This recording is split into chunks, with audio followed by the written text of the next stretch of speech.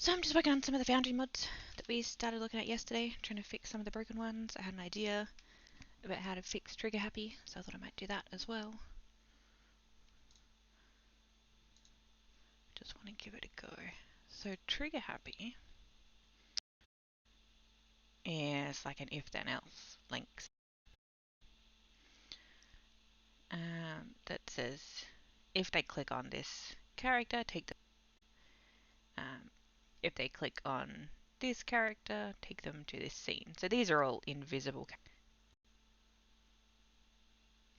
that just sit around the maps and so work as like links to get from one place to another.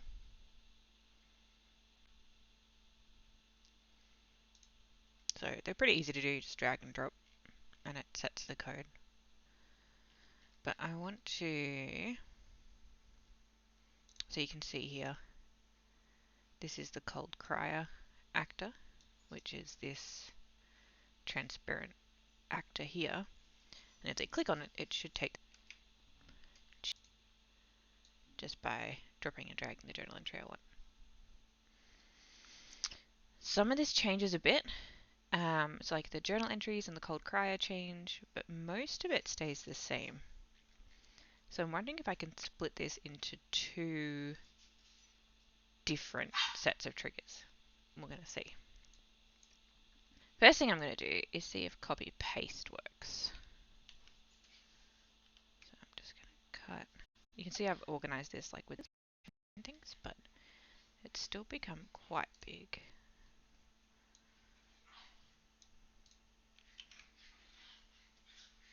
And then save, and then so that didn't do anything. And if I paste and save, that's promising.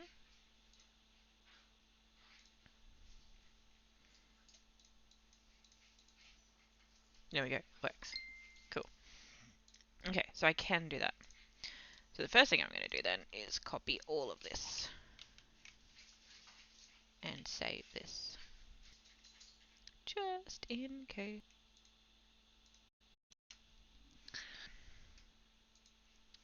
Let's create a new journal entry.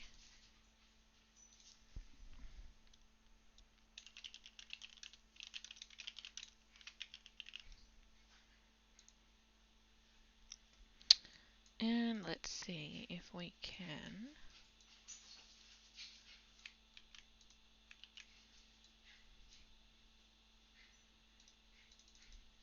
delete that from there, save, save, let's see if this works. Okay, so we can have more than one journal of different triggers. That's cool. So let's put all of... Oh, now I took the journal entries out of here and just made them actual journal. So instead of clicking once, like I can do here, I have to actually double click on these. But it's saved on some triggers. I'm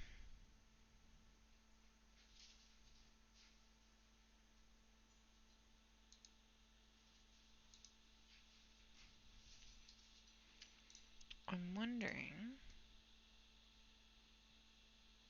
I'm going to pop this out for a minute.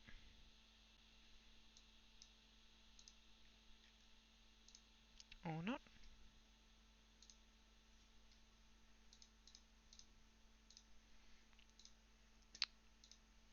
Where those links are.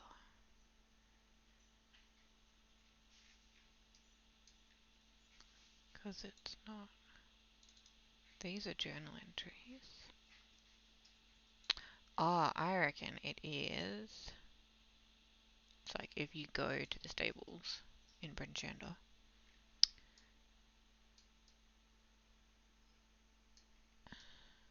Yeah, there is a link somewhere to get back to Brinchanda so the players can jump around Brinchanda. That's probably what it is. That's working, so that's good.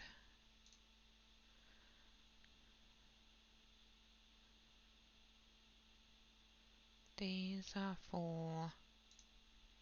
Shouldn't name these, shouldn't I?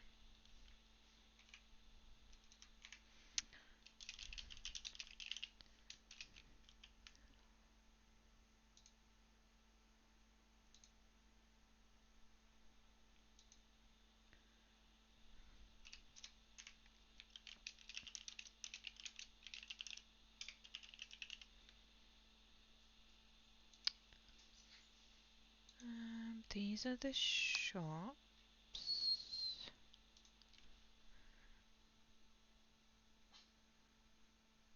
This one is cool. So if they click on the fire, which is on the landing page,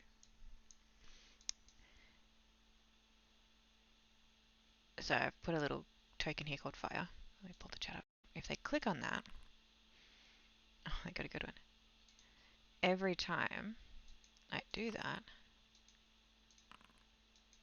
I'm apparently going to keep rolling the same thing. There we go. It should roll from this roll table.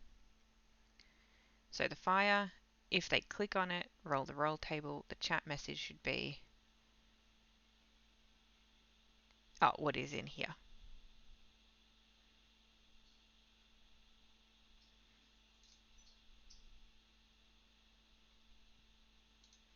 So it used to be you were warned, take 1 fire damage. But I decided to make it a roll table instead. And my players really liked that one of them, this was the suggestion. Again, this is the weighting, so there's a very small chance that they can, I don't do anything with it. It's just funny, they like getting it. Ooh, don't do that. And then the food and drink, which is our menu. So what I wanted to do today was clean up these triggers and work out why the journal custom fonts isn't working. But we'll do that. Calvin's Con.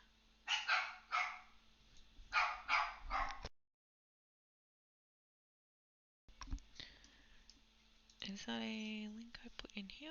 No.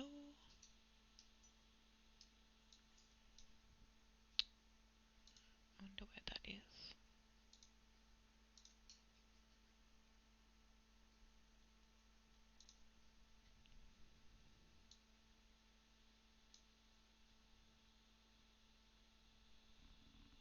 If you're watching, welcome, say hi. I like chatting, I'm happy to show you stuff, answer questions. Otherwise, I'm just going to sit here talking to myself, doing my own thing. I don't think there's a link on here. What's this?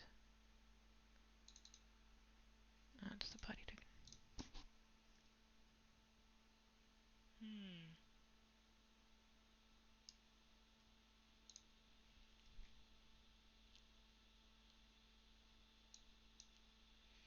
We're not coming back to here, so we might just delete that for now. These are the shops.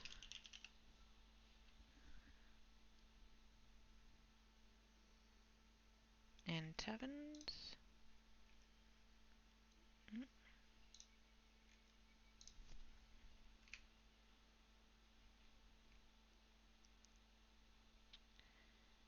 These are... Oh, are they? Oh, undo. No, these are the town teleports.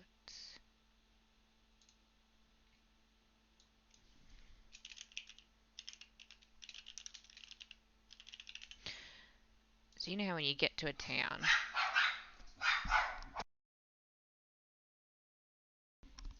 and your player's like, oh, what's in town? Where can I go? Let's go to a town that's not currently being besieged by a dragon.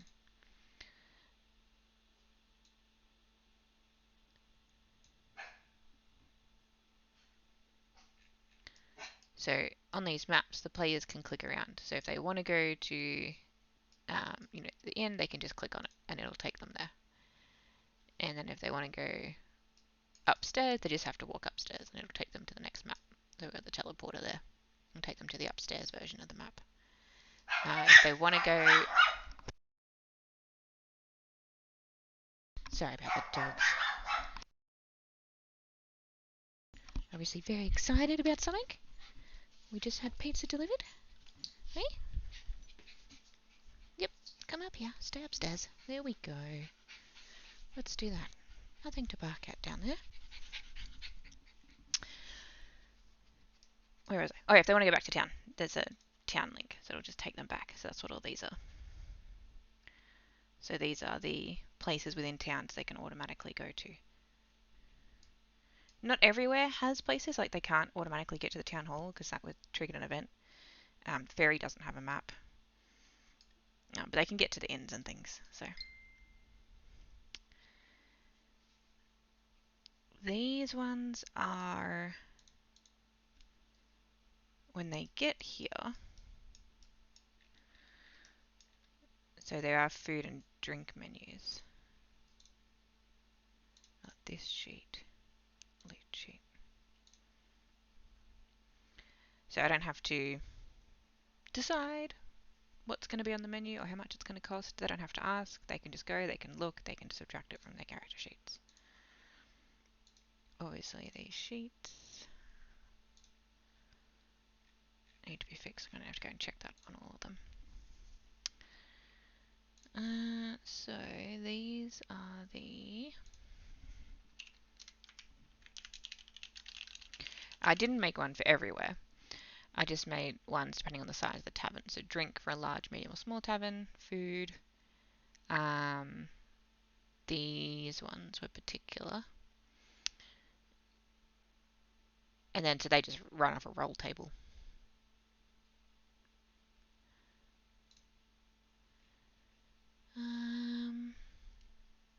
Oh, this is the global chatter, which I was showing the other day. Activate.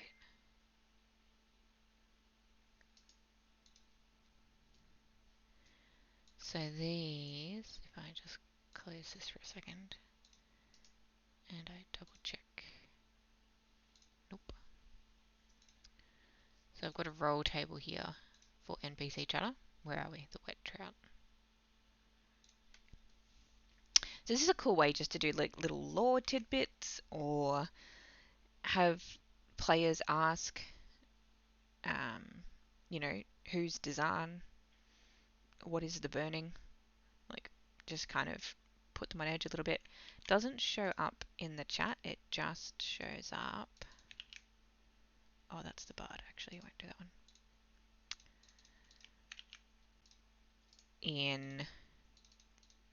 Oh, she's probably not chatting because she's by herself, but these ones will be.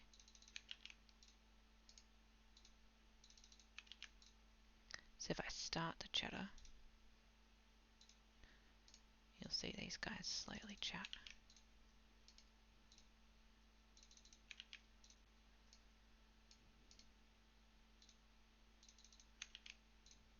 There we go. So it doesn't pop up here, it's not going to clog up your chat thing, but it's a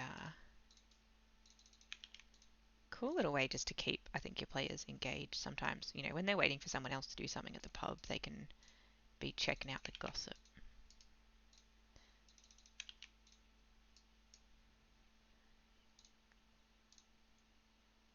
Which I think is cool.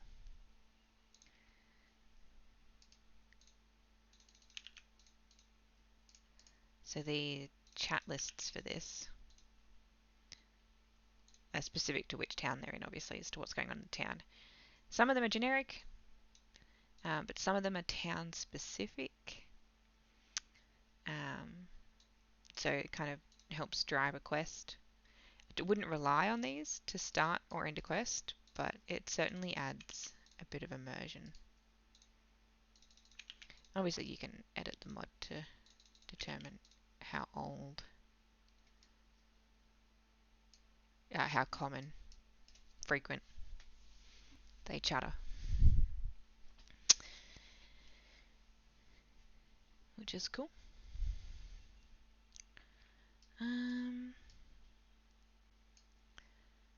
So let's check. I want to get East Haven sorted because this is the only other town they're probably likely to come back to. Yep, that one's fine. That one's fine. And these guys won't chatter till I activate it. Yep, and they look like they're set up to chatter, so that's good. So you just have to name the token the matching roll table, basically. And then there's a timed global chatter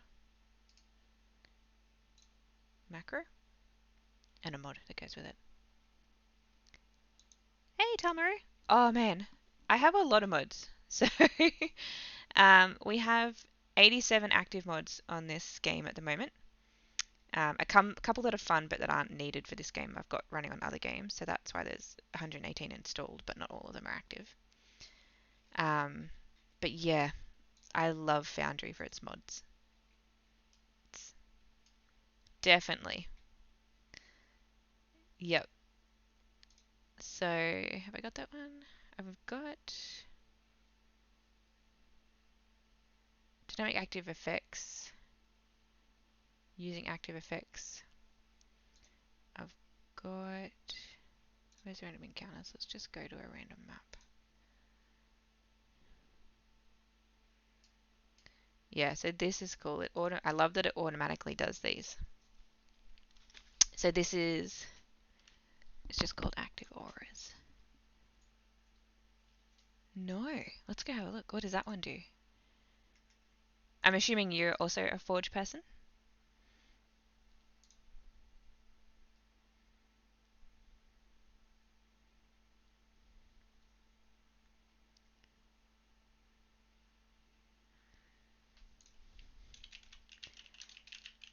Active auras.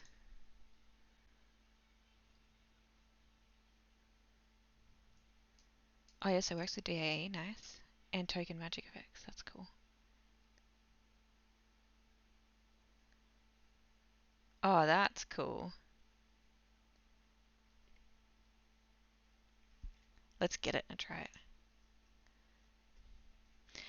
The one I've got at the moment, I'll restart this in a second, that does this, I think is cool, is convenient effects. So if my bard drops, oh, let's clear this.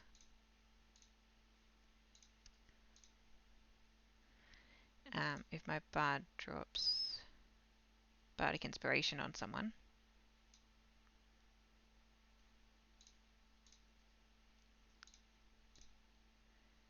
bardic inspiration on this person, please.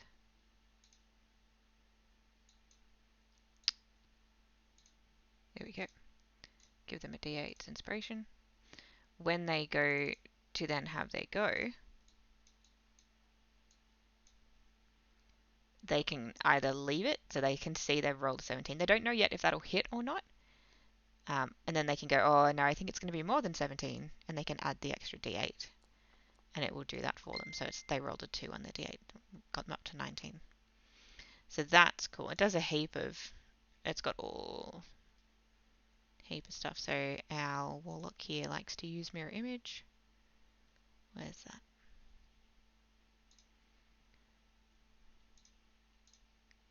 It just gives her a little animation, which is cool. Oh, nice! I'll have to follow you back. No, that's cool. Crymic. No. Is it a game? It's a YouTube channel. Oh yeah, Patreon. I love Midicol. Yes. So is this the guy behind... Let's have a look.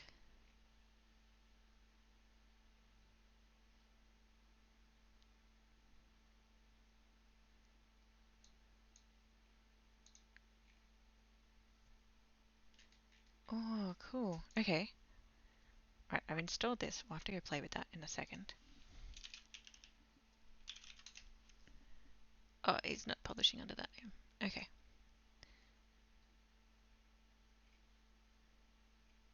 Can we see... Where's that get... Oop. Did I see? Here we are, GitLab. Yep. JB2A, I've got that one. That's a good one. Loot sheet, obviously. Amazing. Token magic. Trigger happy. So it seems like we're on the same page. That's pretty cool.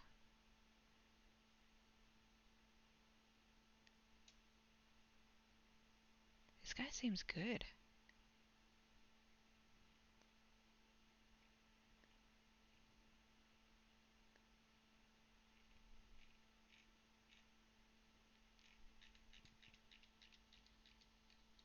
Oh, that's neat. Magic, where am I going to find that?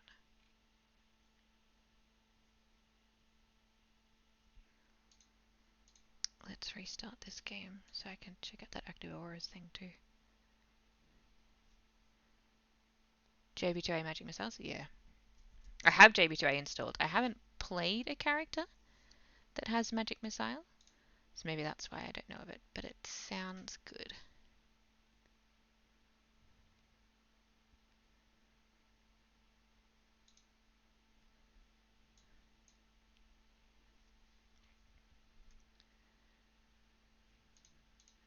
Let's give a player...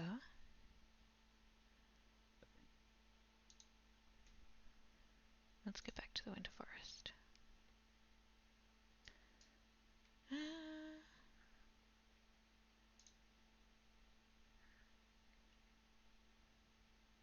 any of these guys have Magic Missile? Probably not. Don't even know who's likely to have that. Oh, actually, I think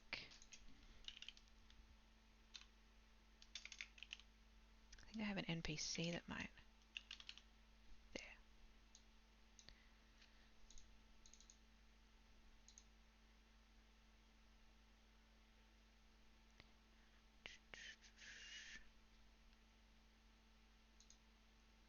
Here we go. Can we cast that? It must be a set. Okay. Let's then maybe just give her Magic Missile.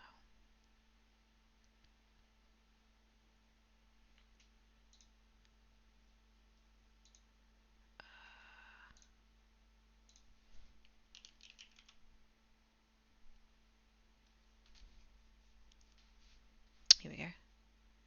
Magic Missile. Let's just give you that.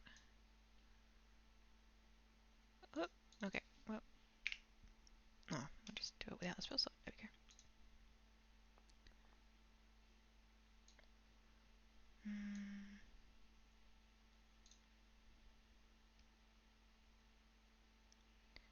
You create 3 glowing darts.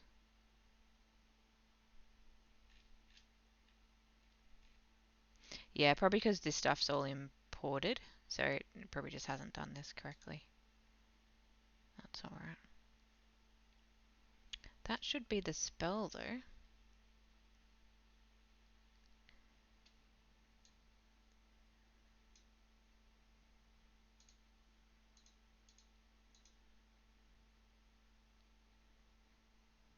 Ah, yeah, of course. That makes more sense. Target those 3. Now let's do Magic Missile.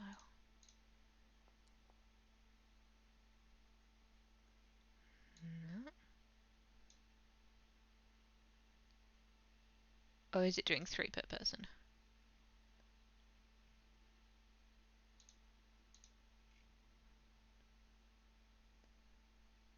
I think it's just done the animation for...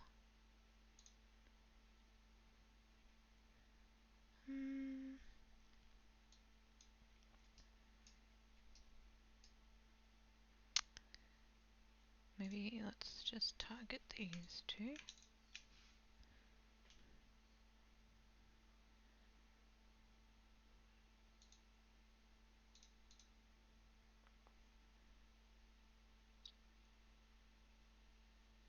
Alright, let's check.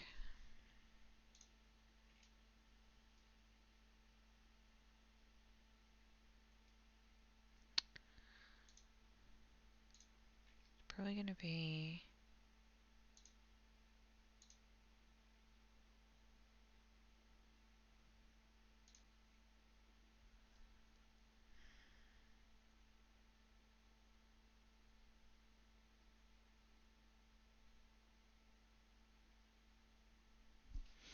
I wonder if it's being overridden. So I'm using Minicol, but I'm also using Combat Utility. I wonder if maybe there's a clash there somewhere.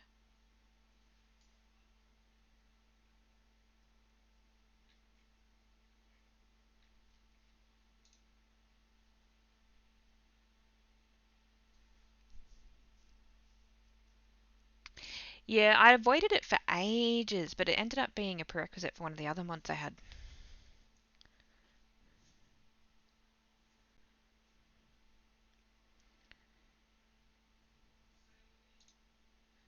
What did I need Cub for?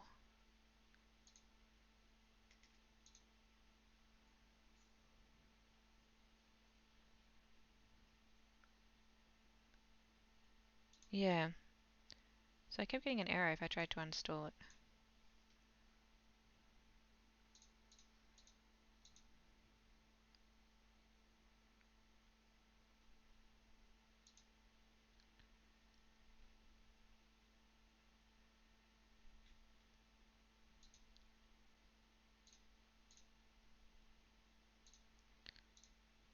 Don't think I've got...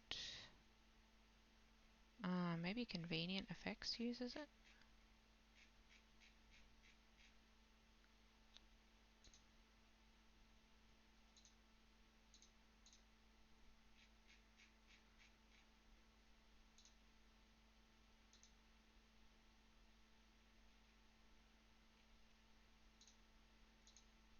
Yeah. Let's have a look.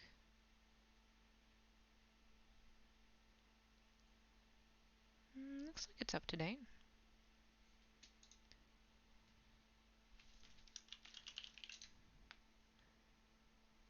Um,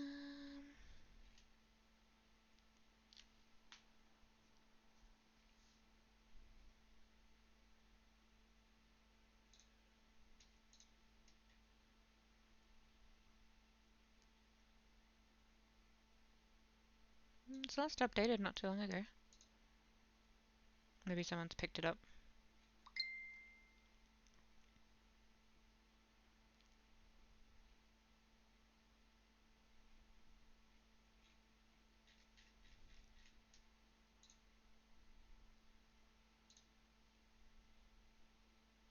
Anyway, I want to try this active auras one. Where did that go?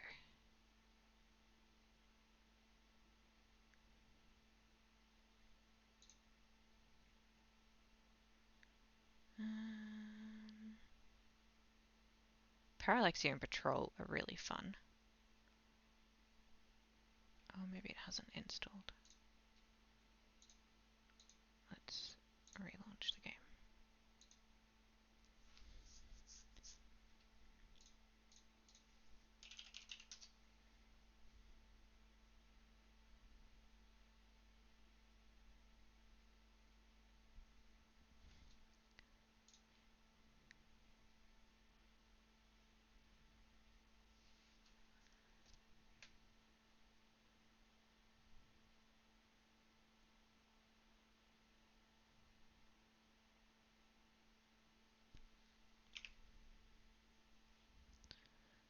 Let's go.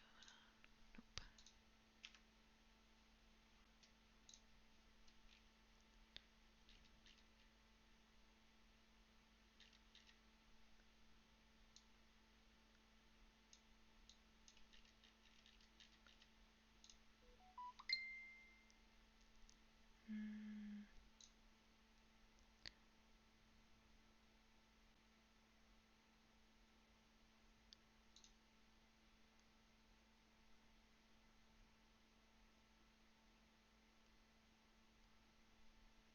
Easy Pulse is good, but I just haven't used it.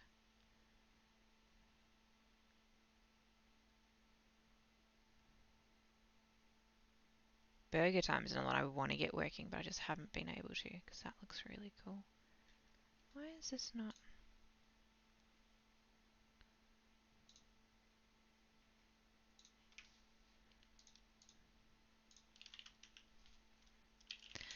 I've not moved over. I'm still on 8.9, because when I went to change it, let's give that a go.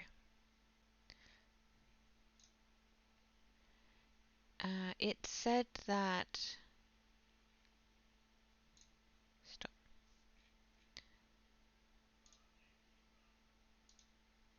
Game Manager tab. It said that 8.9 was still the recommended. So I hadn't swapped. Maybe I will. There are a lot of options to pick though.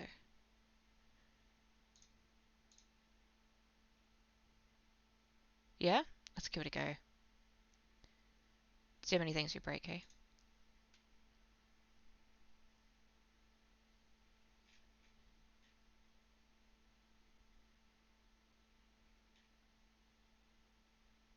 Alright. Come back over here. You must be offline or idle. Yeah. Let's go back to the Game Manager tab. Version 9. Save.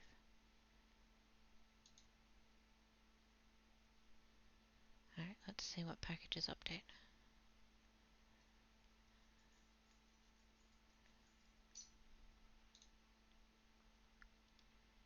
30 of them. Oh, break time. That's when I want to get going.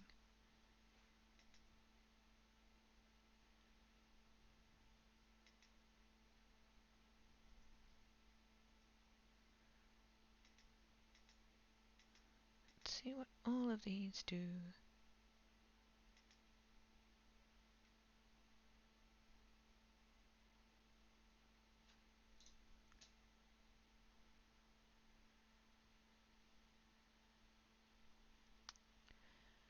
For which mod? He's got a couple, doesn't he?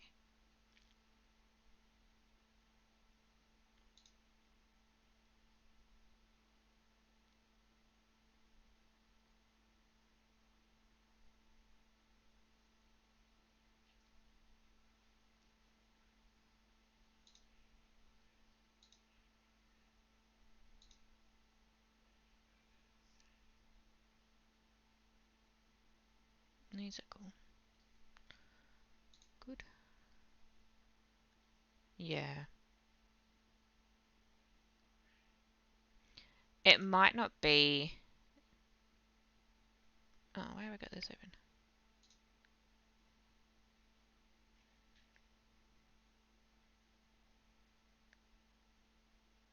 It might not be turned on. It might just be in the list of things to update. Let's go back to my games. Configure. Stop.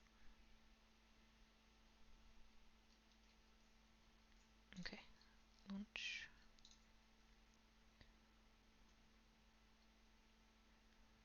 Doesn't look like there's any huge changes.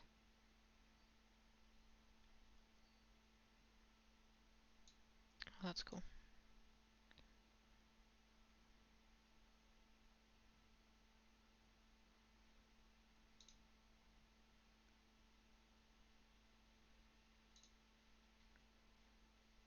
We got a change log. No. Vision now ready.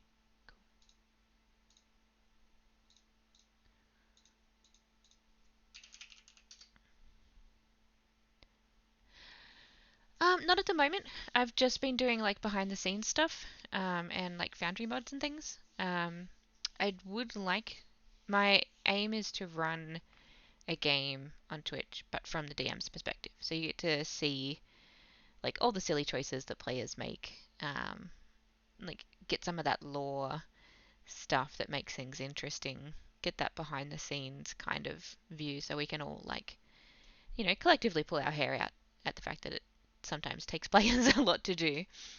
But I'm not doing it with my current group because I didn't ask them before we started the campaign.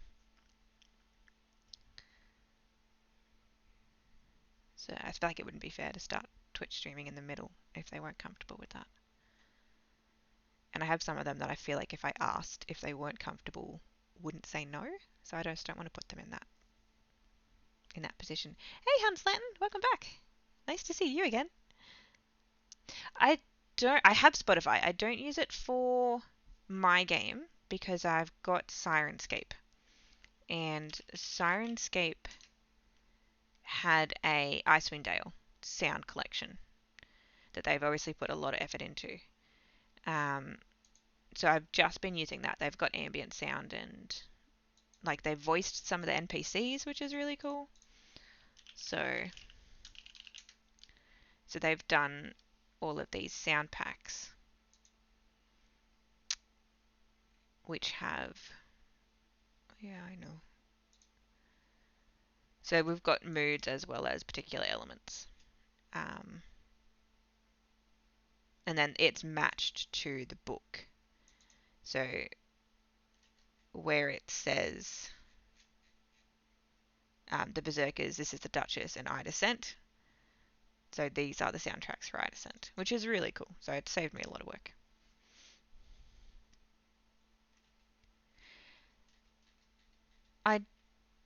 There wasn't one I checked 6 months ago, but there was talk of getting one. So I haven't checked back. Maybe I should. I was just using the online. Go back. The online interface. So it does mean everyone has to physically install um, the online player, but then all they have to do is run that and have it running in the background, like Discord, because we use Discord as well. They just have it there and it runs in the background, and then I can just control the sound panel. Where are we up to? Instructions light. And I've just got that on a little screen next to my computer that just run it like a soundboard.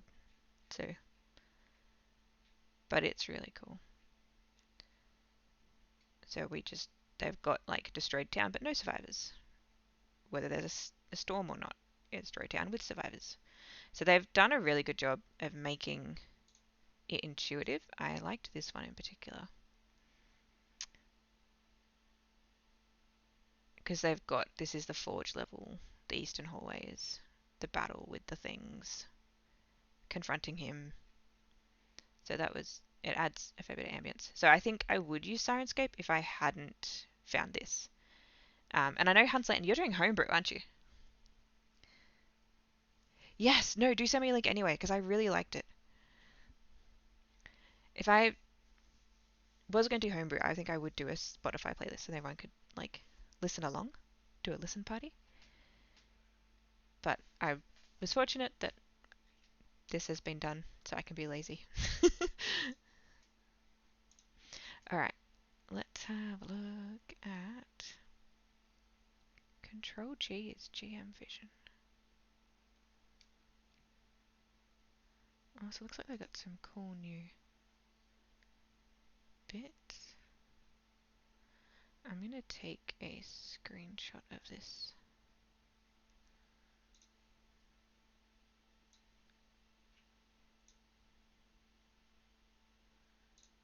Just for later.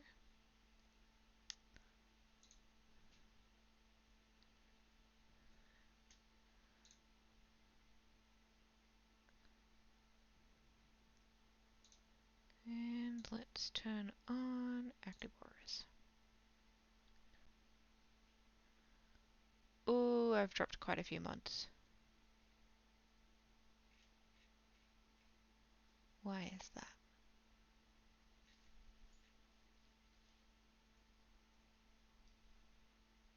Why is luck points not turned on? I'm gonna have to go through and check this. But I'll do that in a minute. Simple calendar is not enabled. It should be.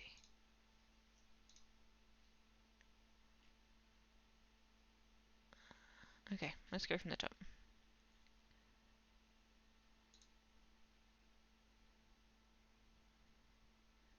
Break time. We definitely want break time. That one's really cool if you haven't seen that one. Chat gifts I left off. Chat reactions should be on.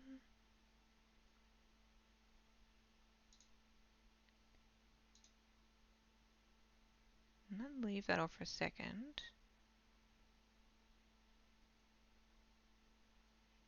I should have taken a screenshot of my mods before we upgraded, but that's okay. We want that one. Thank you. Awesome.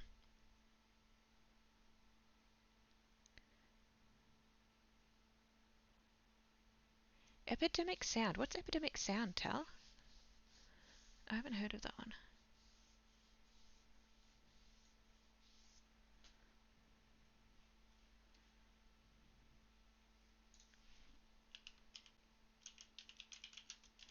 Sirenscape was good because it had the pre-done things, and you can add your own sounds to it. So like I added my own dragon sounds when I found a really cool one.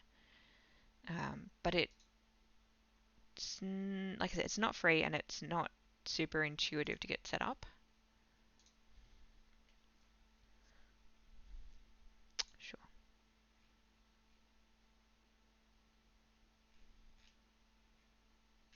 Also, is this like Spotify? That's cool.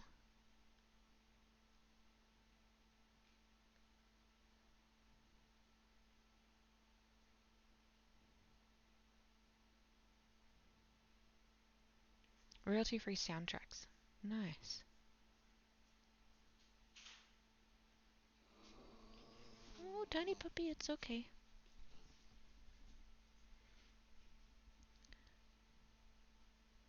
Ah, that's nice. I like that idea. Yeah, if that's a good point. If I did stream a new campaign, I'd have to go check what the rules are with Sirenscape. Hmm.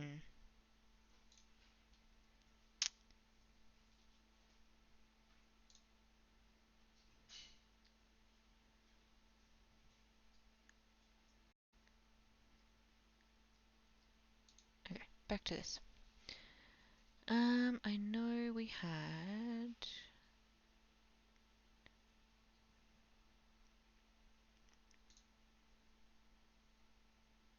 We did not have those on. Hey, wait is cool.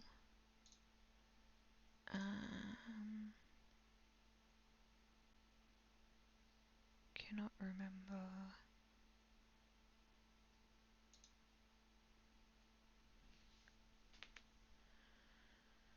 Don't think I was using levels, although it is good.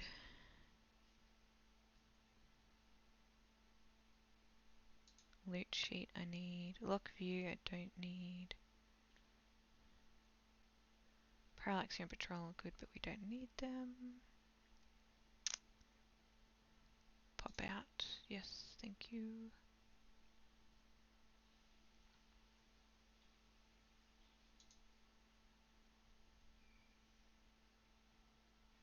I think I had that, but I'll leave it for a second.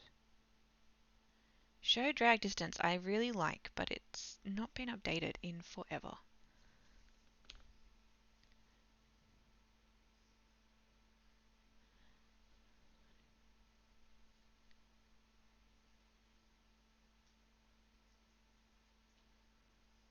Ah.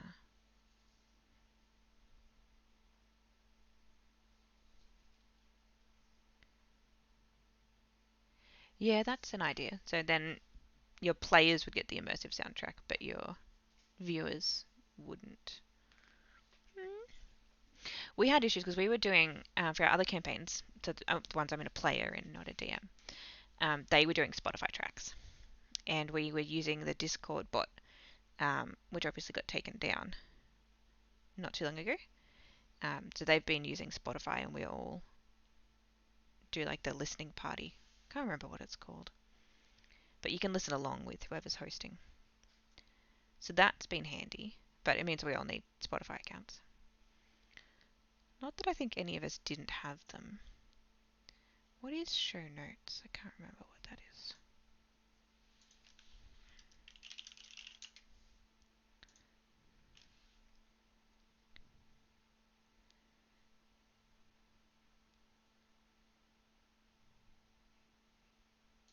Hmm.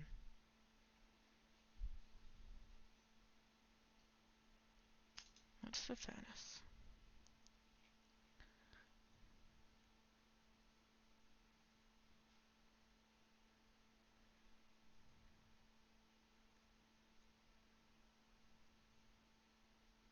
This was just a required mod.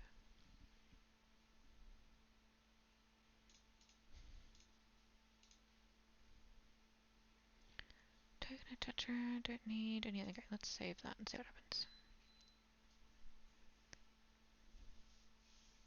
Yeah, I think there were a couple Discord bots that got dropped.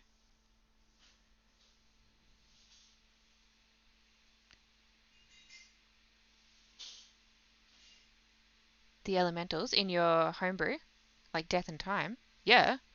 No, I liked them. I think as a player, like, yeah, it's cool to control fire, but how much cooler is it to control time? That's the one that would get me.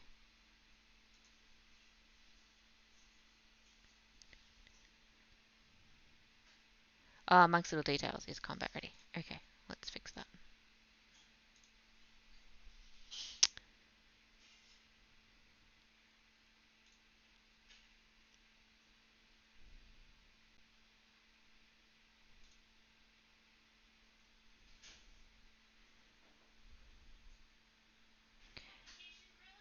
So, Tal, you're obviously a DM as well. Are you doing, oh, I'm assuming, because you're talking about Foundry and soundtracks and things.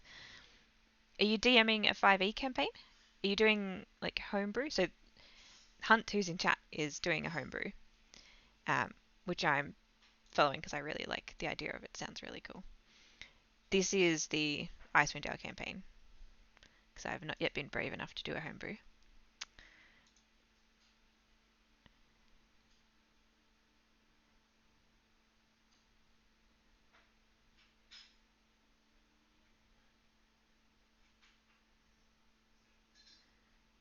Come on.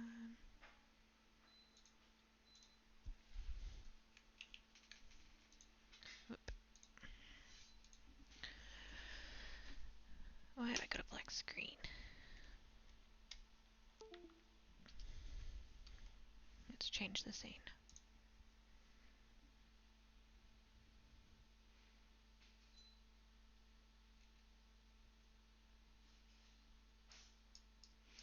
Well, we have lost all our journal entries.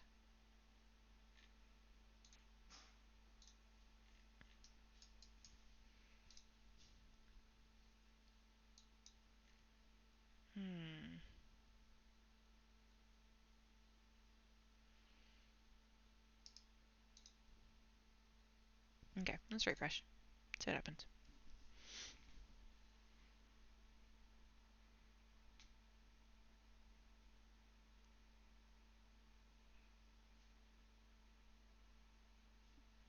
Oh, that's an awesome ending. I love that idea of like getting to the point where you're like, I made a bad choice. I want to go back and do better. See so many mangas that are like, I was a good person and now I've gone back and stuffed the world. I'm going to do what I want. I like the idea of someone going, you know what? I think I can do better.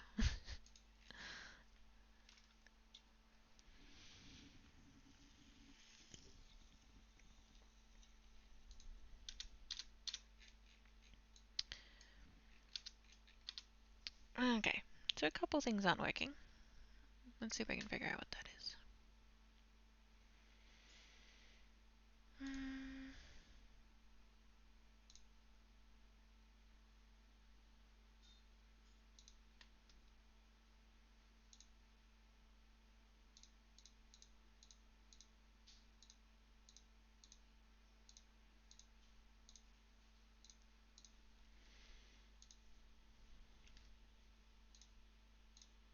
Recaps are all still there.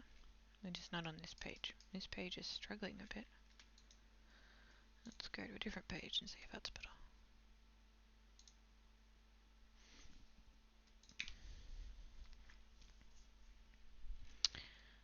What's happening in the console?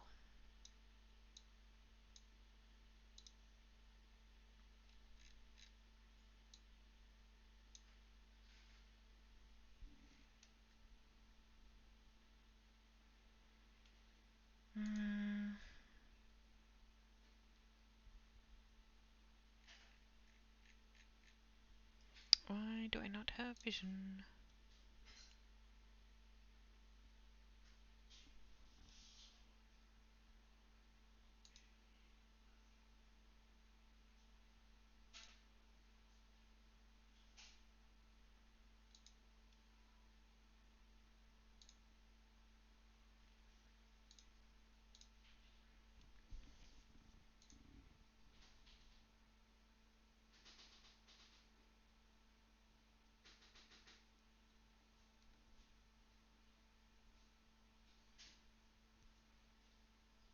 Yeah, so these are the scenes we're currently using. So we are currently in the 10 towns. They've been racing around the full 10 towns to try and catch this dragon, which is why they're all active.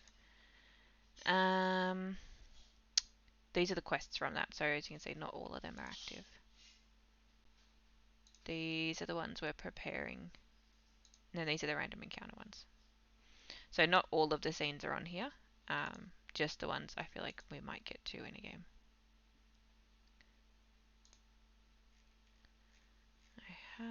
This is not supposed to be a black scene though. Let's configure it and see what's happened.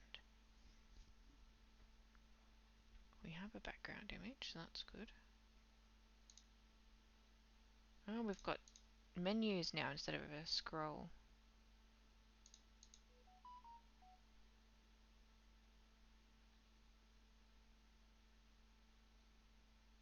We don't need that.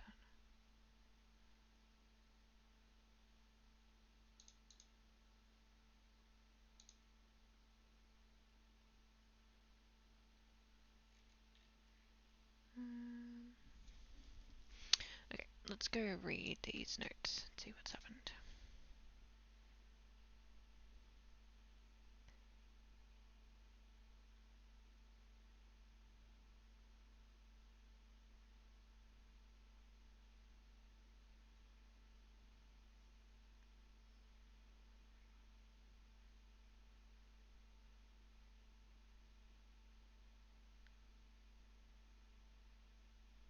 Maybe I need to put a light on this map?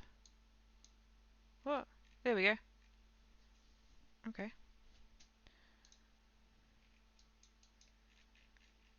And now I can't scroll. Oh, I've got errors in the console. What's going on here?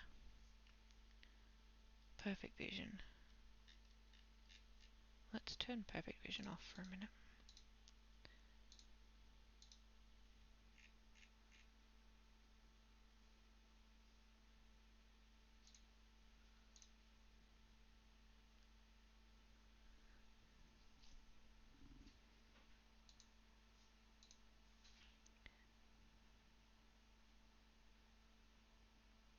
Oh, that's good advice, Tal. Yeah.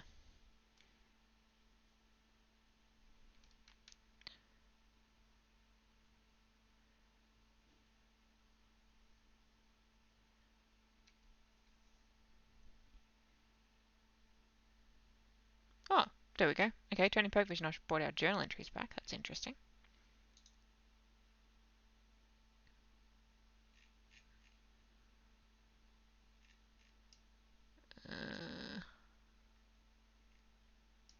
So we have everything except the background image here.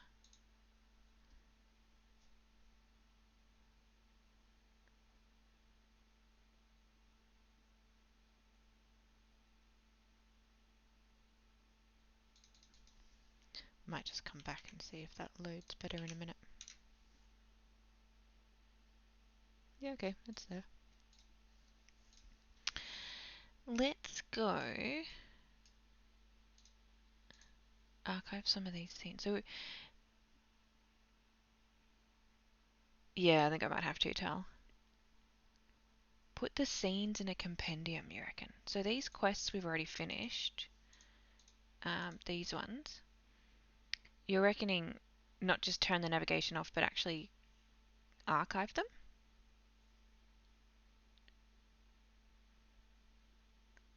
So how do I do that?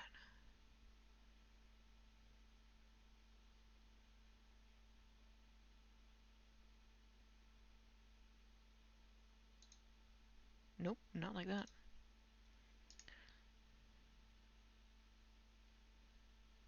Compendium. Create a compendium. scenes.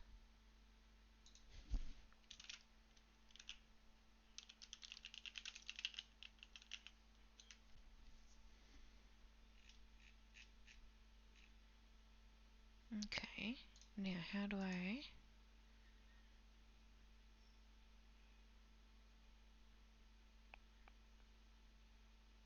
archive this? Ah, export to compendium. There we go. Okay. I've got an export here, but not on the individual scenes, so I need to put them in folders. But fortunately, they're already in folders. Now we have done vermin, so they can go in here too.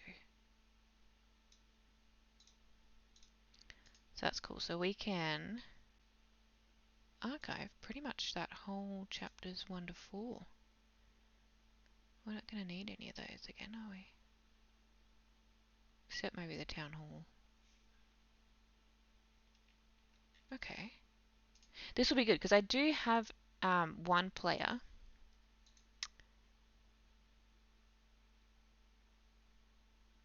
Sure. Whose internet and laptop struggle a little bit.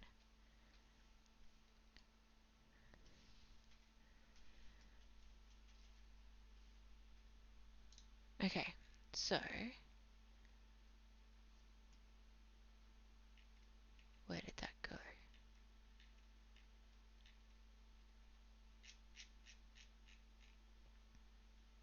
Is it still going?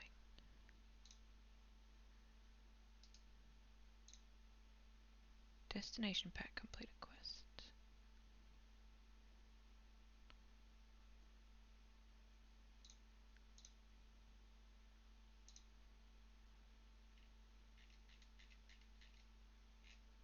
Should be under scenes.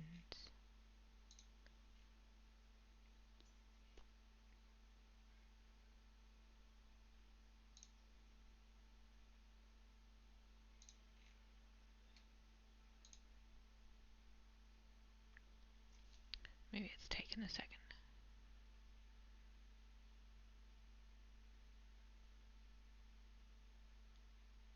Oh yeah, it's doing things in the console.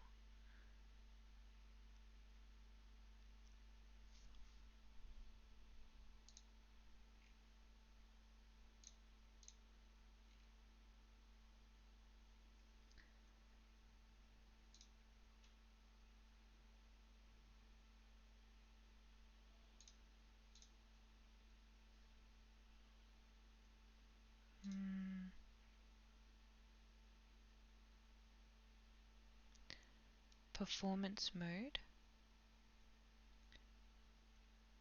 I've heard of an app where it changes what's going on depending on the performance of your computer, or like a mod. I haven't tried it yet though. Is that the one you're talking about?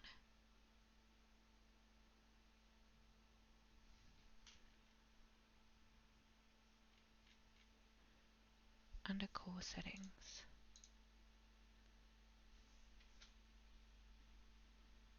Oh, this is new too.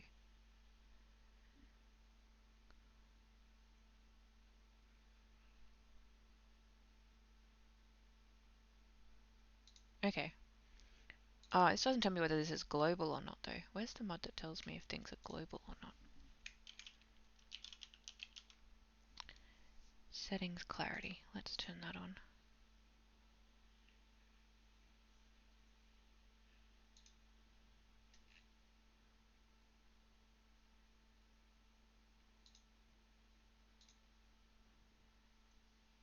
Oh, that's good to know.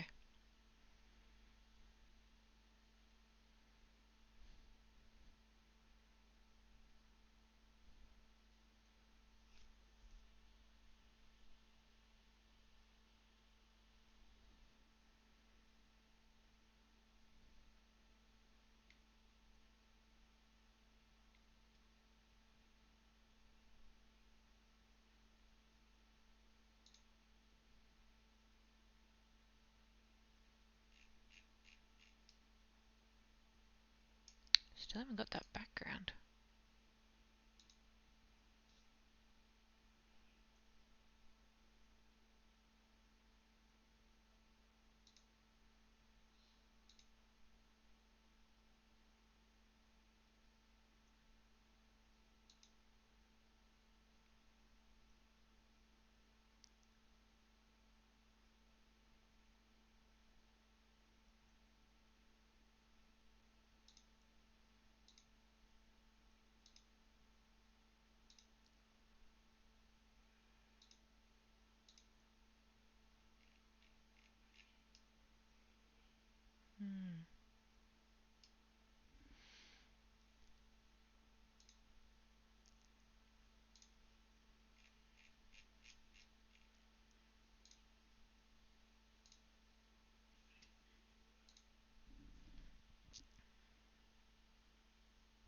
Still rendering compendiums in the console. I don't know where it's putting them though.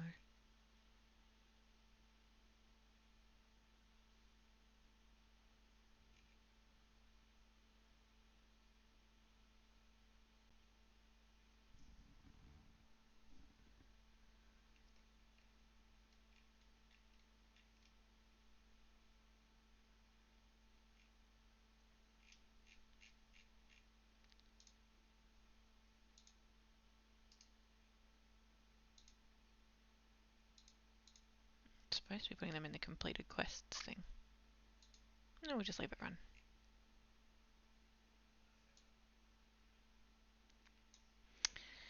Let's work out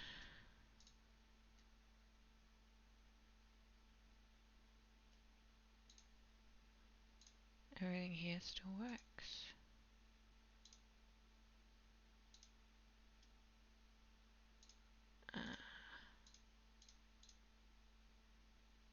Yep.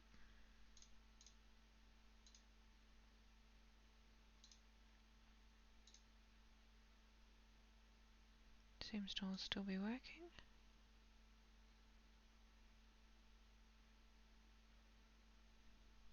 The lighting's going. Trees are rolling.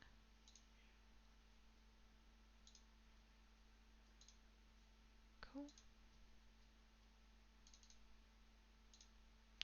I'm gonna fix up this with a custom fonts, but that module was retired yesterday. And there's an error in the new version that makes the old version a dependency, but you can't install the old version. So we'll wait and see what the author does there. I noticed he's already got it as an issue on his thing, so I'm not going to bug him about it. That all looks pretty good.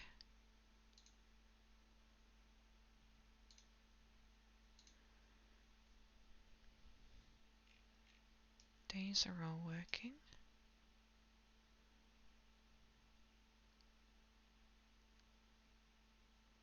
Cool.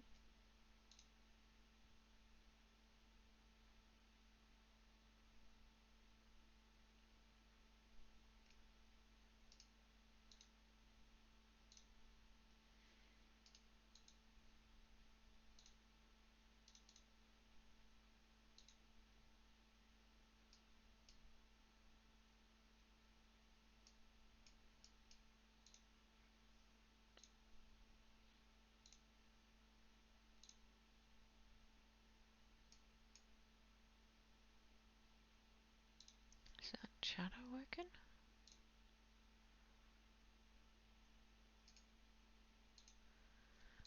Let's have a look here.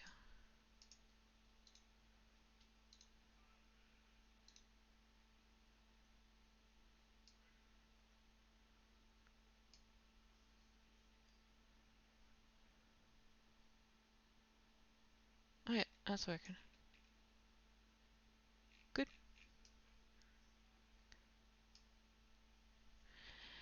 Error type.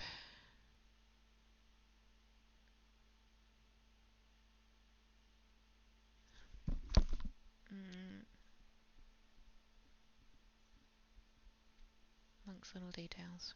Actor sound. Okay.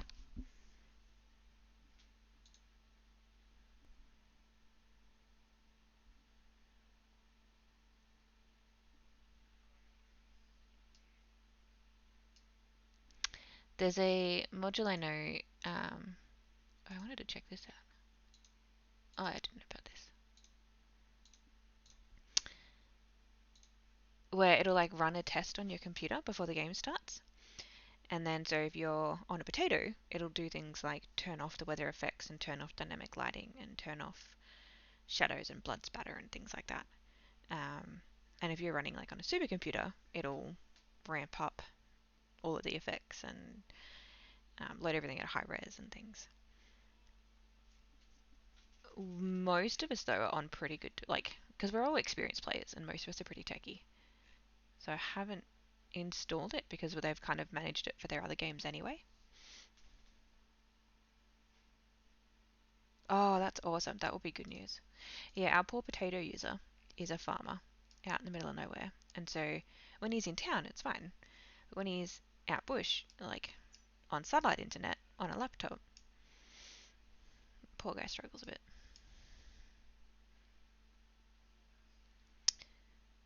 How are those compendiums?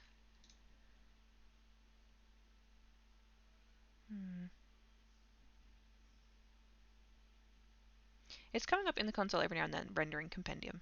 So I'm hoping it's sitting away there doing its thing.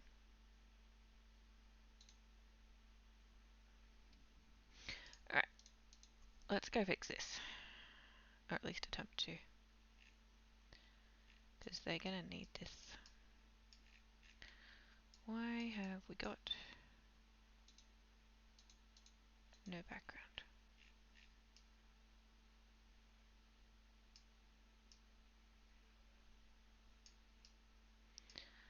Configure. Make the background another color. Oh, okay.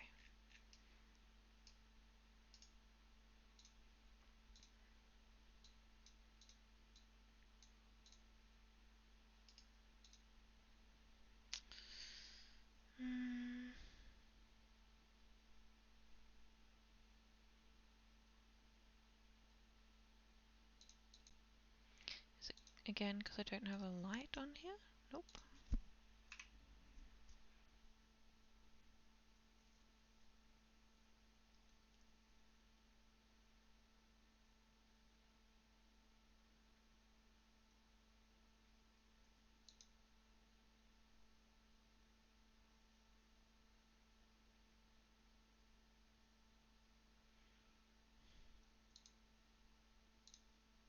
Just turn this on and see what changes.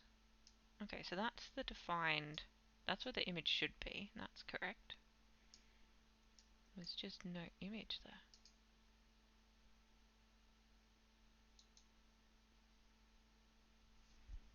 It's a good question.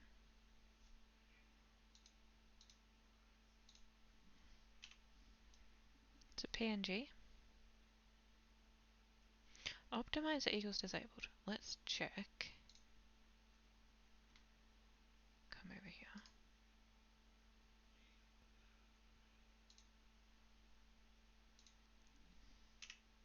It doesn't have that at the end. Okay, let's check this one.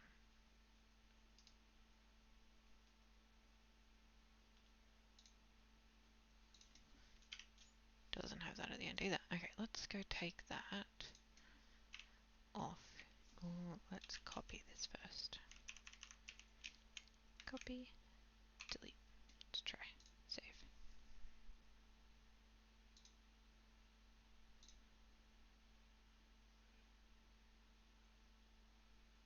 What did it upload?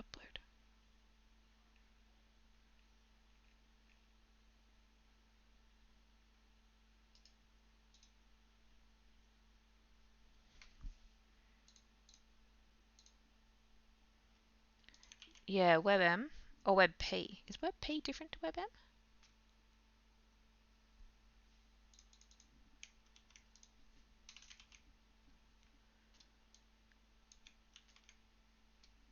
Ah,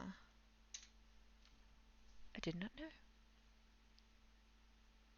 Okay, let me try converting this then. XN convert.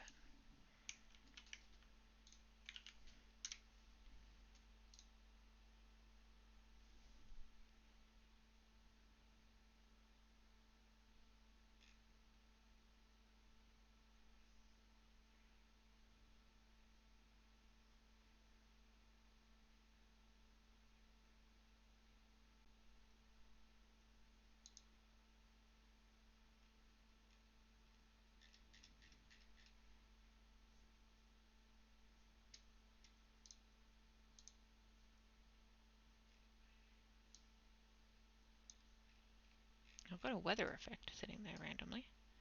I'm going to add this bitlet back on the end though.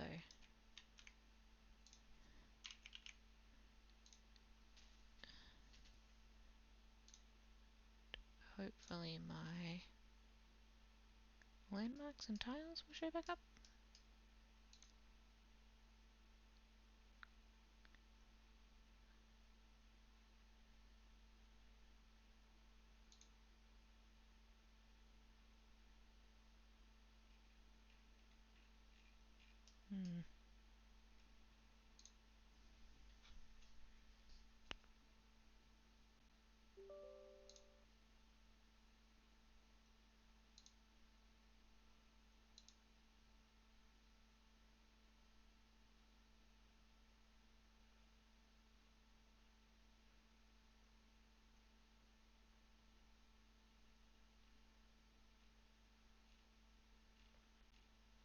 Okay, so I'll need to get a license if I want to stream this. Can do.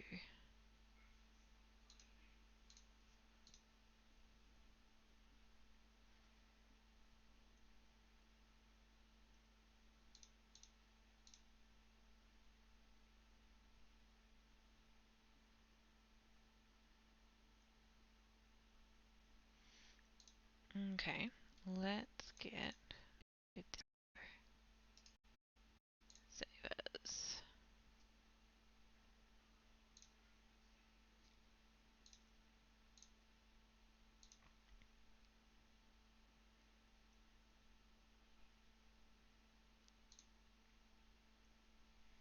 Go to output. Probably need to set this.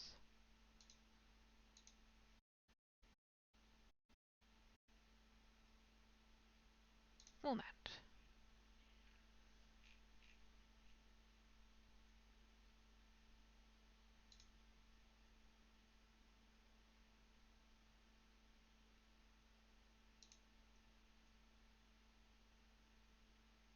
Let's try that.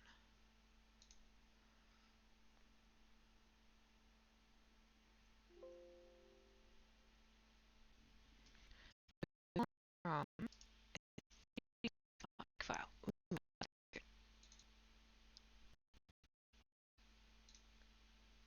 It's still pretty good quality too. Okay. So let's configure background image. Let's upload this.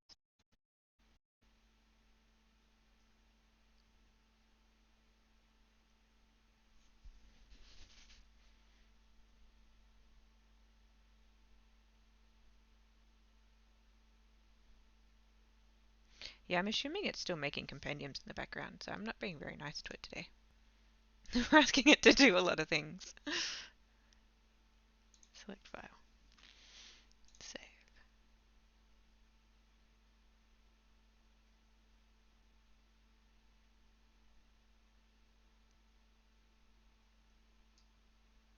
Oh, good, good. Okay, we have an image. Did I put that in the right spot? Background, yeah.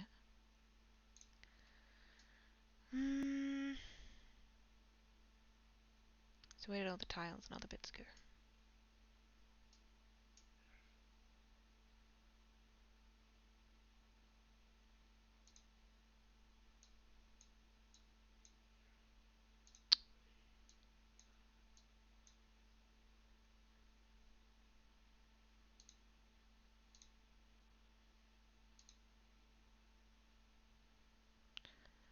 No, no, they were put on like the scale and the... Yes, this was just a background image. Because it gets kind of revealed to them as they go around.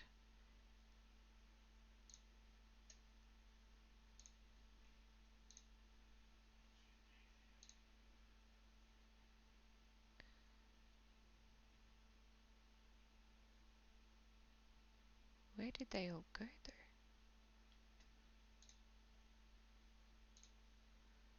though? Okay, let's duplicate you.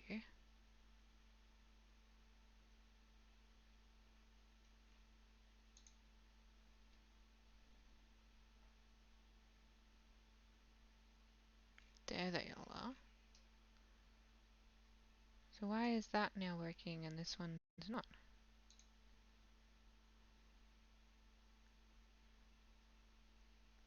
I'm so confused.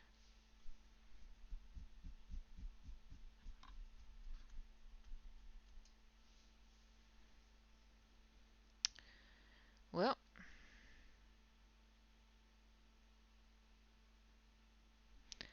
guess I can live with that. Let's turn it on, rename it.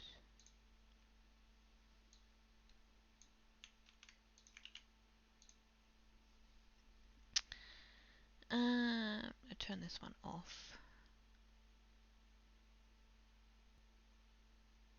Toggle navigation. Why do I not have that option?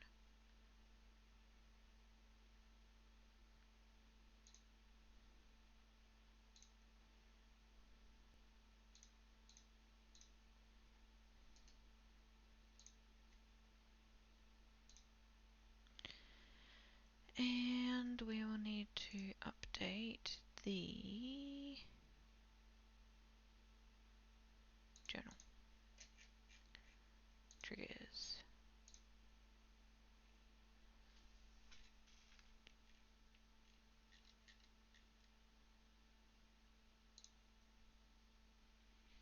Instead of that scene, we will need this scene.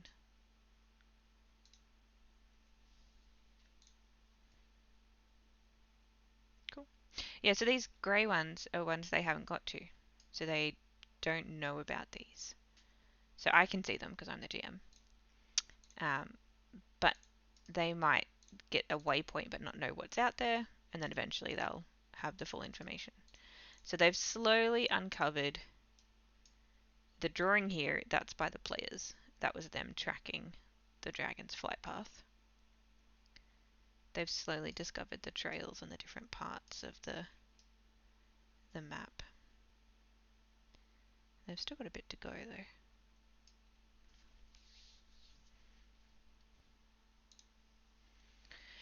Alright, next question. Is this using the new... It is. Good. Okay, so that should help with the file size of that. That's good.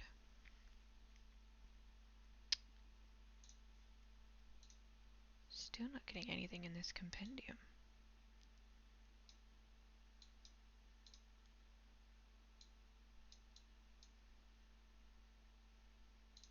Yeah, when I went to...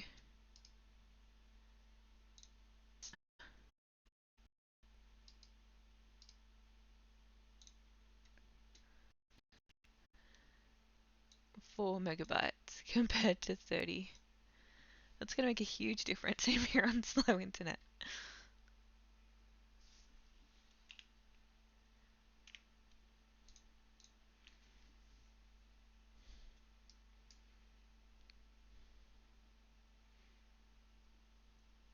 Yeah, I think my players would be happy about that.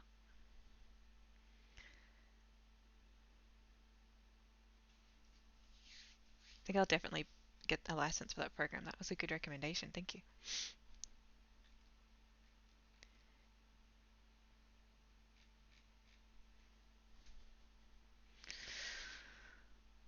Oh, 4 out of 34. It's about 12% of the original file size. So yeah, getting closer to a 90% reduction.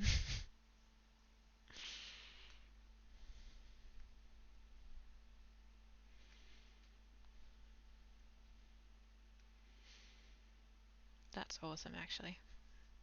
That's so good. Makes me want to go and do all my other maps, but I'm going to put them in compendiums, and then they won't need to load. I can just do it for the future ones.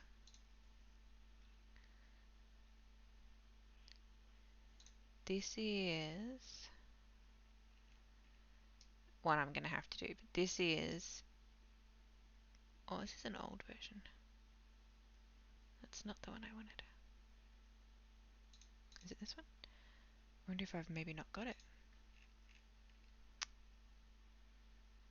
one of our players is an artist and she's doing up a scene.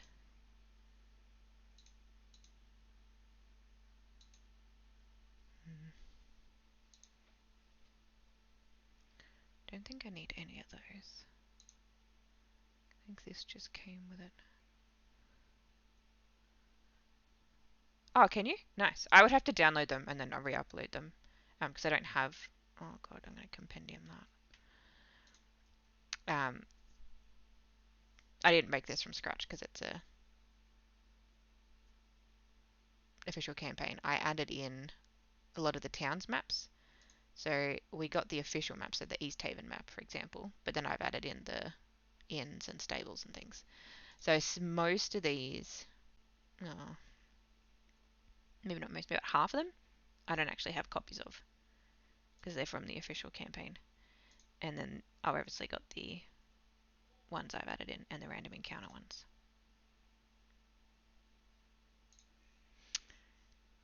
While that's chugging away, making compendiums, I really want to see this active auras mod. Let's go back to that winter forest.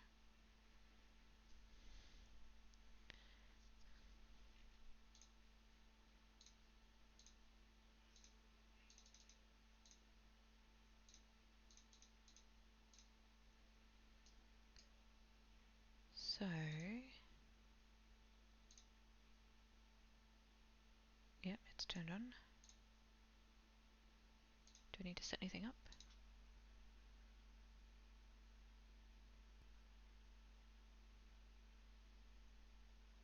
I think that's true for most of them.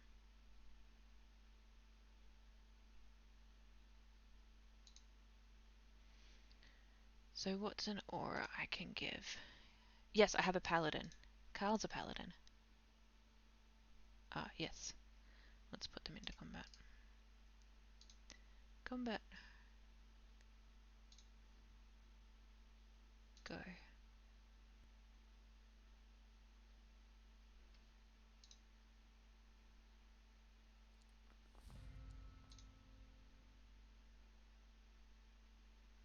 Okay, let's go through to Carl.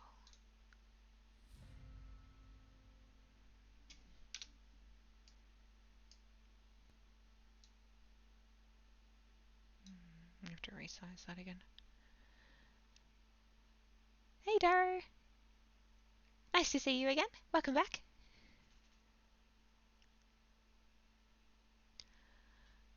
Let's see if he's got any auras. Don't know if he's high enough level because he multiclassed.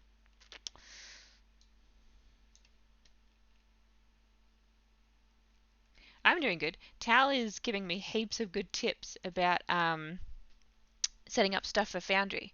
So we've reduced image sizes, we've upgraded to version 9, compendium in some of the scenes. It's all happening. I'm having a ball. Oh, it'd be a feature.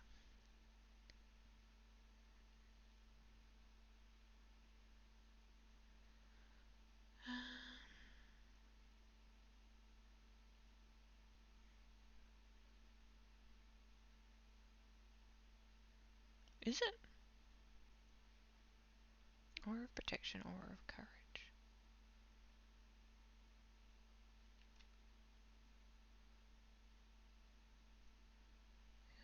Let's have a look. I think he's a level 4 paladin, so he might not.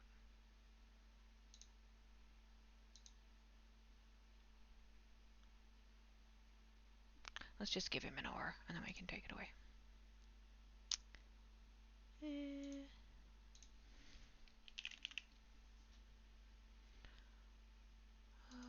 What's this one?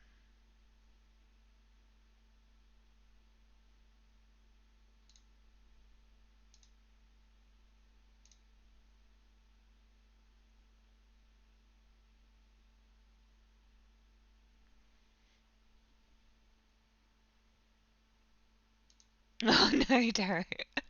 Yeah.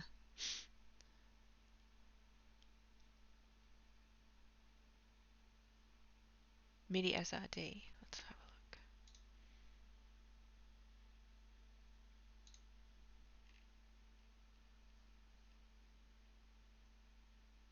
look. No, I got got mini QOL, but I haven't got mini SRD. I got heaps of SRDs though. I'm not too worried about. Let's give him or vitality. Maybe let's give it to the Banshee. That could be interesting.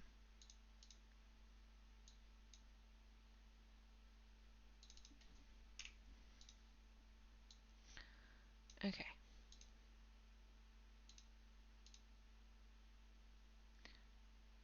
It's not going to move with them.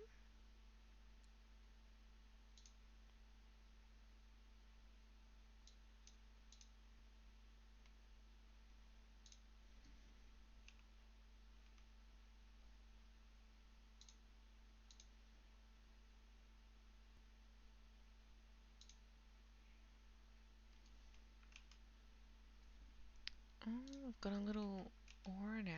That's cool. Oh, an effect. Okay.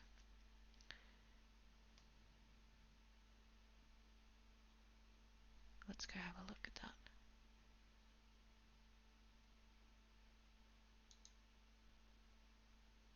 Oh, that's good. What module was it?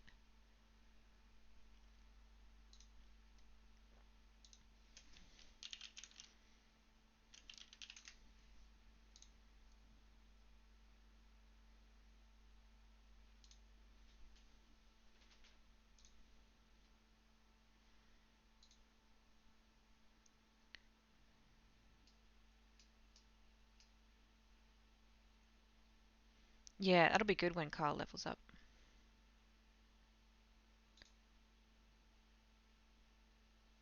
Even if it doesn't do anything right away, it'll be good to have.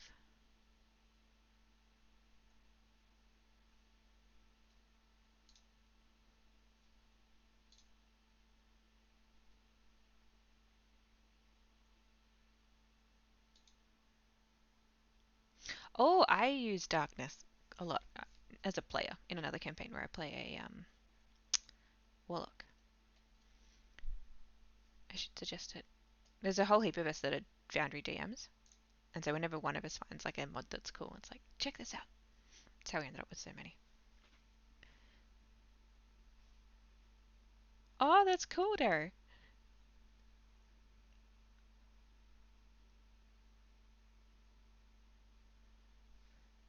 Oh, so they actually can't see you. I had it, but I stopped using it. I didn't find I used it often enough, so I ended up turning it off. The few times I wanted to use it, I just selected both tokens and moved them together. Um,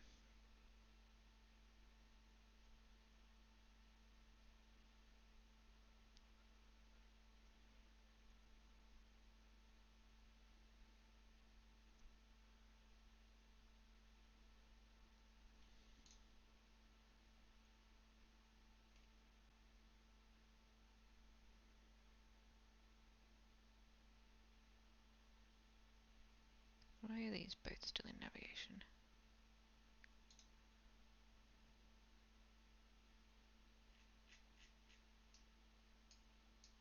Thought we turned one of these off.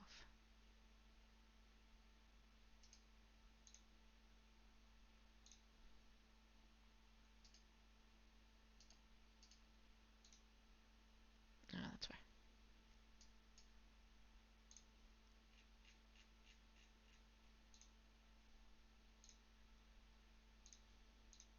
Oh, not that one.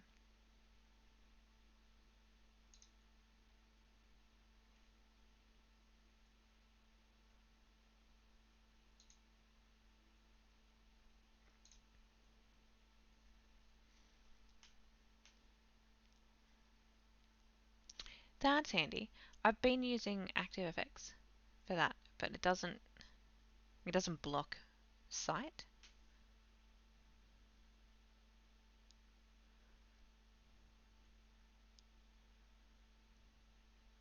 Can you also, could I do this?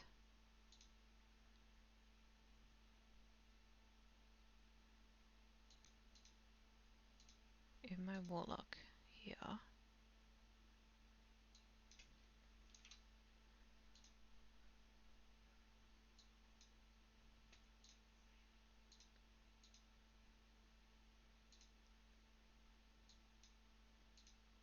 No, she's actually giving out light.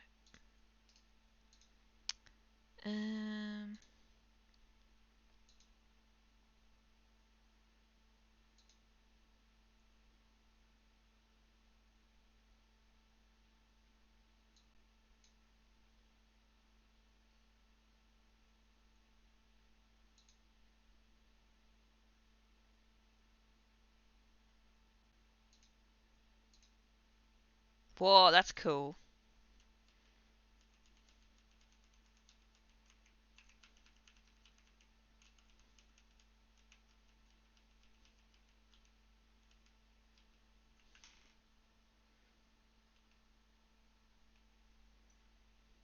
It seems to.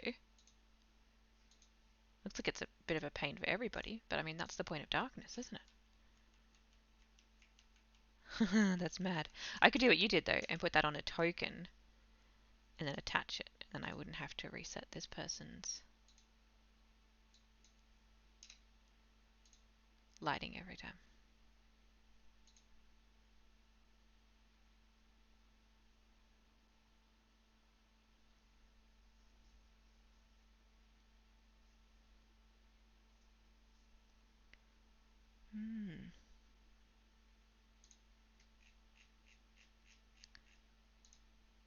Oh, these compendiums are taking so long.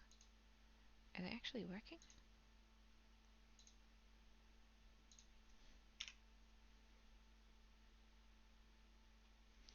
See, this is my console. And it says, yeah, like rendering compendium. But then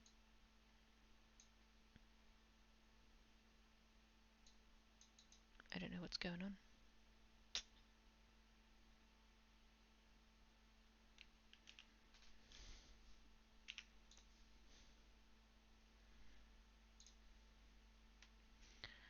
Oh, I should check.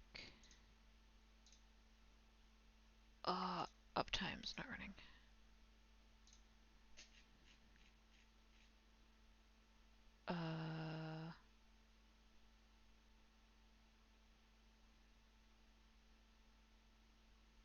What module was that?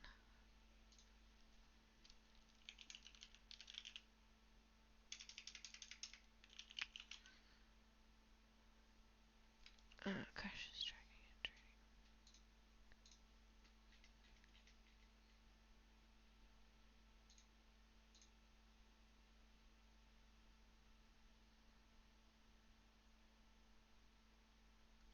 it. We're gonna all find out together.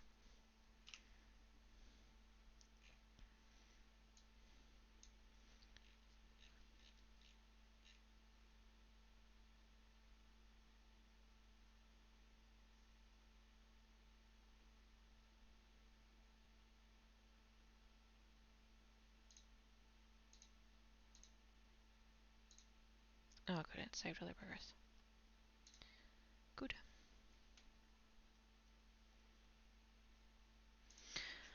While we wait for this compendium to build.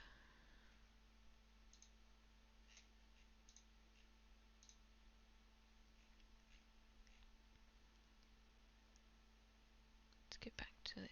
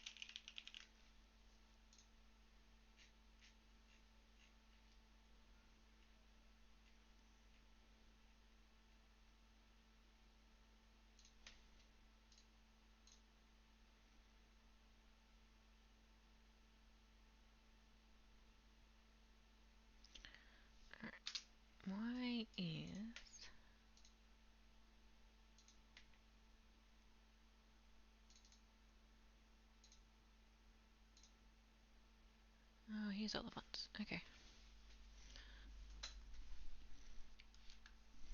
I don't know what these fonts are though.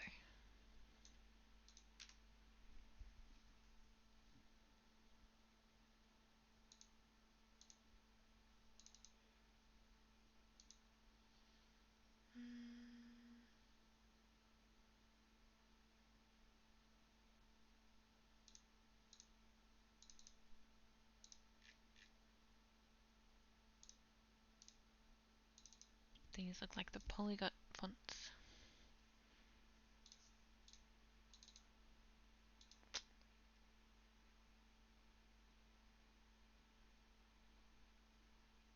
It's only so obvious, like dragon alphabet. Isn't Skyrim? It's clever. Oh, that looks cool. I could probably live with that.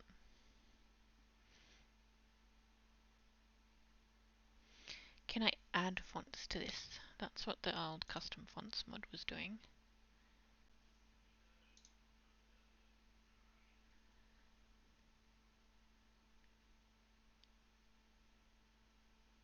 Correct. That's what it appears to be. They're not showing up here.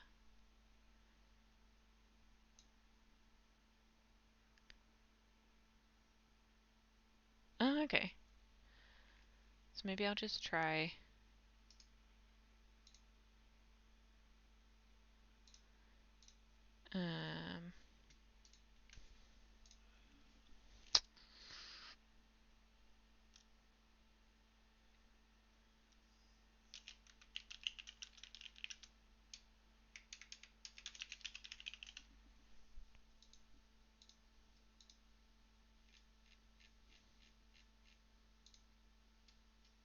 because this one here has a scene here.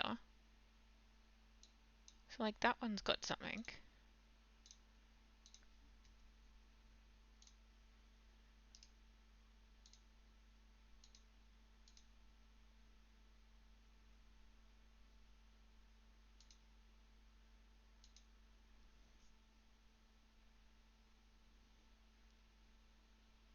So you finished. Okay. There they are. See, that's worked.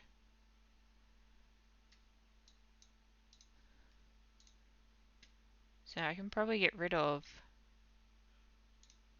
these three now.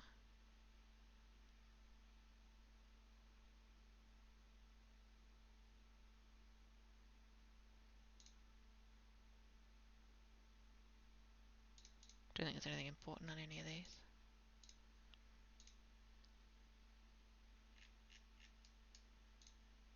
No. Okay. Go back to the landing page.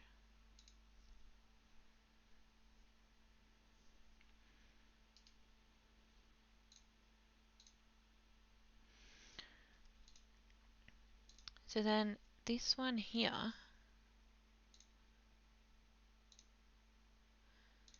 I wanted to export all these because we've done that. So I wanted to put it in the completed quest. So let's not merge by name. Export 16. 1, 2, 3.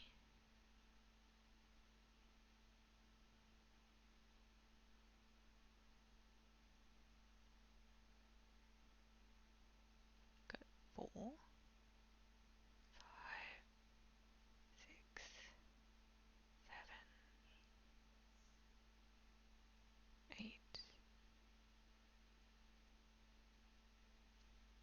9, 10,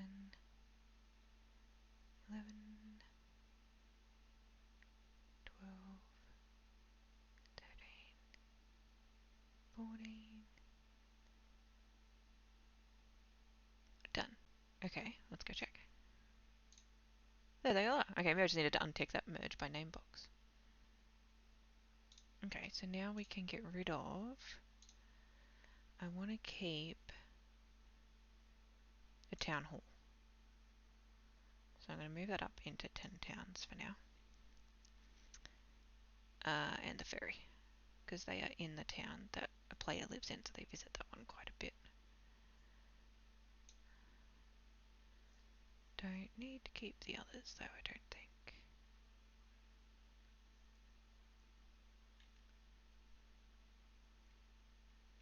Possibly the keep. The rest we shouldn't need.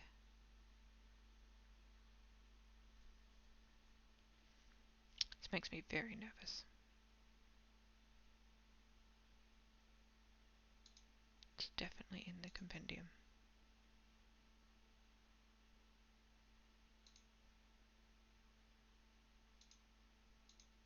Like that one obviously is. Why is this one not?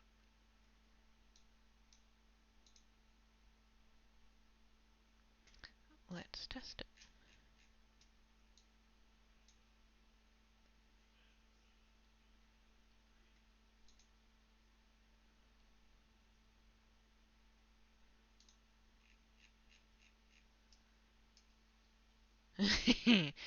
Well, the teleports are all there, and the markers, but the background image has not worked.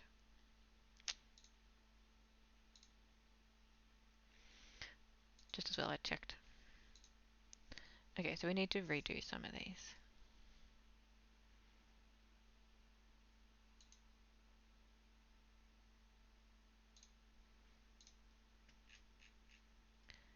Let's check this one.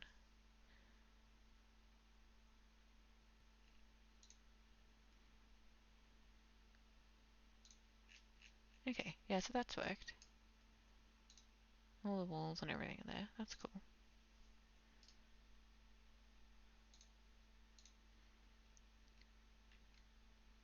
So that was that one. We can get rid of that.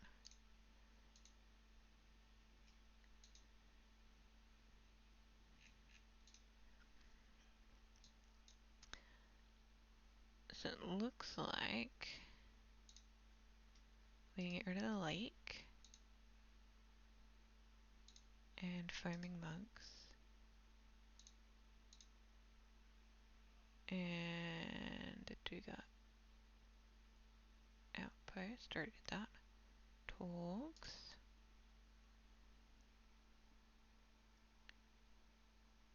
No, I don't use better roofs, levels, or wall height because there's no buildings here really that are multi-level.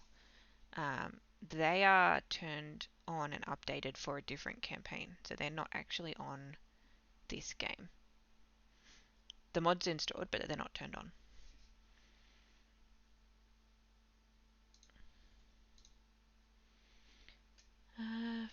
Ferry I moved. East Haven. Treasure chest. Verbeek Lair. Elven Tomb. The White Moose. And Kelvin's Kine. So I need to redo those ones. Can I delete? There we go. Oh,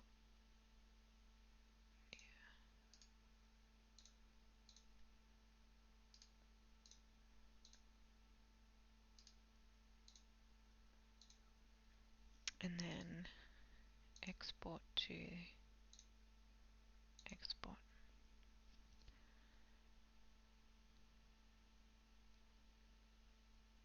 So that seems to have worked better. So if I drag the gem mine in here, for example,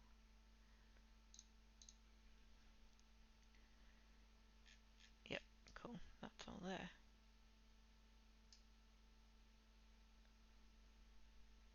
Cool.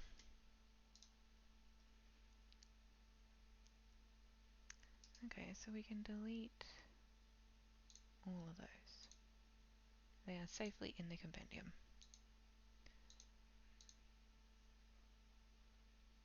These ones here can go in the extras.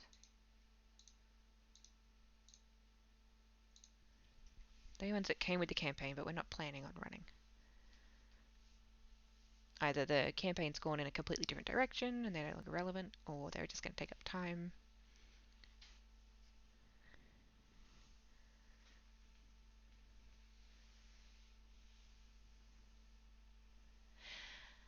I have some of the inns have 2 levels, and they're just on 2 different maps with a teleporter between them.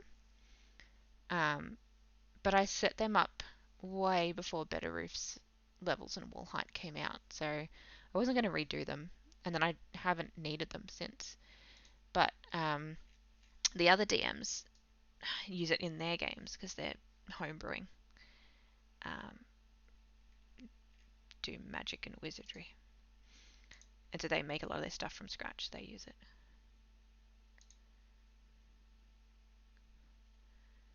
Okay, let's go check that all of those worked. Oh, Rebel's End didn't work. Oh, I don't think the token page worked. Good thing I never used it. Whoops.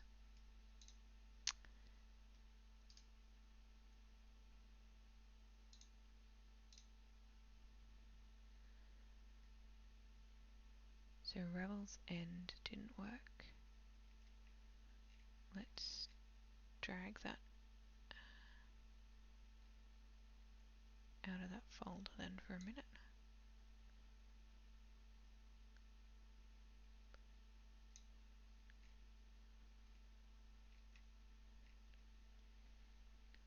All those look like they worked.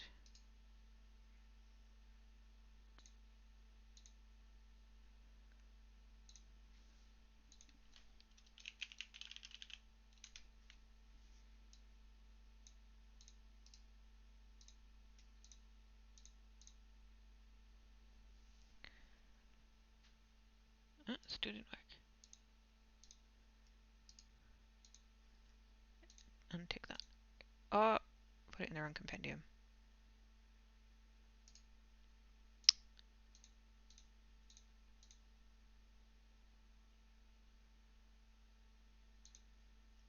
Did it work in the other one? No. Okay. Maybe it's because it's not loaded?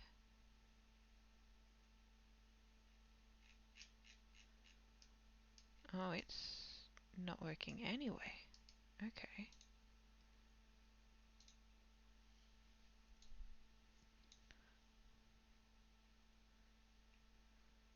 Why is that?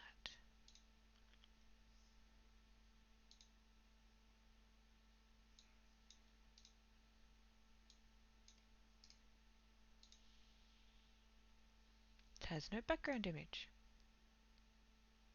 Clearly it used to, though.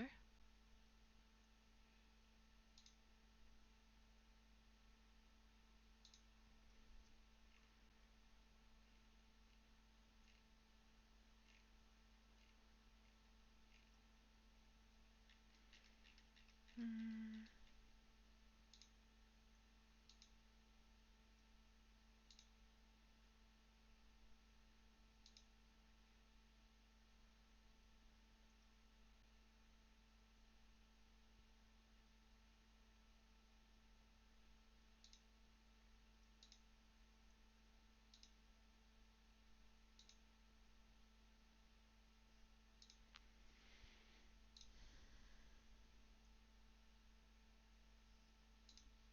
Okay, wait a minute. Let me go over here.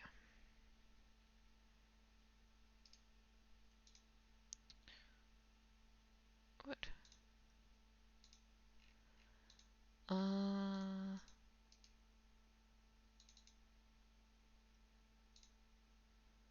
Okay, where is this? World, Icewind Dale, Scenes, Tiles, Black Cabin.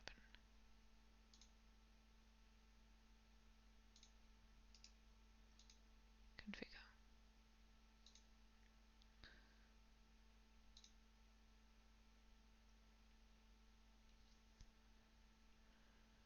Revel's End.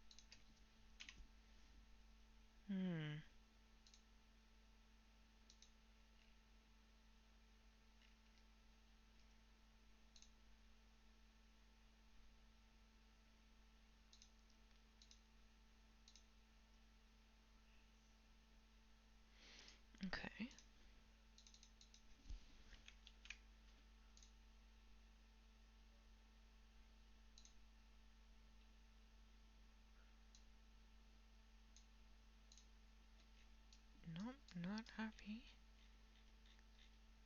It's got the doors. Let's try the duplicate trick.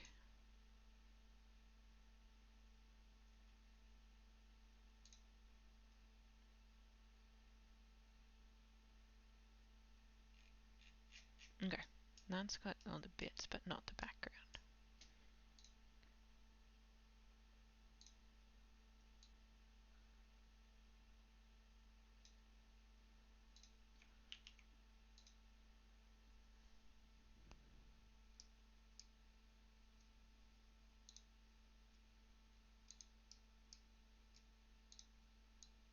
No, didn't like that image.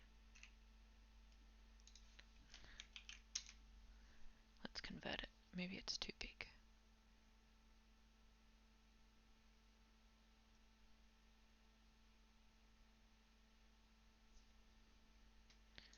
Well, that's doing that.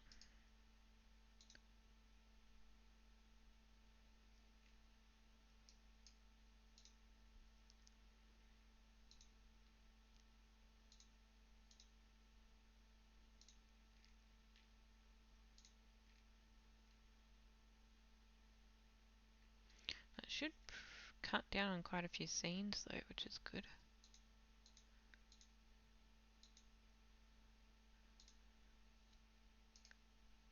Save.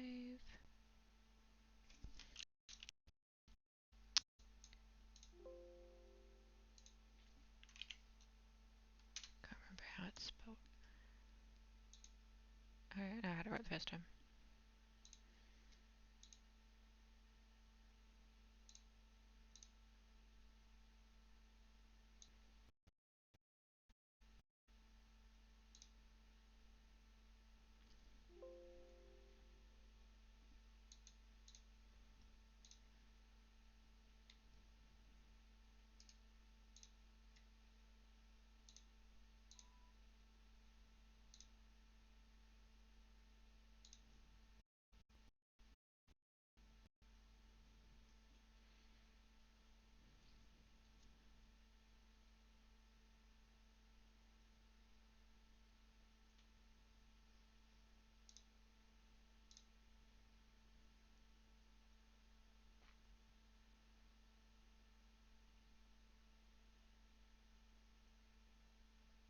Okay, that's better.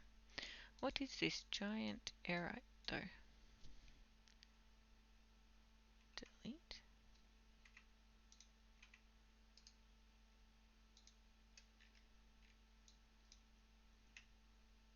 There we go. Everything seems to be in the right spot. Cool. Okay.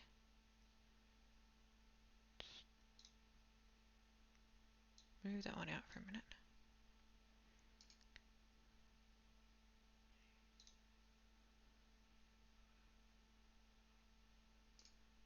Okay.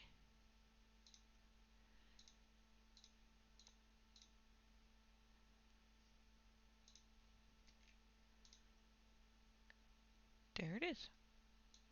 Alrighty. Cool.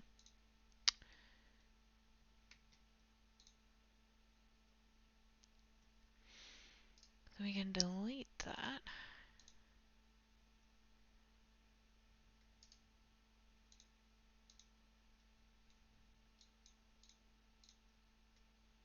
You might be thinking, well, why am I worrying about scenes I'm not going to use? And the answer is because I want to reuse this campaign. And I don't know what path the next round of players will take. So, better to have it than not have it. Alright, back to this.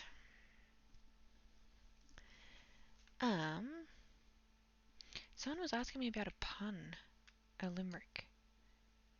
These are written by the players. Is this what you were asking about?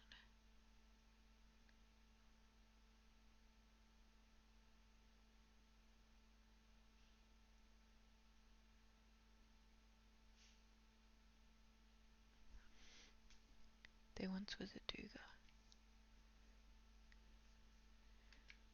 Oh, right, all of these are hilarious. There once was a Duga. Where would that be?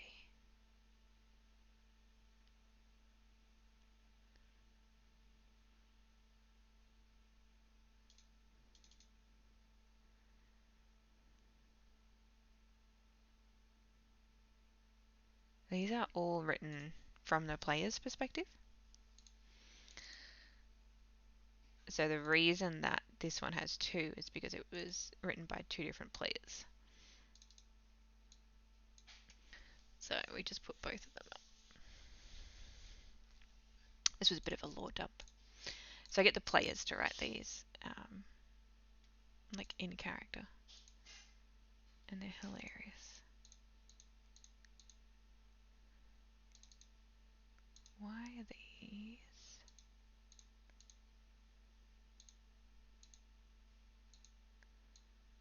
Not all lined up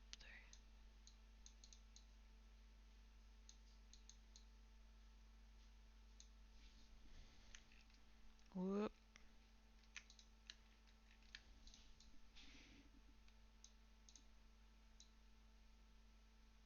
And not the same fonts? What font is this?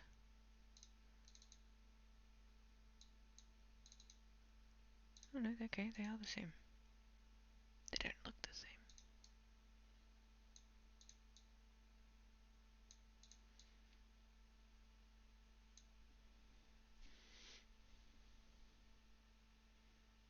"20 velociraptors." That's amazing. Well, yeah, the opposite issue. We've got a number of note takers. So I've got 3 note takers. And we had to say, look, really, just pick one. Because you've got other campaigns, guys, that you can vie for notes over. The official note taker took a break. That's why one of the others picked up. And so then this last one, we had both of them wrote something. One of our most amazing things about this party, well, there's a lot. One of our players is a resident artist. But our bard actually writes songs. And once I finish lining these up, I'll see if I can find the song he wrote. Because I did definitely save it.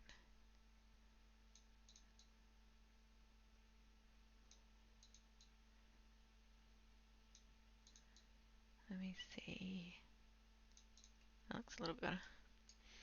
Did I replace? No, I left it as the Wellerman. Let me see if I can find the audio.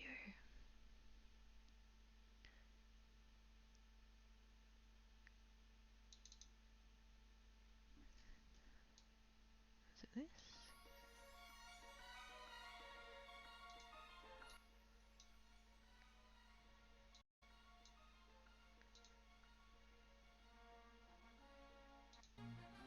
No. I don't know where that is. How do I get rid of it? Go away. Where is...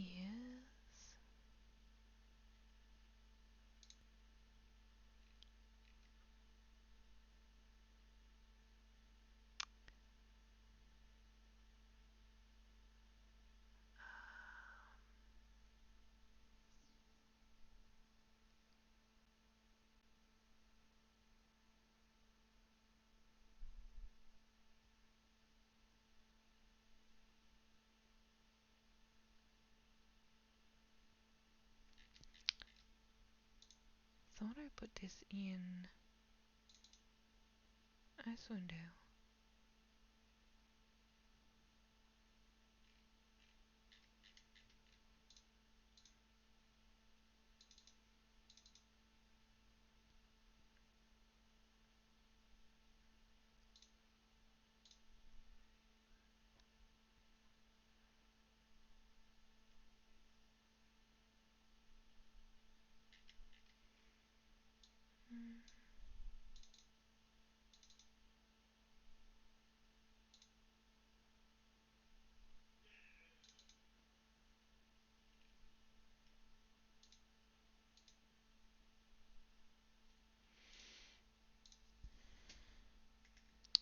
Let me jump on and find it.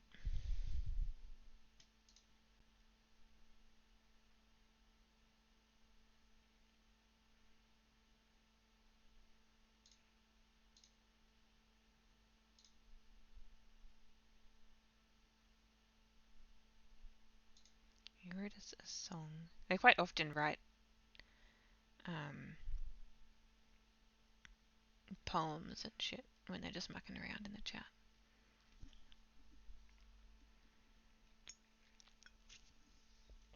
But for Christmas we got a song. Where is it?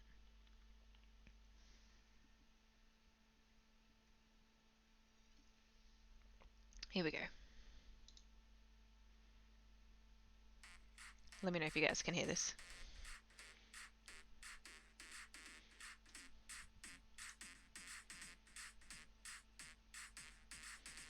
One, two, three, four, five, six. The town's getting flattened, so let's follow next to his house just around the corner. But with the dragon in the air, no, we really don't wanna. 10 towns are protected by us. It's a weighted job, but we don't mind the fuss. We'll call Ye, Cash, Nix, and Mel. An alien will give your enemies hell. We'll clear a heat for climb the can. We'll hack any job without any plan. The spells, fire, insults, and arrows. And if that fails, we'll send in the robot. A little bit of Mel and an eldritch cat. A little bit of call out and smart to that. A little bit of Harry, the fellow fan. A little bit of Cass, the family man. A little bit of Nick's firing off his gun. A little bit of alien poking for fun. A little bit of 10 towns in the snow. A little bit of heroism on the go.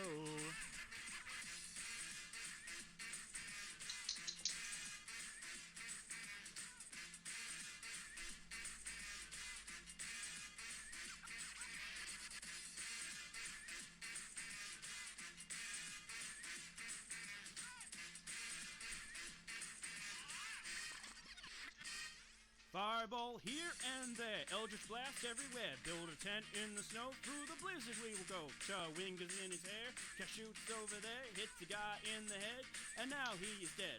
The cannon fires once, the dogs bark twice, and the bard comes in with an insult. A little bit of Mel and her eldritch cat. A little bit of Carl adding smart to that. A little bit of Harry, the fellow fan. A little bit of Cass, the family man. A little bit of Nick's firing off his gun. A little bit of alien poking some fun. A little bit of 10 towns in the snow. A little bit of heroism on the go. I don't know if you guys can hear this, but let me know if you can. It's amazing.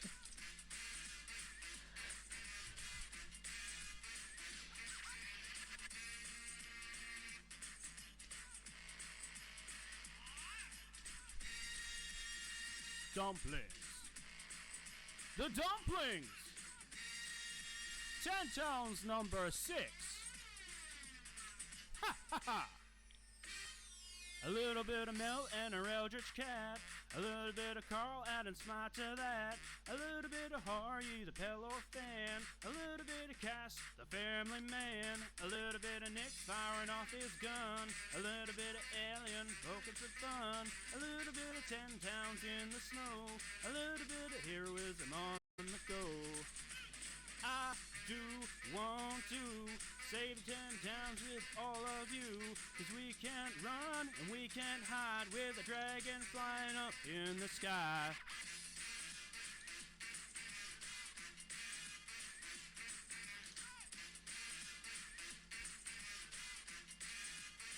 Ten towns number 6.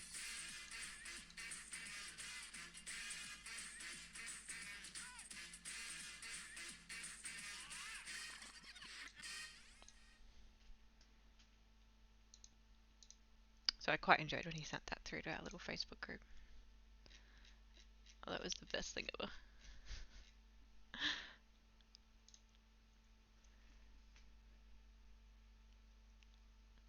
Ooh, nice.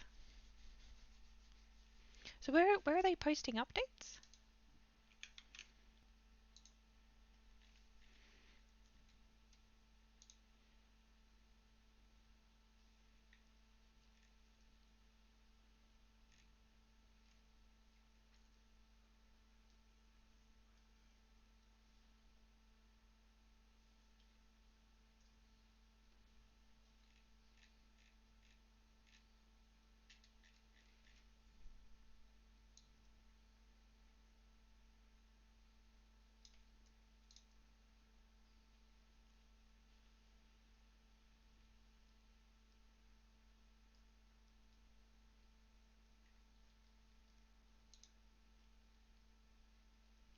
FoundryVTT macros, is that a mod?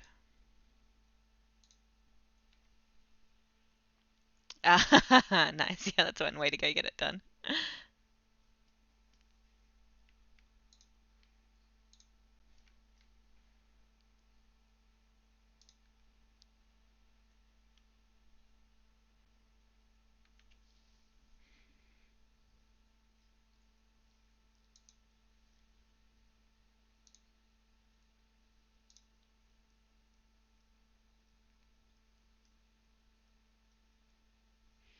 Oh, so these are the macros. You just got to go through and have a look at them.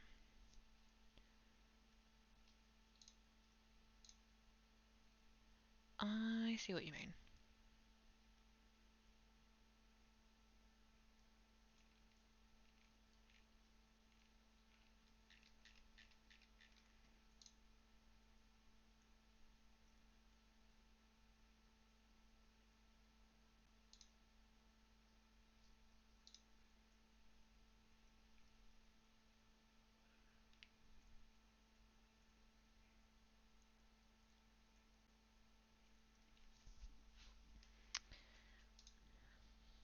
So download them into... I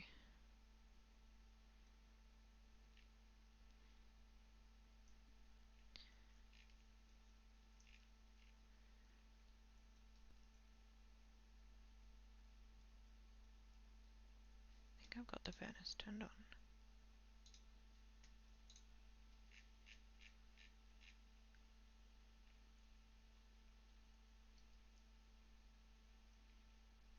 Or is it just under F?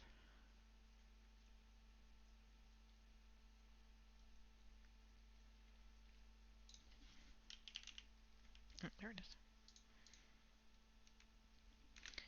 Click.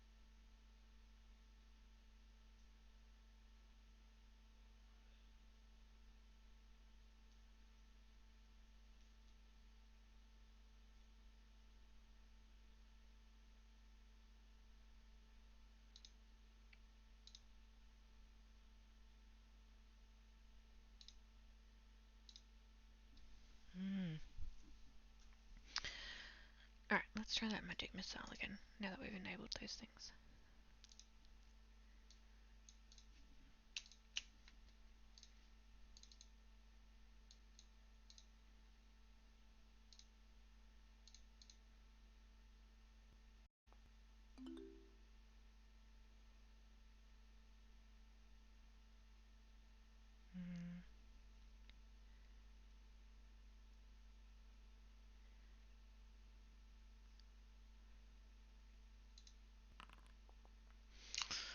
So I think it's still just rolling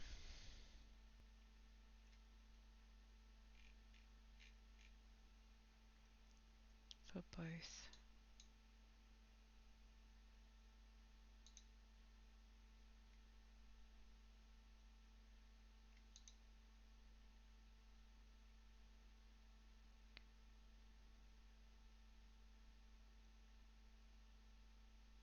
No, it's not. It's just done 2 darts. 1d4 and rolled a 4 plus 1 is 5. So 5 damage per dart for 3 darts. But we've only lost 10 hit points in total.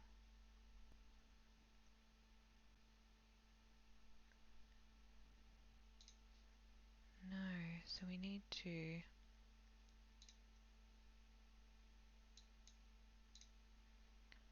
Let's add a new macro.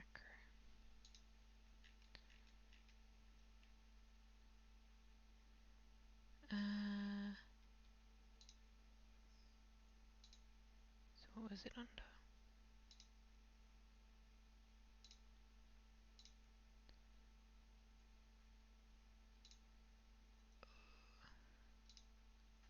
This one.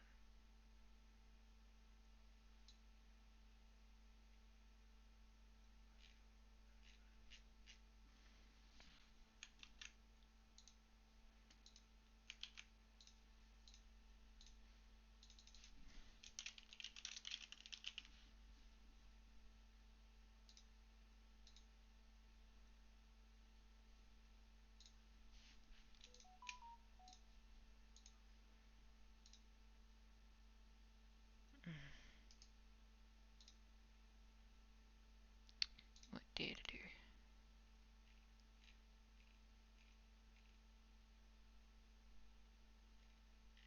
It was a syntax error.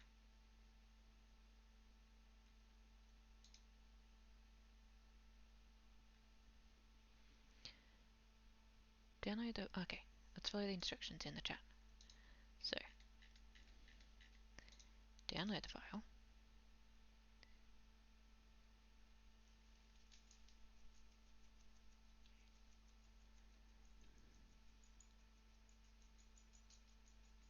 Downloading this file, the editor file.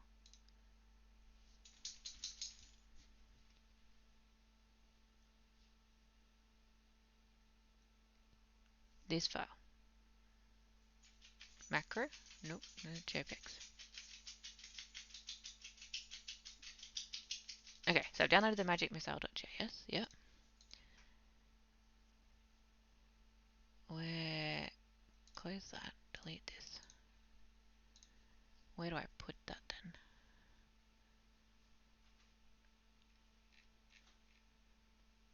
Make a new spell.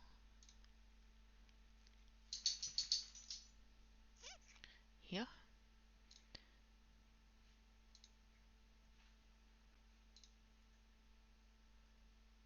Or in here.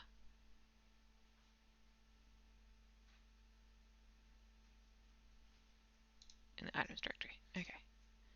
Spell.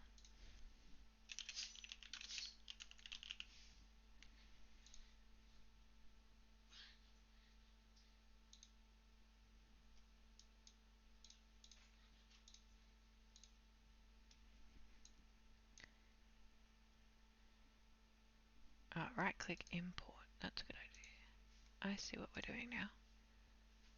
And then import this one.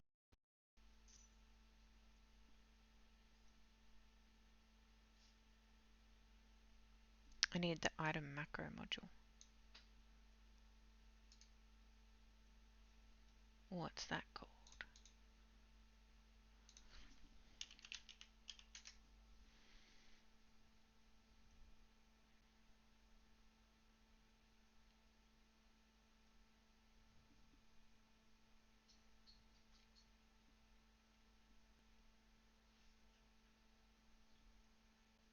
Item macro. Okay.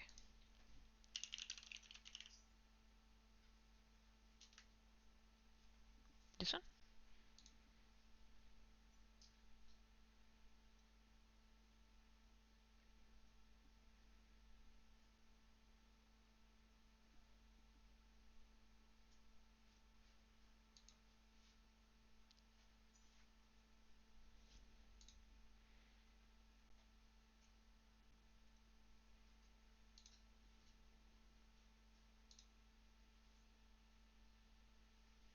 Mm,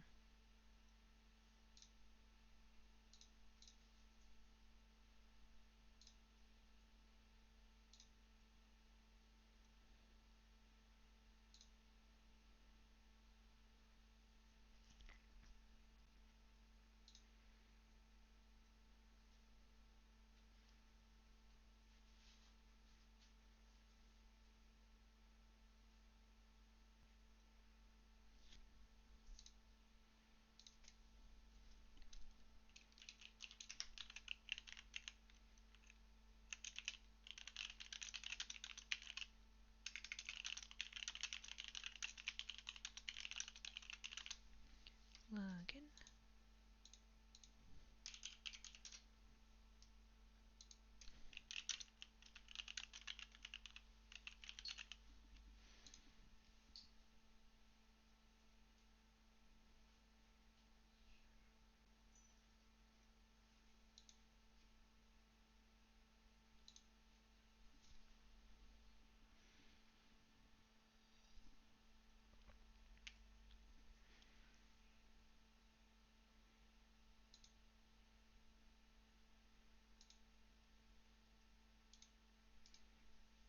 Import.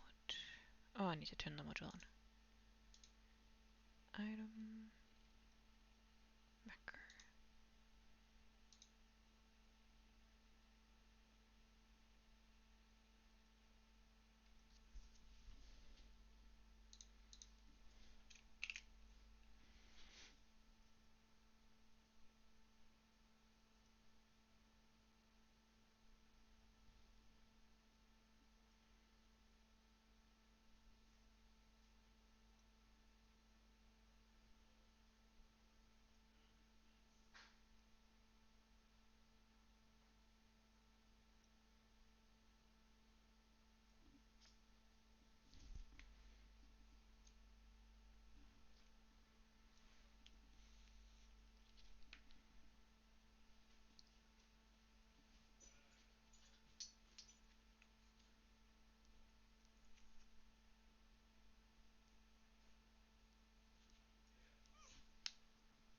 Oh, a tiny puppy. That was a tiny whine.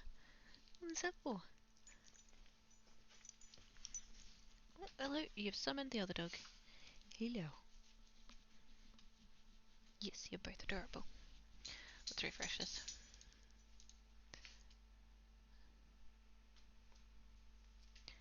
How did they go with their 20 velociraptors? What level are they? That sounds like a lot of velociraptors. Oh, how did you... That would be nuts. Tracking which ones are yours and which ones are theirs. Level 6? Hectic.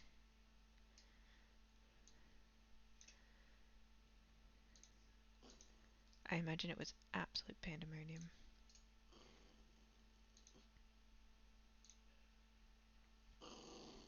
Oh, puppy. Let's go. You want to go downstairs? Over here.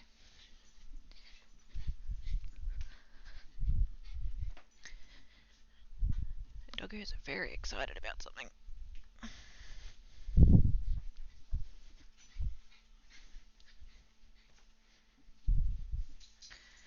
Did that work?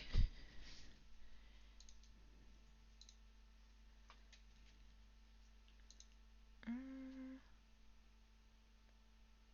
item containers? No. Let's go find that one.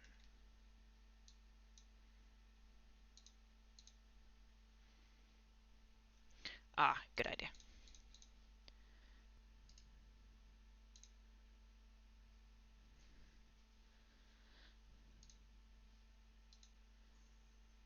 It still doesn't have any details.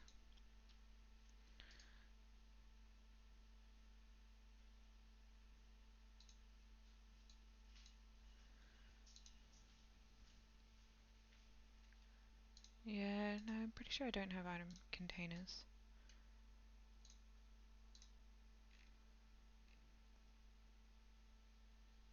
No. Let's try.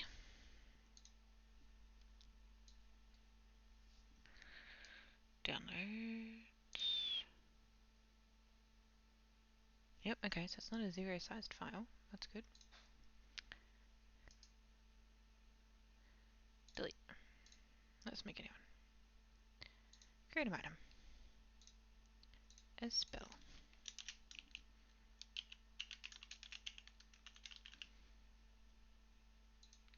Let's just call it something else.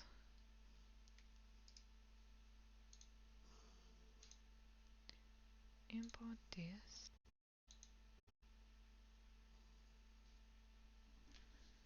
Check the console.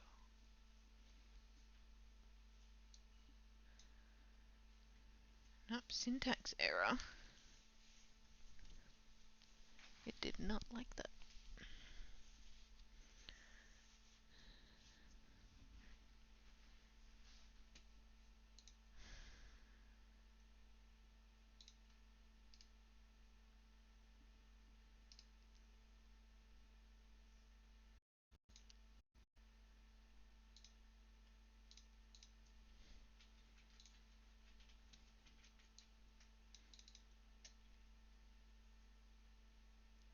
Is it because there's 3 here instead of 2?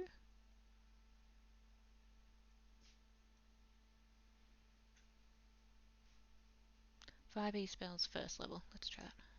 Okay. 5e spells first level. Magic missile. Yeah. See, this is different. Okay. Download.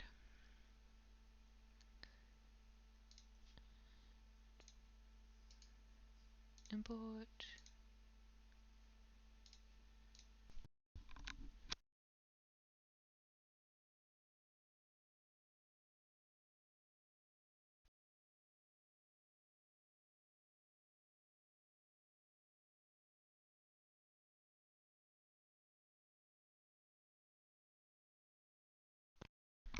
Alright, let's see how that went.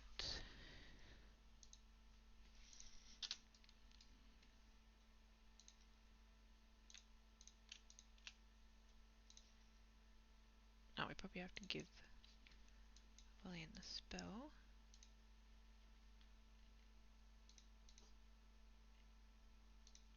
Maybe it has to have the same name?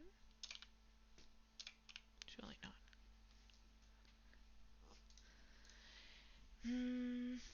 Let's try.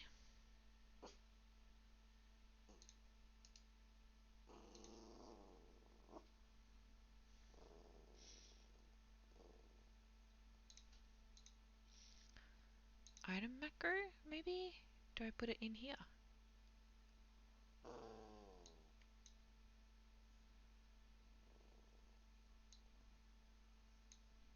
Let's try copy pasting it into there.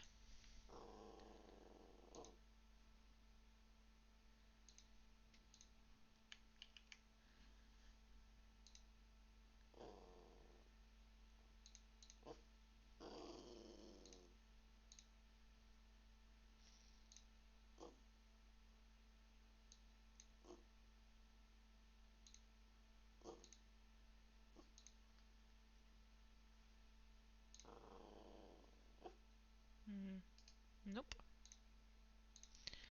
Tiny dog, you are grumbling. I don't know if you guys can hear my dog grumbling.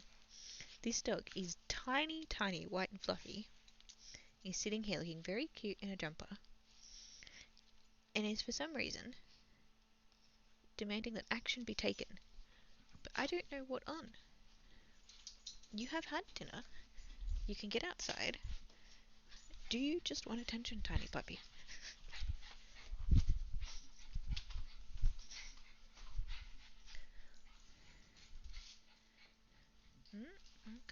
issues down here.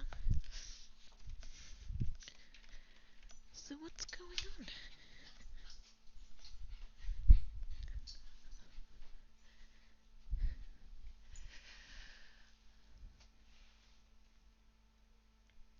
Yeah, you're impatient to see the macro work. Is that what it is? Is that why you're so excited? Because there's lots of new mods. I'm sure that's what it is. Doggos are excited about the D&D mods. Would you guys like a treat? Can I bribe you into being calm for a minute?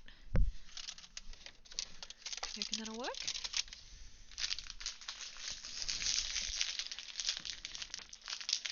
I reckon it might with this reaction. Let me open this.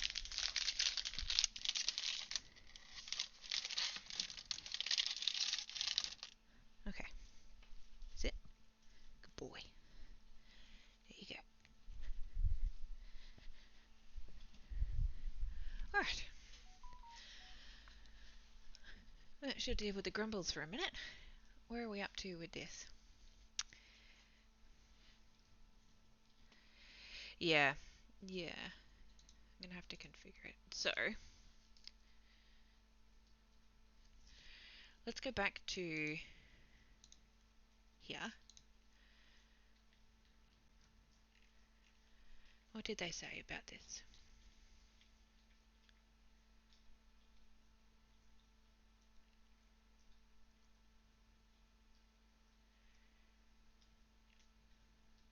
Active effects. Add execute macro.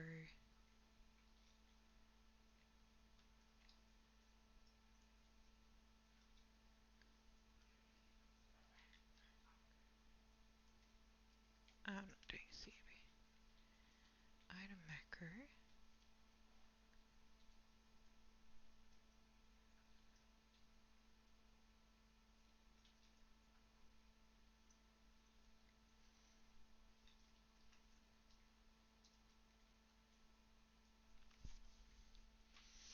Alright, so it looks like this is a whole series of steps. Let's go check the furnace is turned on. Pretty sure I turned that on earlier.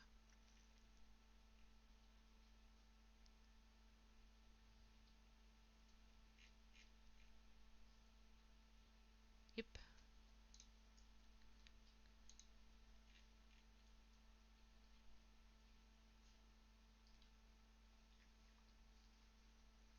Doesn't have any settings there. Look, to be issues. So, item macro. That's where we put that.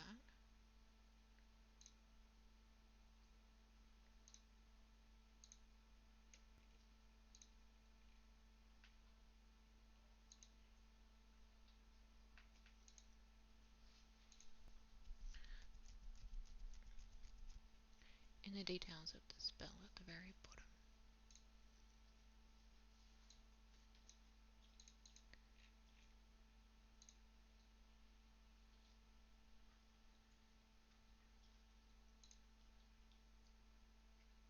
Oh yeah, I'm gonna have to fill this in. So what I can probably do is take this magic missile and edit it. And say, on use macro.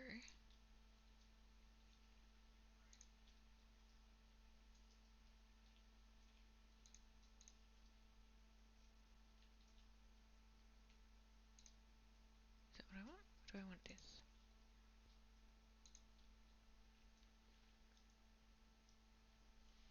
Oh, okay, so leave it as this. Alright, spell first. Let's just copy this.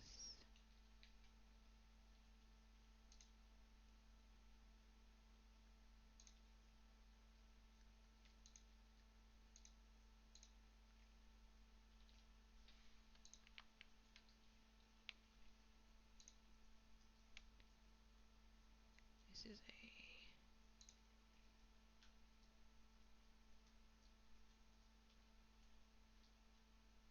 But you can label this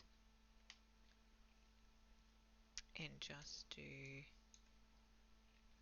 the macro.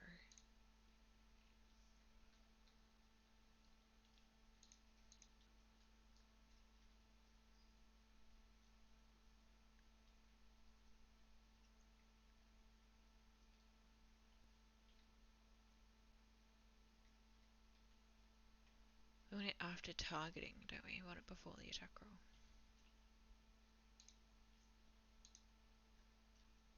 What do I put in this box?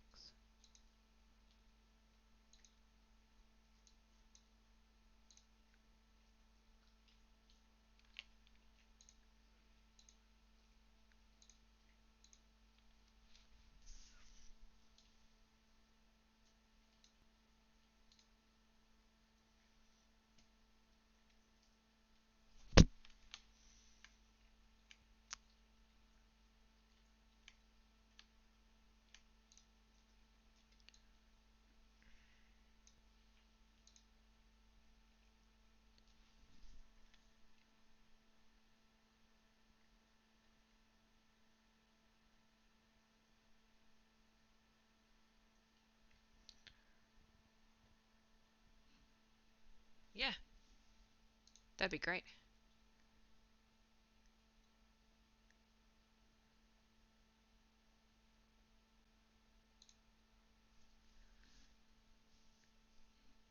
Where did that open?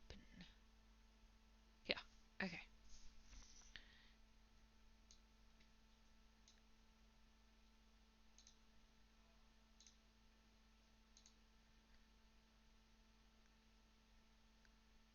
Item macro.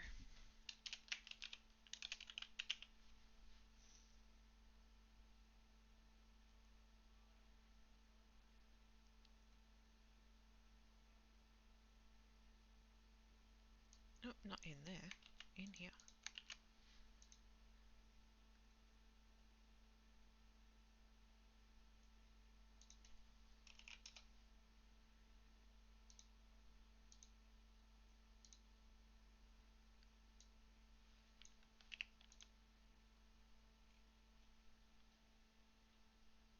Set the activation condition.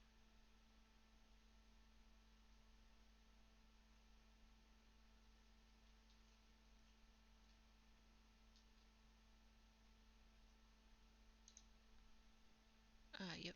After active effects.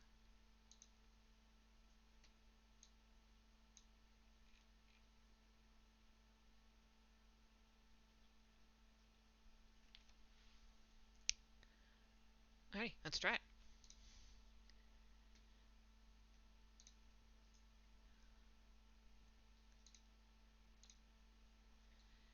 Let's give Lane a spell.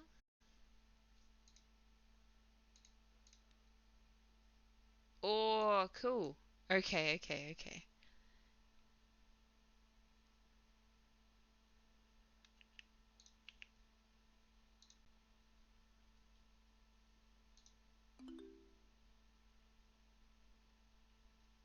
Nice. Alright, alright, alright. So, can I... I'm so excited. Can I... unused macros. Item macro. After. Yeah.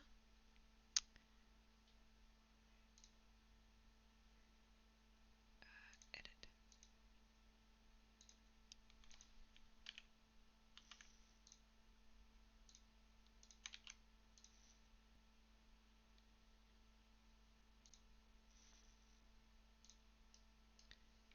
Target both of them.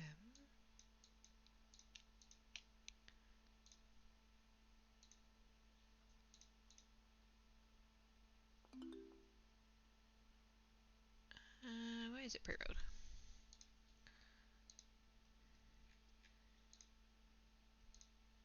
Before.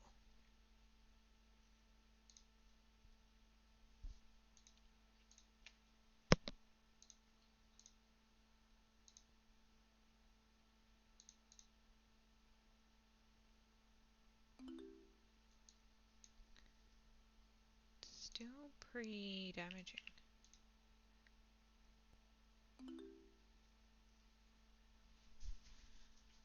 So did that just do it twice? Yeah. Went from 88 to 83 and then lost another 10 at 73. Okay. So we need to... Thank you for the party stream story. That's how I feel. I'm like, oh my goodness, it's working. I need to take the damage out of here, I think. Yeah, Tell's got the right idea. Take that out.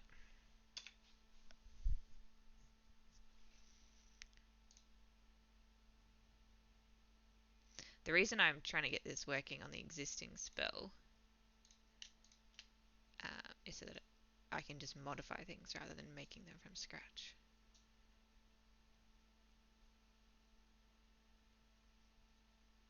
Oop. After.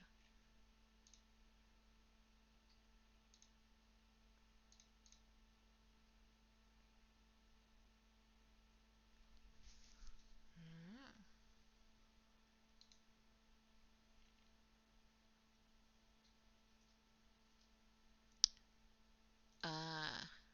That one.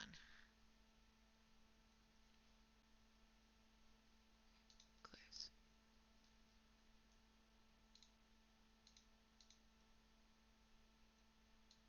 Okay, cool. It's done the animation. So 2, whoop, 1, 2.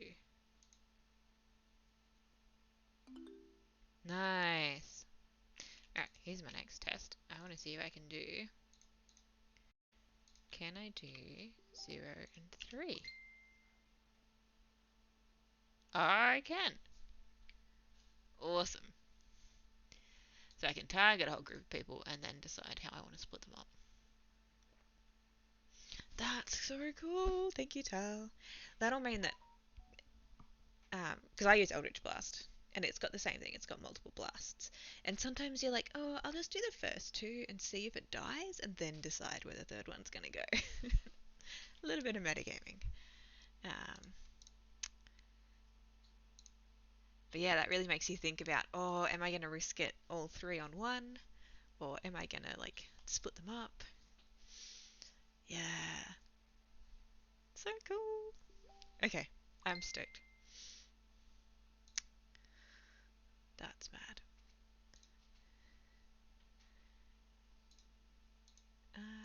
Where are all of...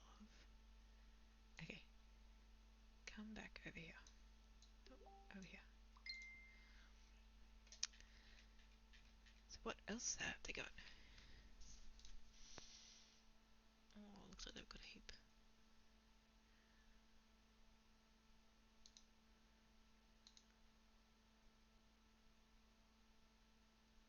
Toll the Dead, that's one we use quite a bit.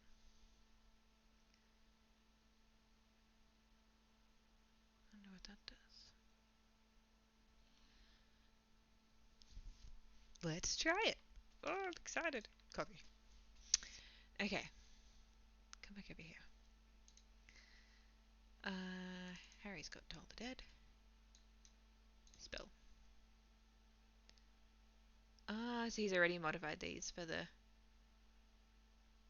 Alright, well, let's do another one. Items. Toll the Dead.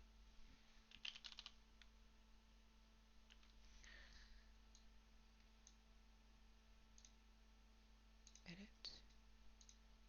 Item macro paste. Save. Details. Get rid of the damage. Use a macro. After.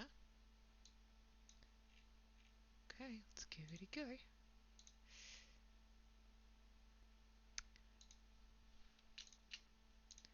Is Toll the Dead single target? I should know this. Played so many clerics. Yeah, one creature. Okay. Let's actually do that on this one.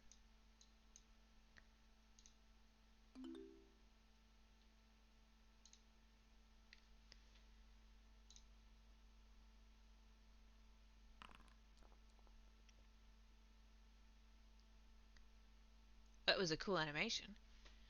What did it roll? 2d12. Okay, let's completely heal the Abominable Yeti. So now it's taken no damage. Yep, sorry. It only rolled d8s. That's cool. I have to tell Harry about that. That's very clever. Do I have to remove the saving throw information?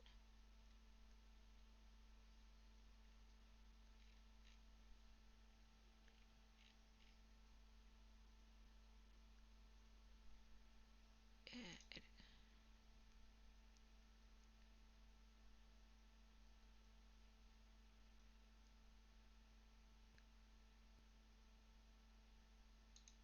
So just put here other? Do you reckon?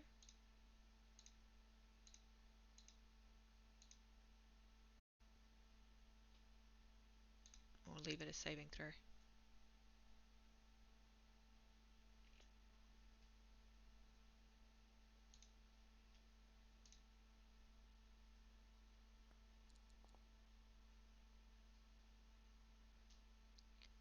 When did it check?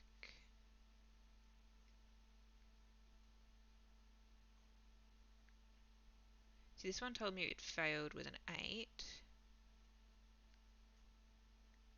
See, now it's just hit. It hasn't made a save.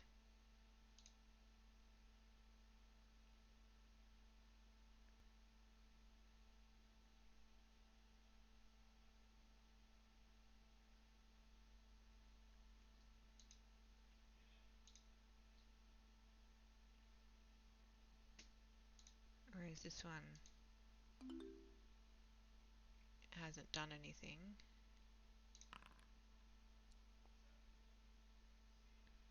So the save means no damage taken.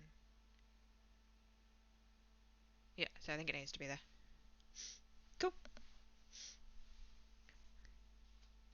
Ooh. What other goodies does Crimac have? Oh, go back. Don't want to go back that far.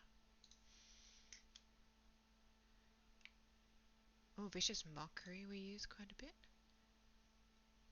Oh, it's a Patreon. I have to go find them. I haven't been able to log into Patreon because Patreon keeps telling me to verify my email. And then they don't send me anything. So I can't verify it. Which is a little bit frustrating.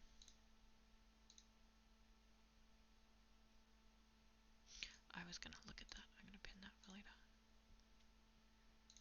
And I got to get the license for that. Close.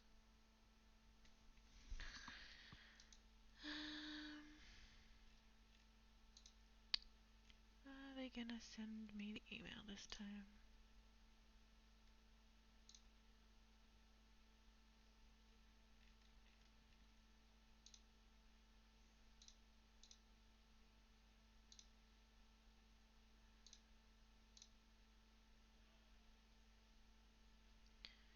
Doesn't look like it. Tried this about 4 times today.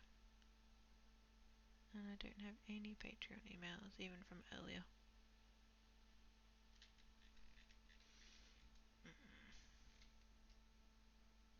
Maybe I'll try in a different browser.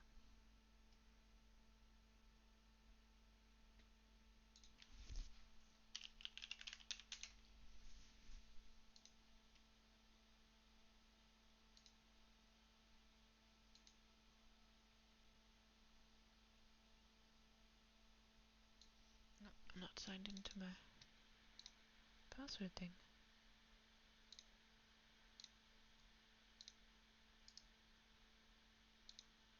Come on.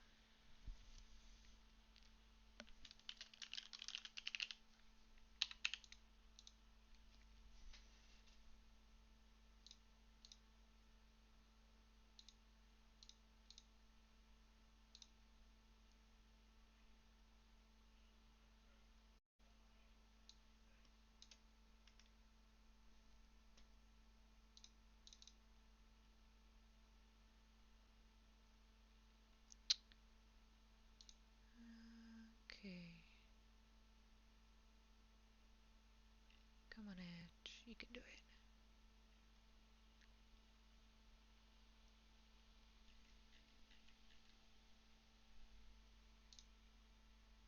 Yeah, but if I get the license, I don't have to worry about it later if I want to do something with it. I don't mind buying licenses for software. If it makes people writing the software happy, go for it. I mean, if you've got the ability to do that, that is... Wasn't always able to do that when I was a student and stuff, but can do it now. No, still no Patreon.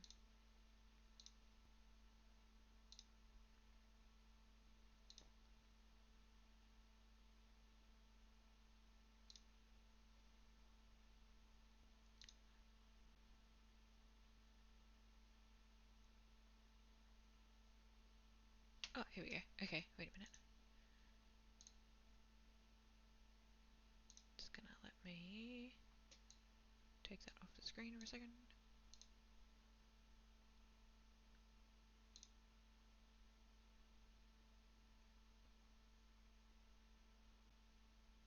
So, we're in. Okay.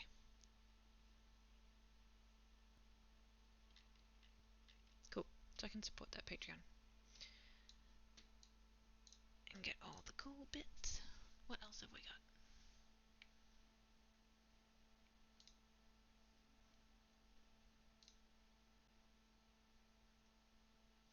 Oh, Hex. I use Hex. Every game. I have a Warlock. Oh, it's a Patreon one too. Oh, are they? Oh, I'll have to see if I can find them. Like on Twitch? I like following new people on Twitch. Have we followed? I should do this on the other screen, shouldn't I?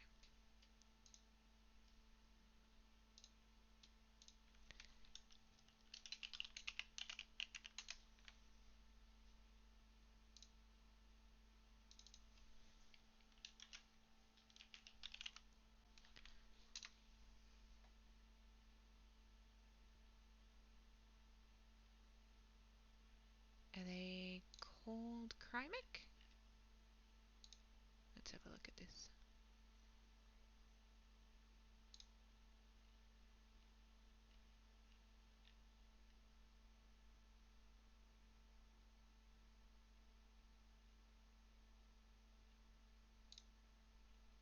Oh yeah, it looks like.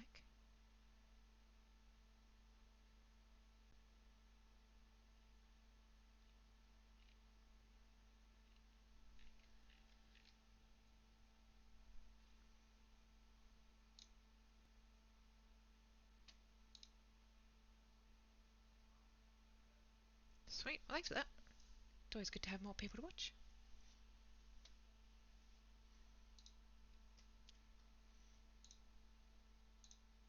I'll have to go and have a look at some of these mods.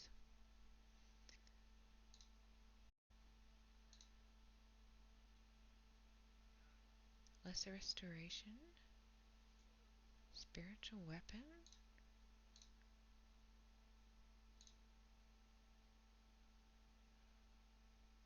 Oh, that's cool. Not one I've used in a campaign, or seen used, but it's one of those ones where if you're gonna pull it out, you want it to like really be showy, I feel.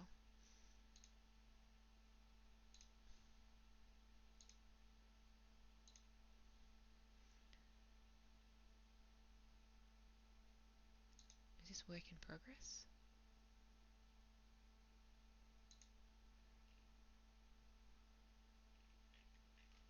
It's got some cool stuff. Yeah.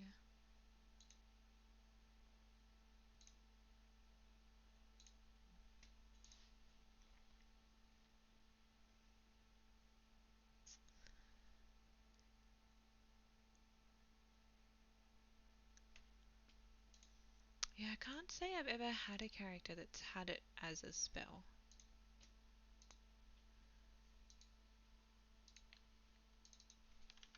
Crew.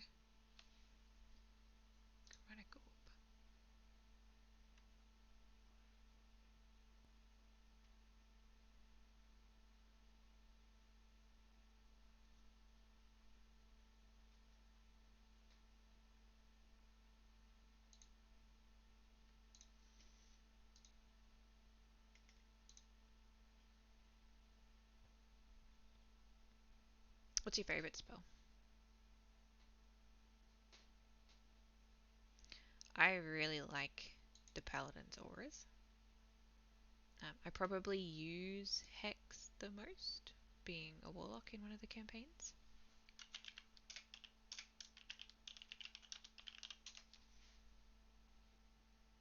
Yeah. Ah, Tasha's is good stuff.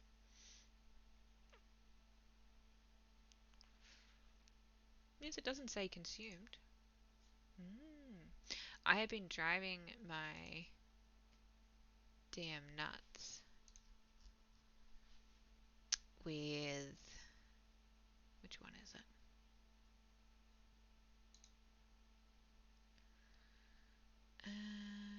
Shadows of Moyle. This one.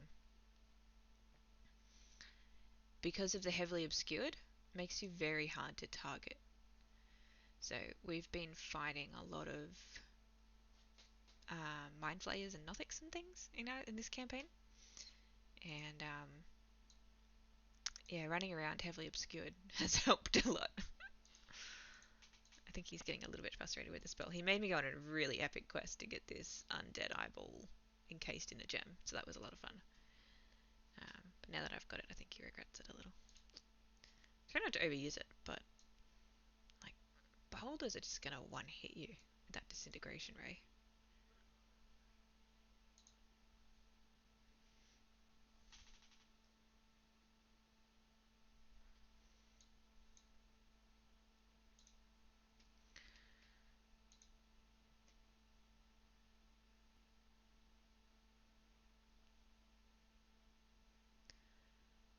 Alrighty.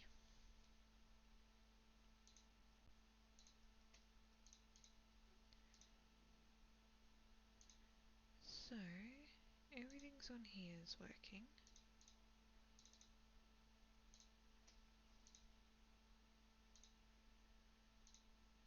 Um,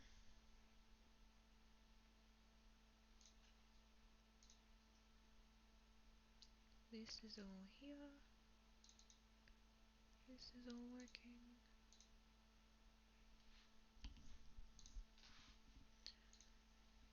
So it seems to be everything's in order. I'd say the upgrade to 9 has gone pretty well.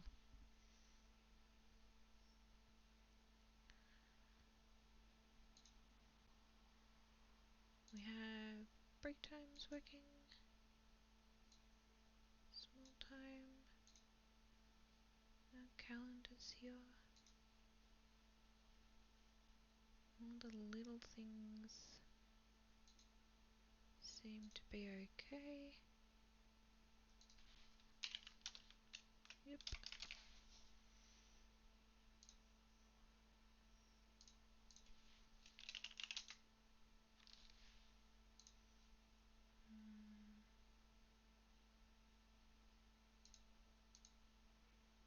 Party overview is working again. Good.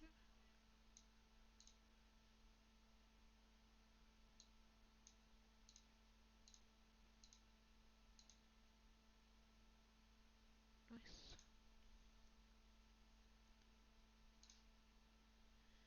I think we are all good to go.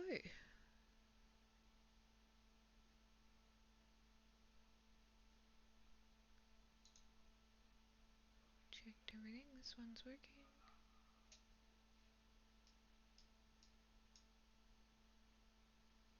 Already checked the chatter.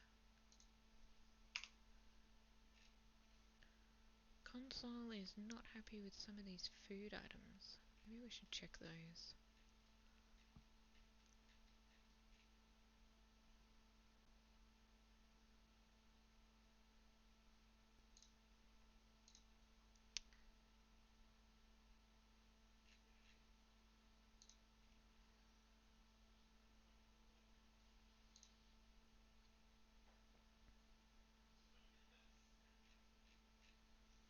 Going to actually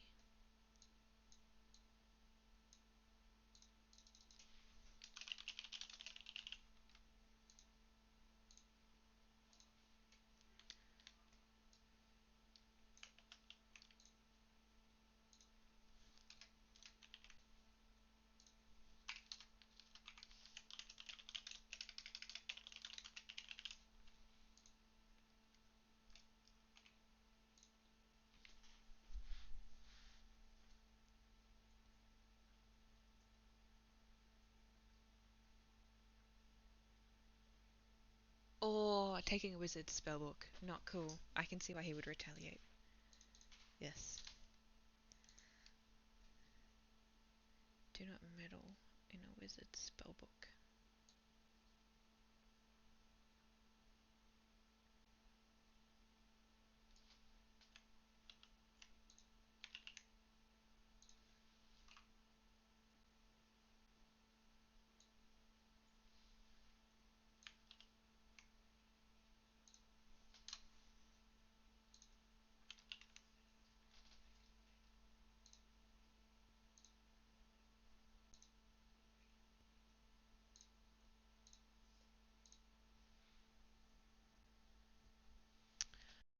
Don't use ammo tracker. I've only got one player that uses ammo, and they track it fine. Smart target rings a bell? I don't think so. Oh no, we do.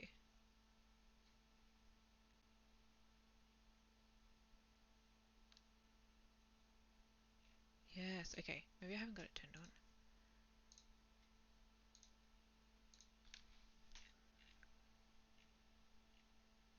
No, it's on. Yep.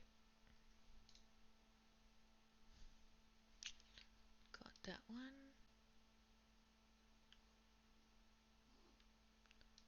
Token hotbar. Is that monks?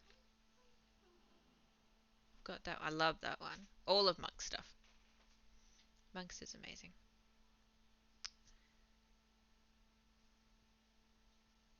Oh, not monks. Token hotbar.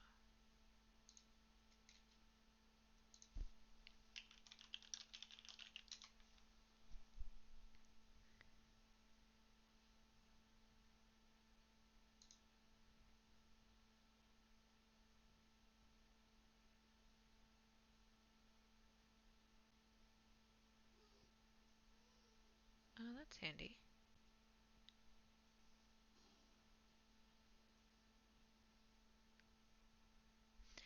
Does it conflict with monks though?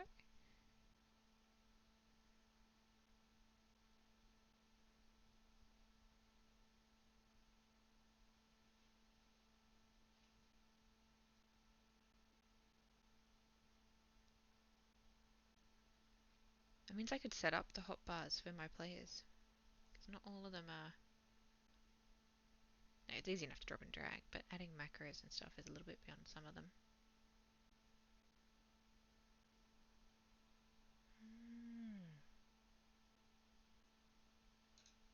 This version.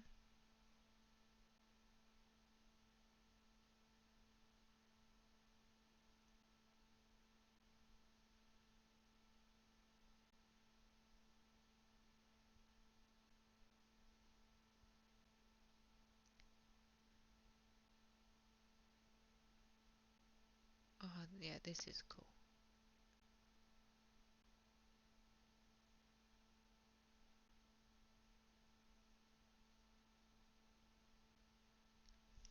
It's cool if you want to quickly give a player control of a NPC or something. So what is Nork's custom hotbar?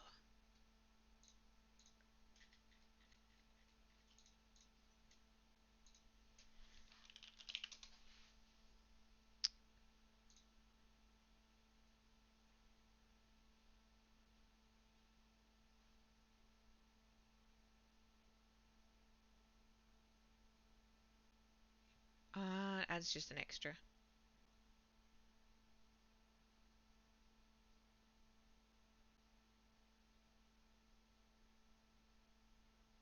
It's a couple different mods that do that.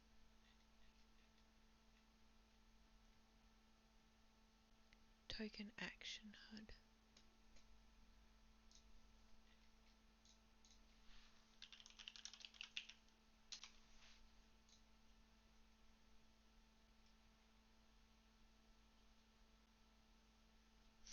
Yeah,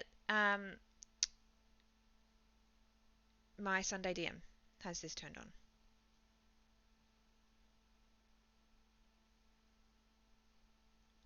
Decided against it because it took up quite a bit of space on some of the smaller screens. So I've got 3 quite large screens, and I can add extras if I want to. So I do, for example, when I'm DMing, I add another one for Sirenscape. But like my housemate, she runs on one laptop with no second screen. Bless her, I don't know how she does it. And so this module takes up most of her screen, so she can't move and see stuff and things. So I haven't turned it on, just for the screen real estate, I think. We've got pop out, so what most of ours do during combat. If I grab up, they'll pop this out, and so then they can have that wherever they want. If it's on another screen, if it's to the side, they can resize it so it takes up exactly the amount of room they want. And I think that's easier for them to manage their own screen real estate then. So for someone like me, I can just go put this on an external screen. I can have all of my things up if I want to see multiples. Like I can have more than one popped out here. I can use all of my normal window management. So if I got always on top running, no, but I can run it. Let me turn it on for a second. There we go. So I can just pin this one on top, and then regardless what happens, like this window stays on top. So I can use all of my normal window managements, and then it's not forcing them to have a cluttered Foundry screen. Yeah, that one's called, is it pop out, pop up, pop out, and then the pop out resizer is a good one that goes with it. So these two here.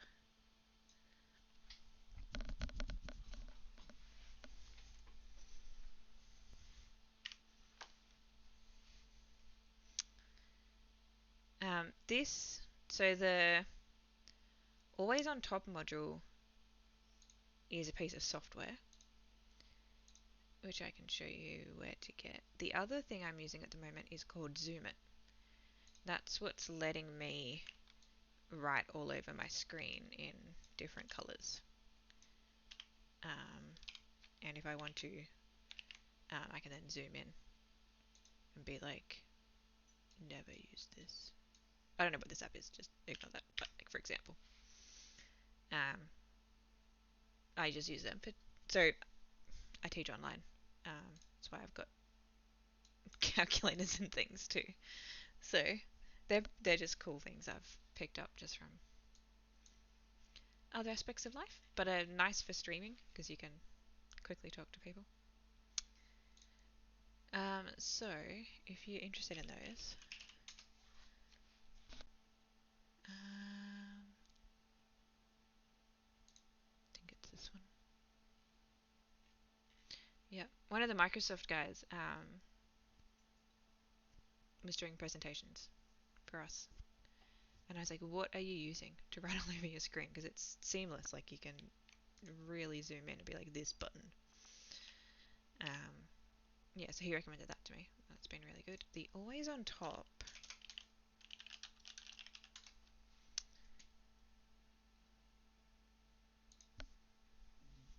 Yeah, just be careful because there's a couple gnarly links on this page.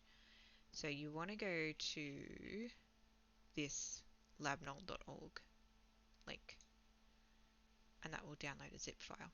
And then you don't need to thank you.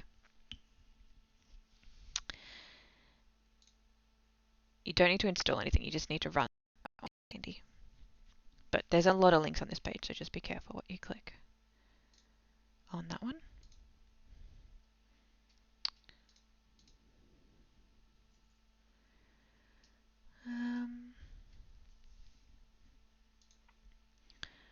What other mods have we got?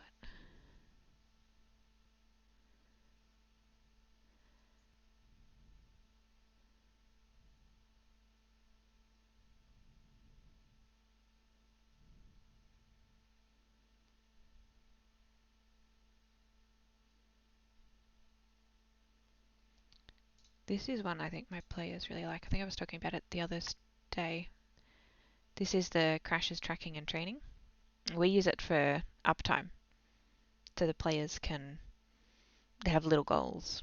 So this is how many hours they need to spend on something before it's achieved, and they can gain the rewards such as learning a language, or here we're collecting components to build an item. And they get these hours like at the end of a day. So I might say to them, okay, we'll get to the end of a day, and they'll be like, yeah, we're going to stay the night here. And I'm like, okay, well, it's currently like 4 p.m. Your next day is going to start like roughly at 8. So you've got however many hours that is. Subtract what you need to sleep, and then take an hour for eating, and then the rest is uptime. So then they can work out, okay, I've got, 3 hours to dedicate to something. I'm going to spend an hour practicing Dwarvish and 2 hours gathering intelligence or playing music, whatever it is they want to do. Our ranger trains a dog so that it's more independent. Oh, good. Yeah, screen real estate is an issue when you're playing online, for sure.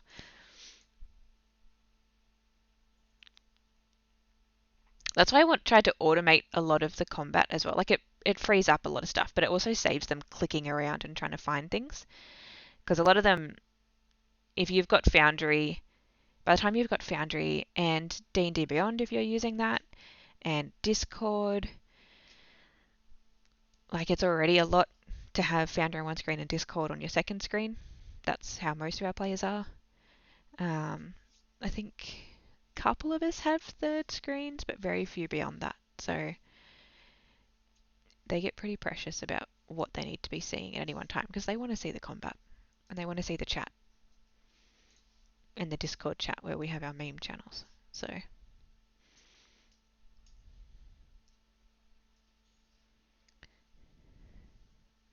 yes, yep. Took me ages to work out um, how I wanted it set up. So I worked with our Sunday night DM. We're both using it. He's got his fully automated, and it only shows like hit or miss. It doesn't show anything else.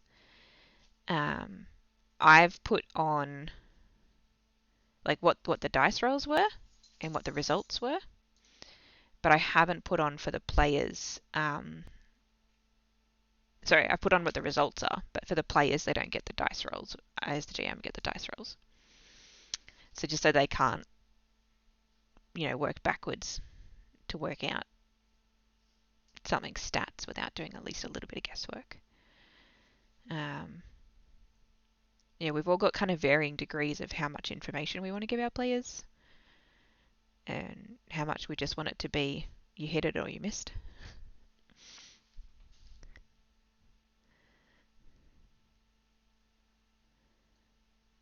Yeah, definitely neither. I run out of the physical book as well. So I've got our campaign book that I usually have open in front of me because that frees up a whole screen on that.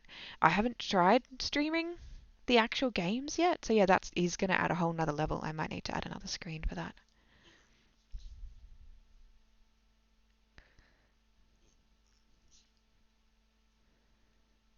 Does anyone else stream their actual games?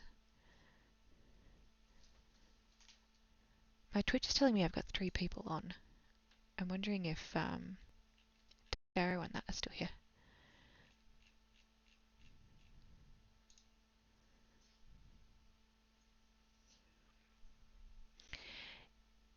Yeah, I like that we can check it here and I can say undo or like half damage. Like I can double check that the numbers here are correct.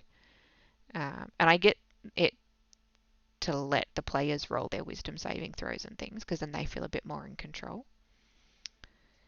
Um, but we've automated a lot of like if it hits, do the damage automatically. But I tend to keep a pretty close eye on this to make sure the damage is correct.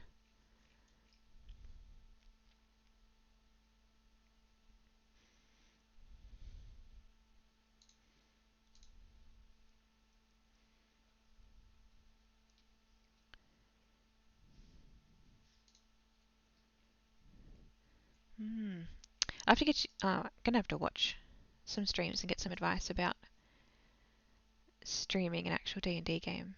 Once I finish this campaign, I'm gonna rerun it with a different group and stream it.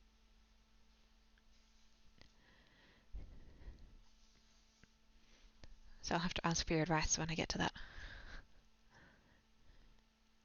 Oh, let me roll that for you. Yeah, that one's really popular. That one's constantly in like the most common mods. Sort by most popular. So you can see I've got most of these. Didn't have that one because I got pop out. Already got that as part of another mod. Didn't need that because I'm running a pre-made, so I don't have a lot of extra battle maps. Again, haven't needed some of these. Yeah, let me roll that for you. That one's huge.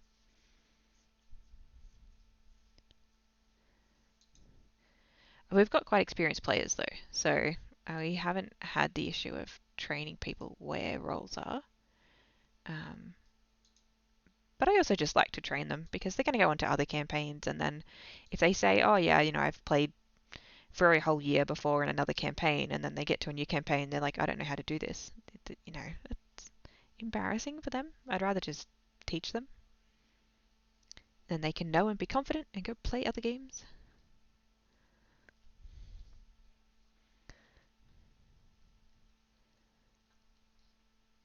Yeah, I will. I'll take you up on that.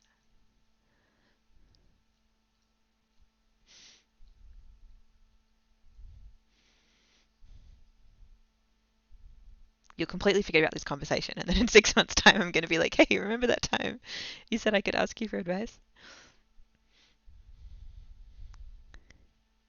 Parallaxia is fun, but I haven't needed it. And again, it just runs rampant on potato computers, completely chokes them up. Um, Easy target looks like the other one we were talking about.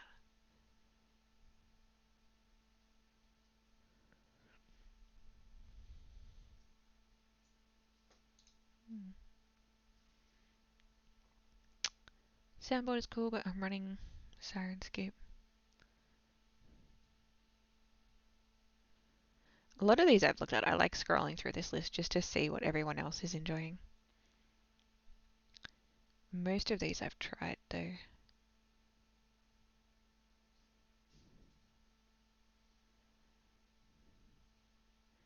Blood and Guts is another really popular one.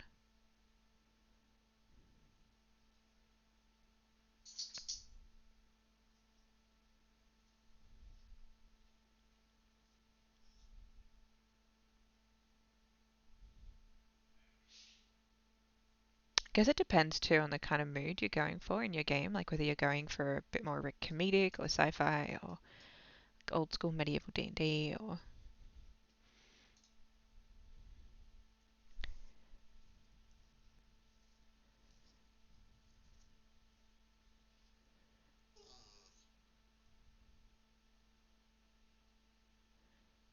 No, I don't have cursor hider.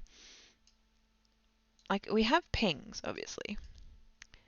But I've left the cursors on because a lot of times my players will be like, oh, I'm going to attack this one. And I'm like, which one? And because they've got the easy target, then they just drag and drop their spell. I don't always know which one, unless I go searching through all of them. Or they go, I want to open this door. And I'm like, where is your cursor? Where are you talking about? Yeah. No, I just leave them on. It doesn't bother me. Again, my Sunday DM has them turned off so that we can't see where he's preparing things. But he runs a really high suspense game. It's really fast paced. It's got lots of keeping us on our toes. And he does an amazing job at that. So yeah, if we saw his cursor, it might give away stuff.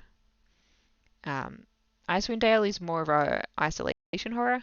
So like, there is no food, there are no backups coming. You're out on your own against the elements and a dragon. So it's not so much surprise or hunting, as it is like a survival.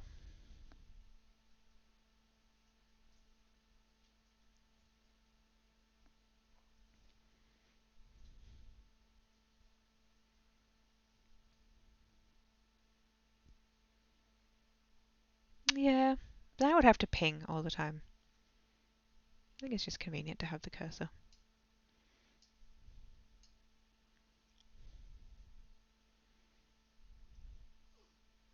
Suppose though, it wouldn't hurt to install it, and then I could have the option to turn it off, couldn't I?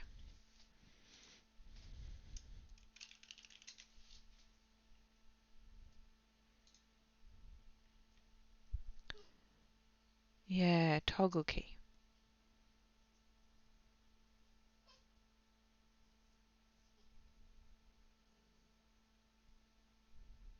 Let's give it a go.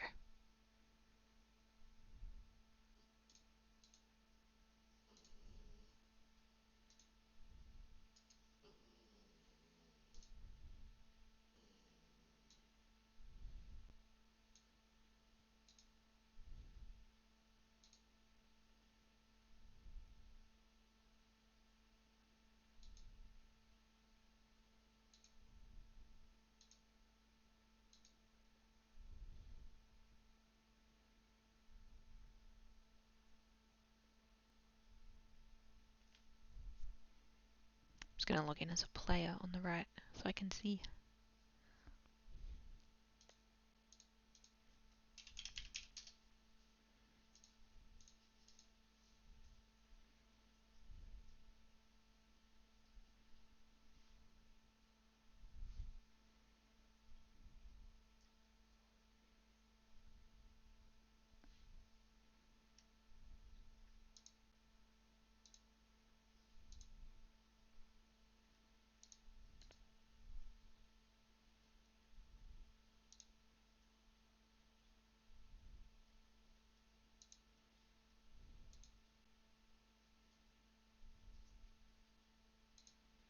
Let's set this up first.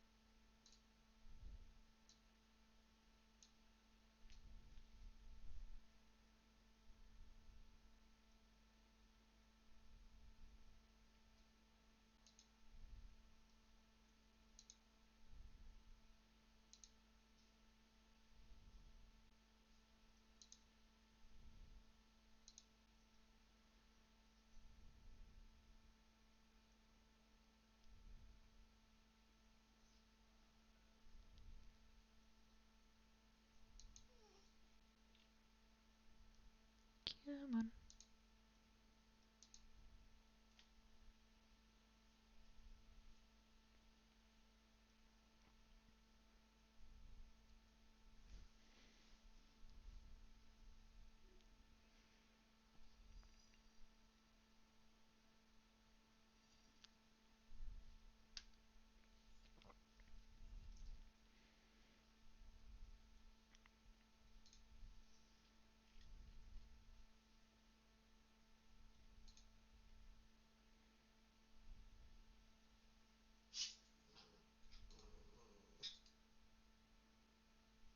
It's not a fan of that, is it?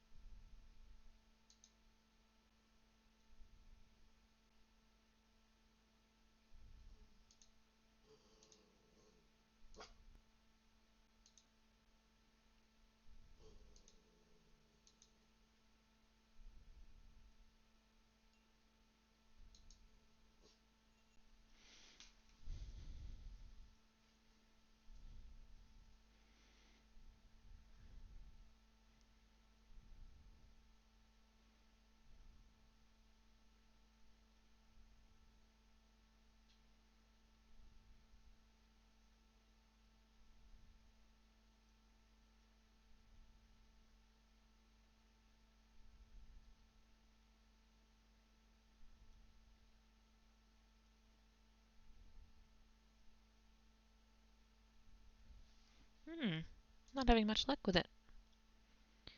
Maybe let's turn it off. See if it was the mod. Seems a bit weird that it would be though.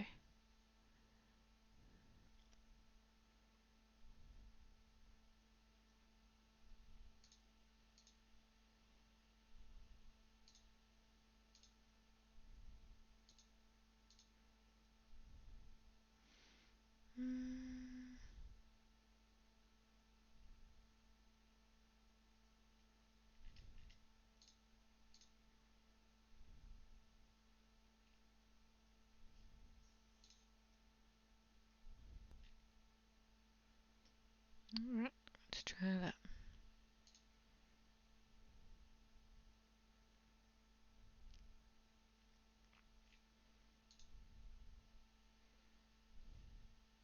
Stop. Start.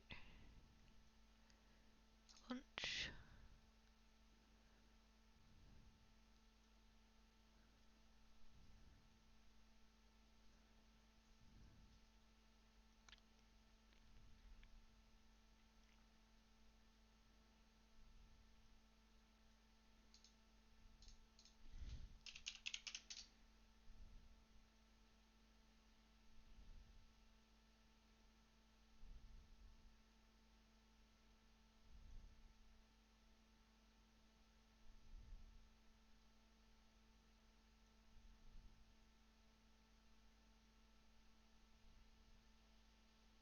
Here we go.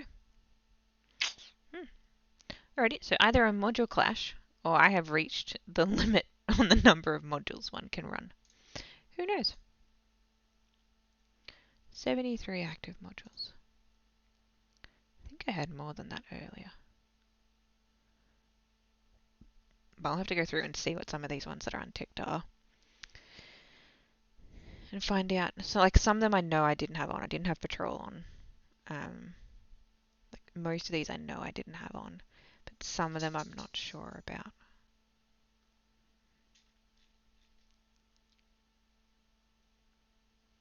Yeah. Is it? Because it's up to date apparently.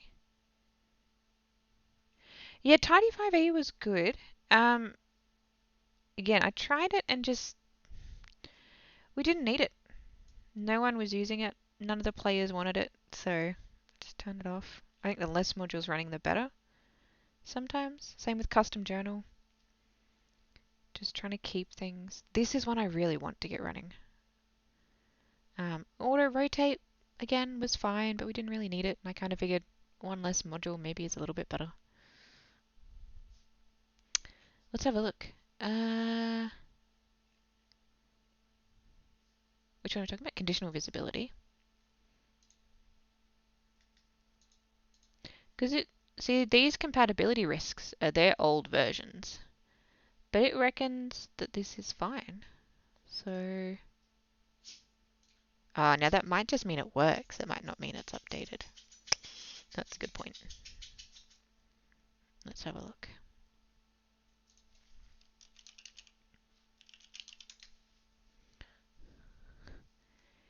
In maintenance mode. Last updated 2 days ago. So it has got some updates.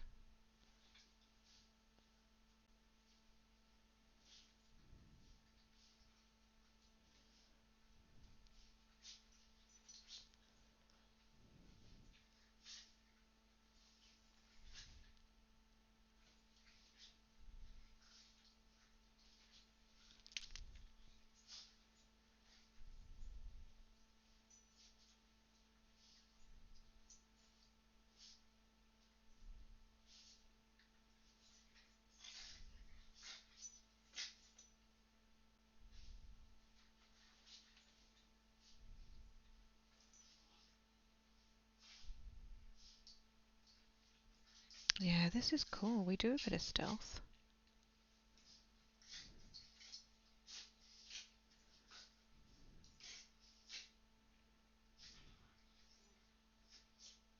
Yeah. Yeah, I'm gonna have to go and play with. I think that's gonna take a while.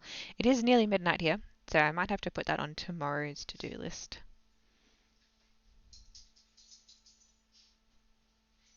Make a note to self.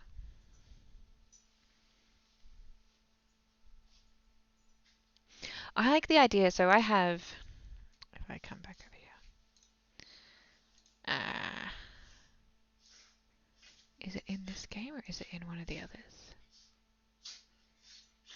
Yep. So Kaz here, who's the one that usually goes stealthy as well, has a passive perception of 20.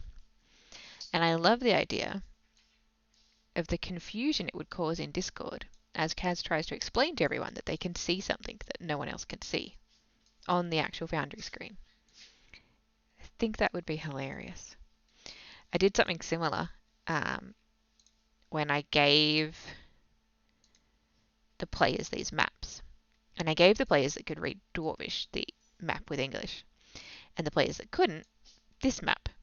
And there was a lovely moment in Discord where they were like, if only we could read this. And then the others were like, what do you mean? We can.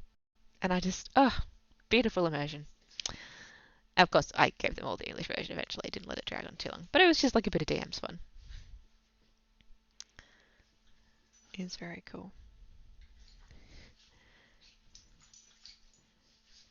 Yes, yeah, you can do that too. This was a like a handout they picked up. So I didn't want them to have this. It was just an image. I have done. Oh, what map was it? I think it's one of the ones in the compendium now. But I have put notes on maps in languages, so you can add text, and then you've got all the fonts down here.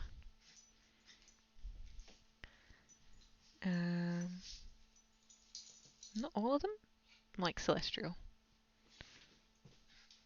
Have we got Dwarvish? You'd have to know which font was Dwarvish.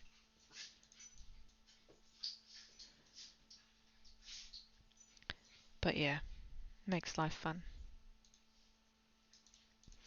The other thing you can do, and I did do, is you can set your journal entries in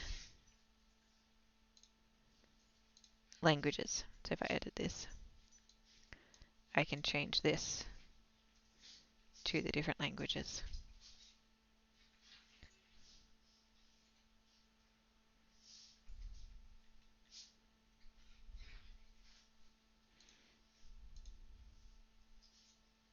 Which is handy. Yeah, you do get a good giggle. I love Polyglot.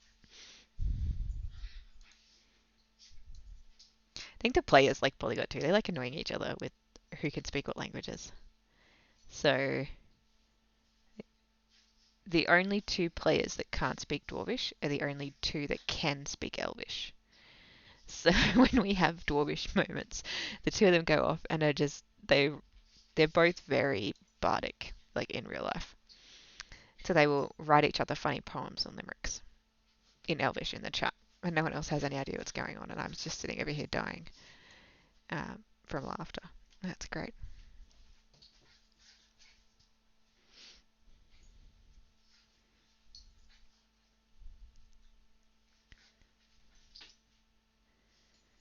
Yeah. Well, I've got it so that it always translates for the DM. So as long as I'm streaming my screen, everyone should be able to read it.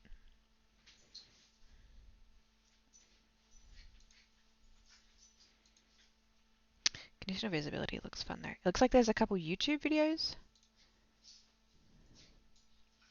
though. They said click to play on YouTube.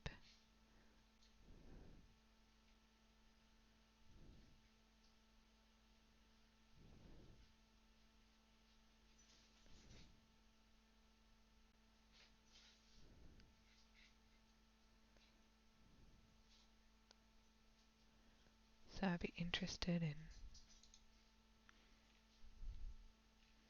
checking that. Maybe that can be tomorrow's project. Oh, like a Like an observer version.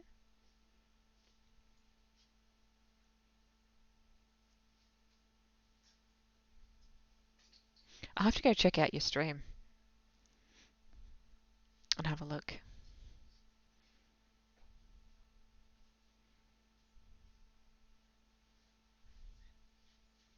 Yeah, I saw, is it monks?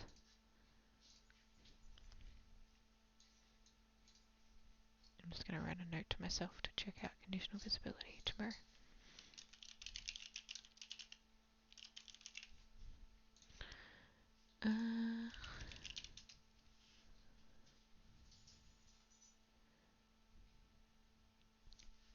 There's a couple different streaming.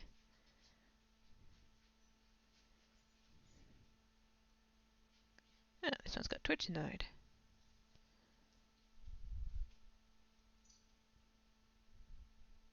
Oh, that's cool.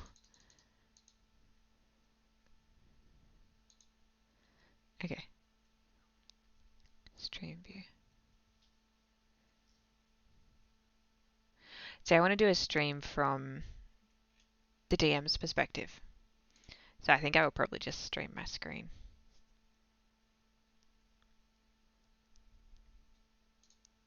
So they can see along with me all of the many shenanigans that players get up to and why some of their choices are so hilarious.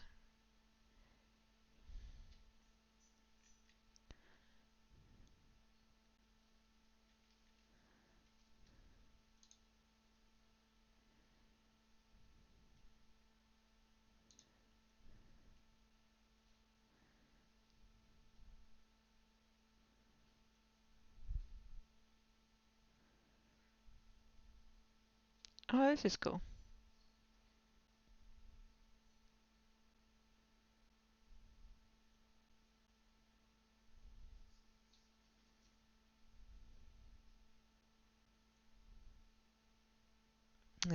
Yeah.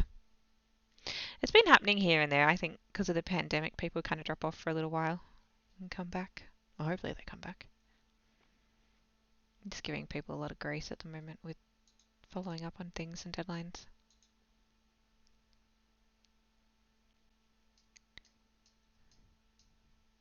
So whereabouts are you from, Tal? So I'm in Australia.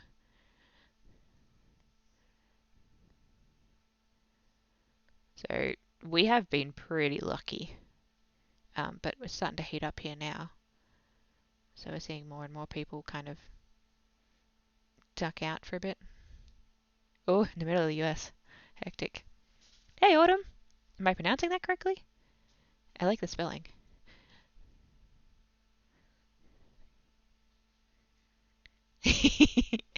That is a dramatic entrance. Welcome.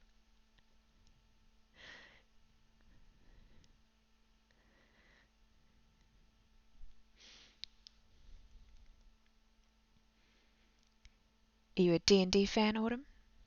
I'm assuming if you joined the stream. Nice. Do you like to play or you like to DM?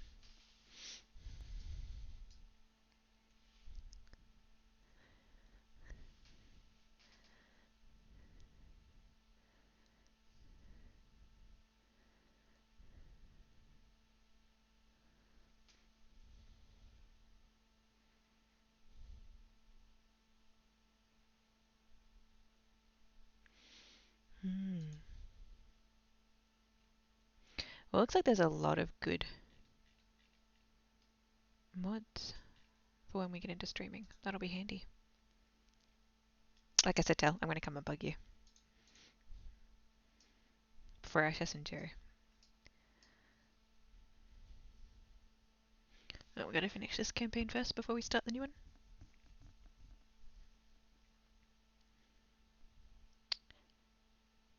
Yeah, sure. Definitely. Send it to me.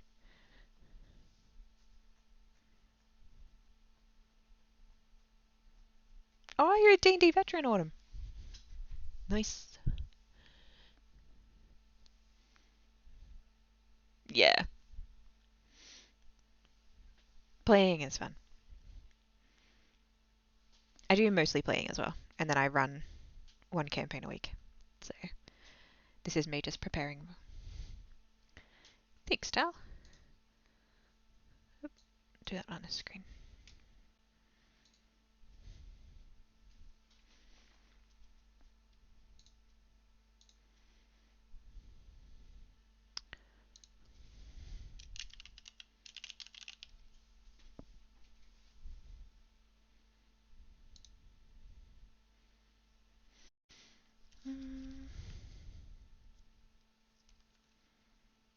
Where is... go back.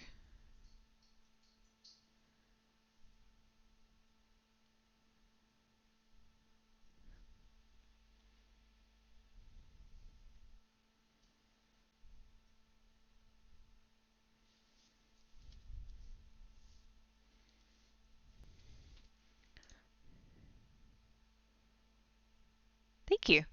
I will. I'm very good at lurking, so I'll start with that.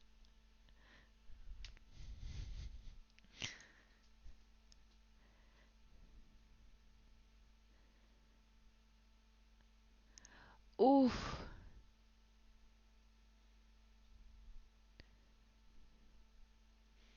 That's hard too. It's like, do you fudge it and just let them do it? Or do you like, nah, you missed out? Oh.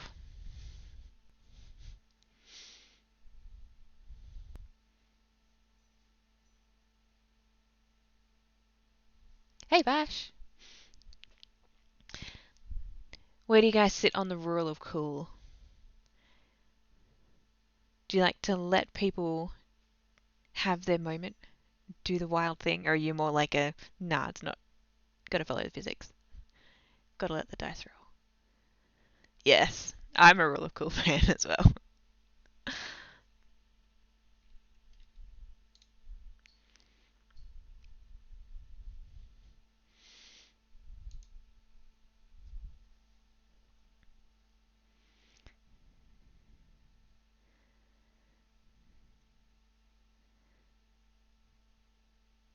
Yep.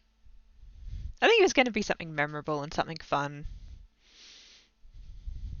You know, if you can explain it to me and you can roll the dice, why not? It's D&D, it's a world of magic. Oh, now this is an interesting name to pronounce. Is it Ibis Night? Ibis Night? Welcome. Yeah, it's got to be fun, for sure. Chaos machine, yeah. What was Darrow calling it earlier? Controlled chaos? Very much so. Eba. Am I saying this correctly? Is there meaning behind the name?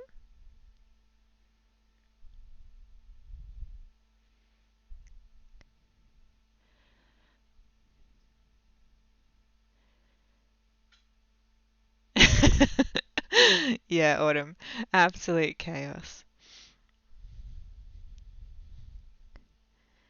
And there's those moments where you just want to reach through the screen and almost stop somebody from rolling a dice or just face palm so hard. We had a good one the other day where we spent 2 hours trying to get through a door that we thought was locked and no one had checked. It wasn't locked. So, one of those face palm moments. We had one in this game where they got to the stronghold and the dragon flew off. And they were like, oh, it'll be okay. We don't have to leave straight away. And I was like, are you sure? It's heading towards towns. They're like, no, we're going to go check out the stronghold first. Okay. Say Livy.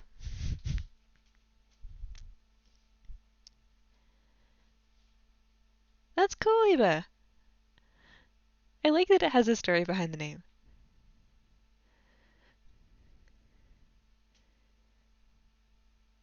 Aw, thank you. Good is not nice. Lurkers are always welcome. I'm very much a lurker as well. Obviously not on my own stream, but lurkers are most certainly welcome. And finish chores, that's a good place to be. I'm assuming that you're maybe not from Australia? Finishing chores at midnight sounds a bit rough. Not that I haven't been there. I've definitely put off things to the last minute.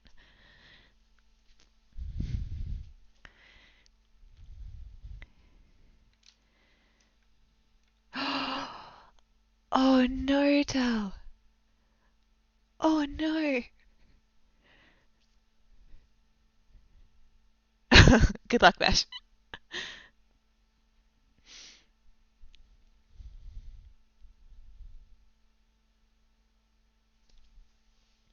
Yeah, I like conversations. Well, that's why I thought. I just want to get on and talk to people.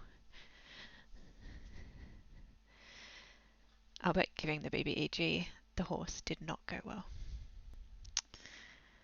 Yeah.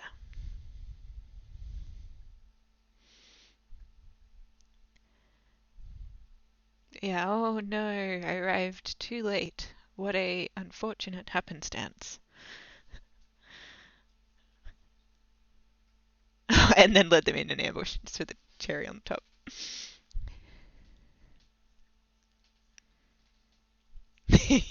I like that description.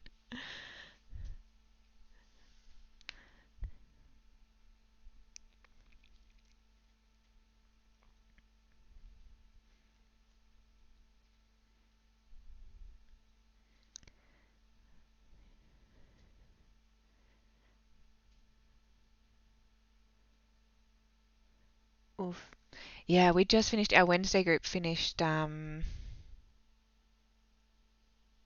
no. It's completely escaped my mind. The horrible dungeon that never ends and everyone dies in. Uh on the island that starts with C. All I can think of is Call of Cthulhu, and I know it's not that. That's it. Thank you, Tal. Tomb of Annihilation. We have just finished Tomb of Annihilation. And it was very much like that. You're like, oh, this looks harmless. Dies. Oh well. Okay. I think we made it through with one resurrection, one deity intervention. Oh, did we have a death? Can't remember. It was very close though. I don't think we should have survived, and we were well OP for it.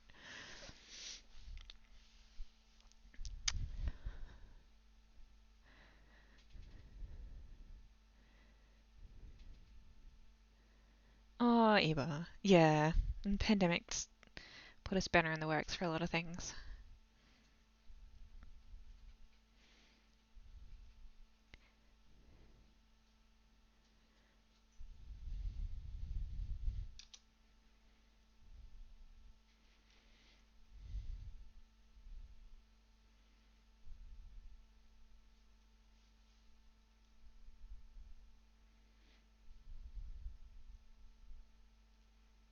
Yeah, pretty much.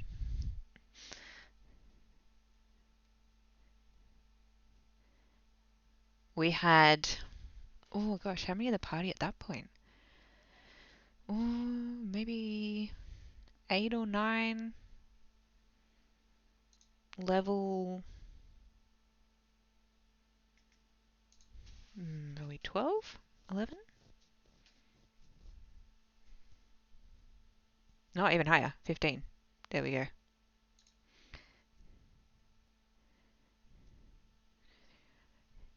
Yeah, it's about 9. There's a couple people that went on here. We ranged from level 15, 16.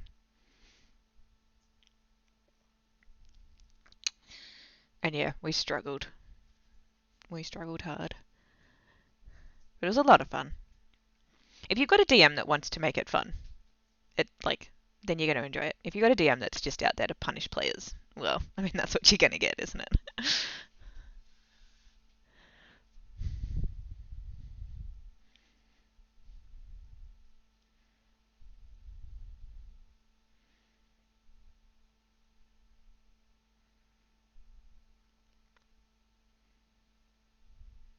Tomb of Horrors. What's Tomb of Horrors?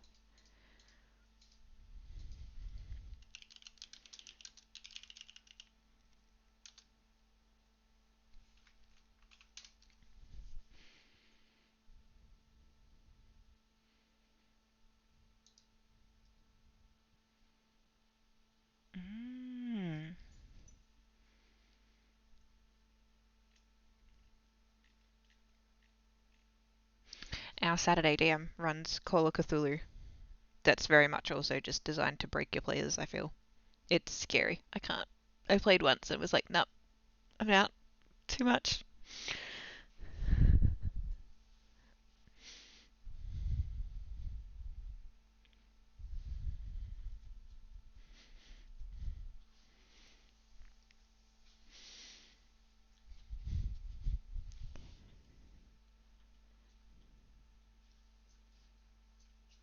Oh, that's a cool idea, good. We've tried luck points. So, what was that? There's a dog somewhere. On the characters' sheets, they have these luck points. And so I can give them a luck point. I can add a d4 as luck points. There you go, Carl got 3 luck points. And so we have these rules down here for how you can spend the luck points. So I'm just going to spend 3 of them so he's back to where he was before. And it pops up in the chat, they've consumed 3 luck points. So you can hoard as many luck points as you like, and I'd give them out generally for cool things. So if you've made a funny pun, or if you've used a spell in a creative way to help an NPC, or you've pleased a deity or something. It's something cool, something that makes the game better, and give them a luck point. And then they can use that to increase or decrease the dice roll. So you roll a d20. Before I tell you whether it was good enough or not, you can add some luck points. Now, you can also use your luck points to help someone else, but at double the cost. So if you want to give the person doing, the perception check a boost, if you give them 2 luck points, they'll increase their roll by 1. And you can decrease the GM's roll, but at double the cost. So they've used them in a couple clutch situations, which I mean is good for storyline. Some of them hoard them, some of them don't. So I think we burned through a fair few the other day, because we're in the middle of a dragon fight, obviously. And if someone's failed by a lot and you're like, oh, this is going to kill them, you can give like 10 of your luck points to give them an extra 5. And if they've shockingly failed their roll, it can take a whole party's worth of luck points to save them.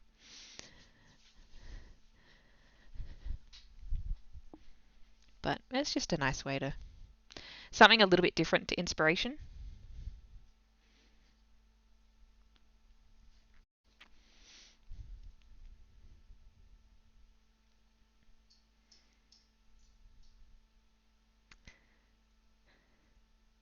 Look, I am a mathematician. I have a bachelor of maths, but I haven't spent too much time looking at the maths behind D&D combat.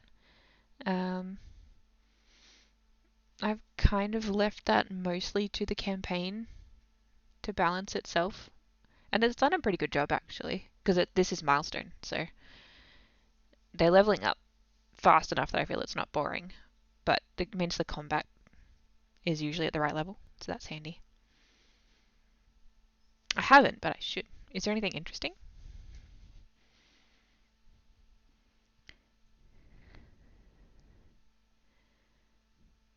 Yeah, Eva, Call of Cthulhu is next level. We've got a DM that's doing a homebrew Call of Cthulhu down in Antarctica. And because I can't play them, I can't deal with that. I proofread it for him. Oh, just wow. That is... Call of Cthulhu is a game that is not for the scared.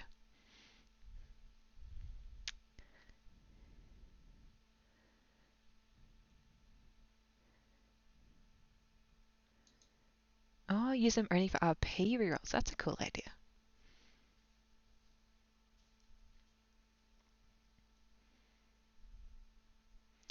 Hackmaster Thieves and Luck Points. I haven't heard of it. I should Google it.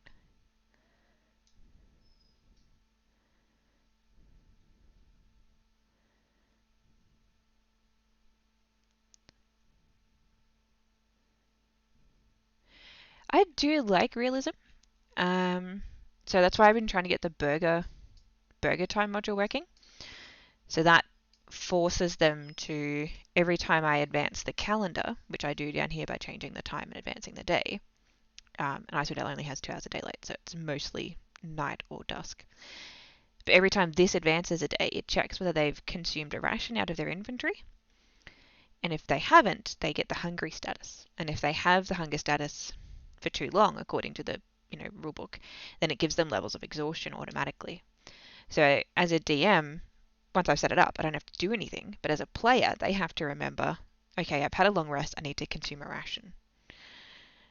Which I think is cool. Just, again, because Icewind Dale is such a survival horror, rather than like a creepy, spooky horror. It just adds that next level of, I'm going to die to the elements. I didn't pack enough food. I didn't pack enough water. But I haven't been able to get the module working so far.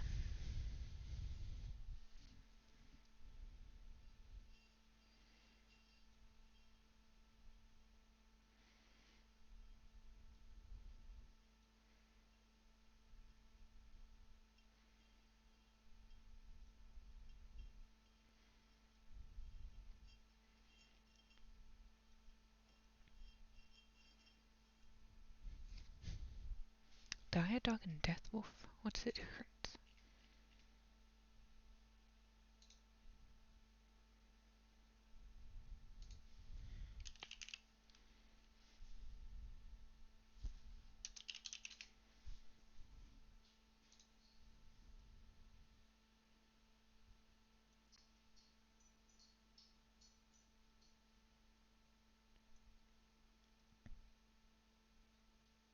Yeah, that's a good point, Darry. Like I said, I'm not stressing about it. I'd like to get it working, but if I don't, I don't. I want to save that. Oh no.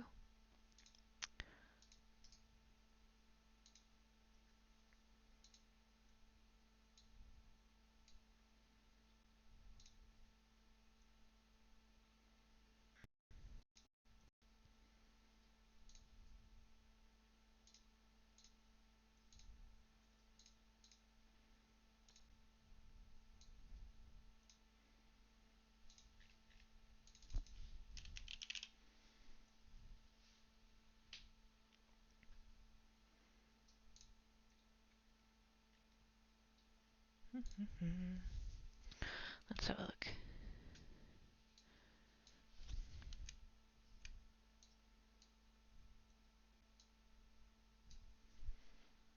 So about the same hit points. More armor class.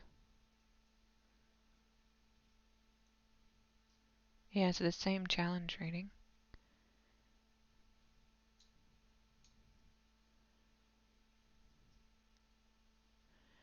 Pack tactics. So I reckon this one is for mobs, and this one is for something just on its own, or just a couple. Maybe as a companion to another creature.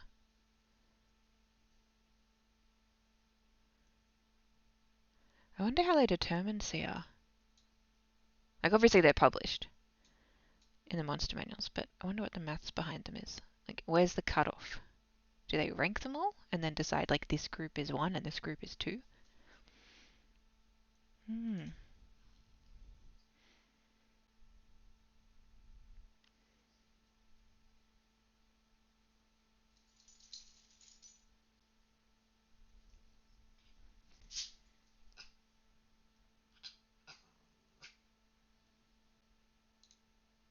Chapter 9 in the Dungeon Master's Guide. I have the physical book, but I feel like it wouldn't be very interesting for you guys if I'm reading a physical book.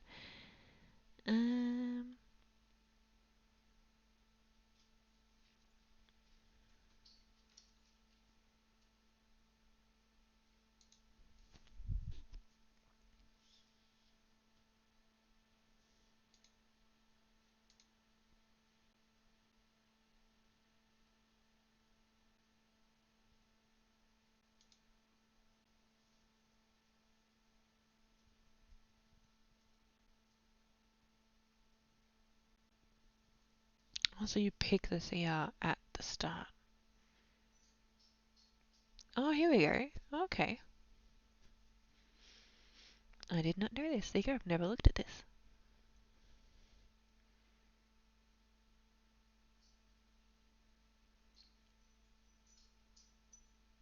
So there must be some flexibility in this, because one of them had an armor class of 12, one the other one had a 14. So it must be kind of like, where do they fit the most?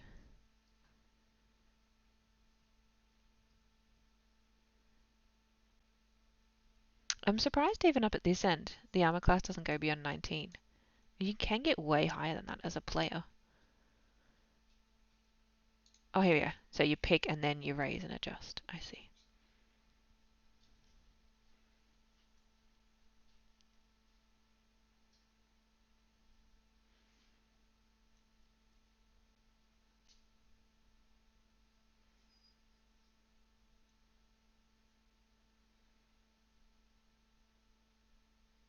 Calculate.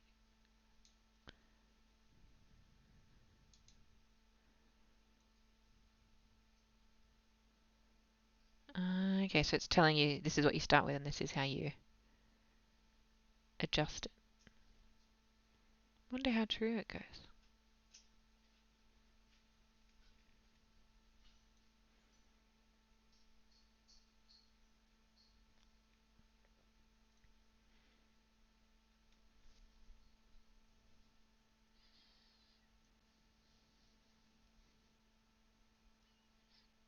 Yeah, I do find a lot of monsters are glass cannons. That's one of the issues we were having in the dragon fight that the party is currently doing. And I've decided to change the campaign just a little bit. DM's prerogative. So instead of taking 30 hit points and then flying off, which, like, one of these characters can do in a single round if they really put their mind to it, is it is actually going to die here, because it doesn't affect any of the rest of the lore of the campaign. And I've also significantly beefed up its armor class and hit points. It's supposed to be pretty terrifying.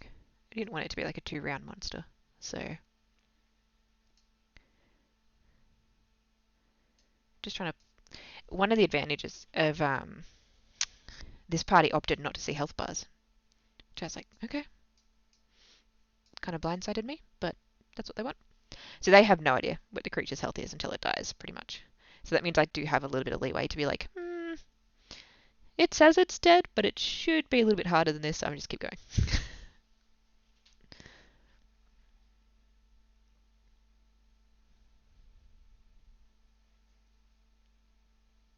Within reason, of course.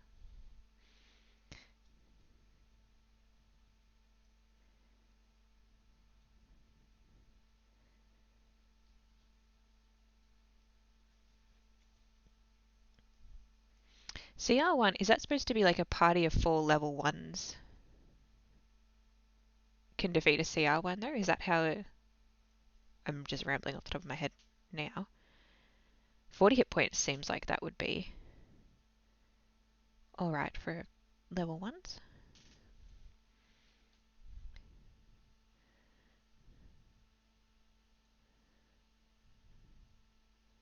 A giant octopus, 52 hit points.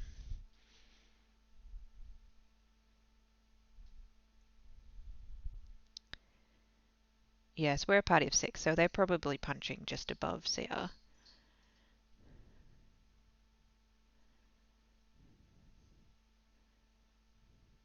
But they've also got 2, maybe about 2 of them that spend most of the time doing support and heals, so it's not 4 attack players.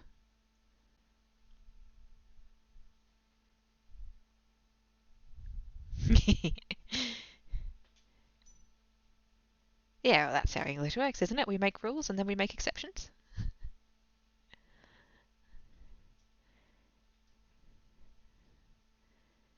Write the table to provide a vague guide and then follow none of it. It'd be interesting to be at the table when they're writing these kind of, the campaigns and the monster manuals and things. Just to like be a fly on the wall and hear the conversations, I reckon. I wonder if they get people to check them and they have arguments about, oh no, it's CR2, it's CR1, backwards and forwards.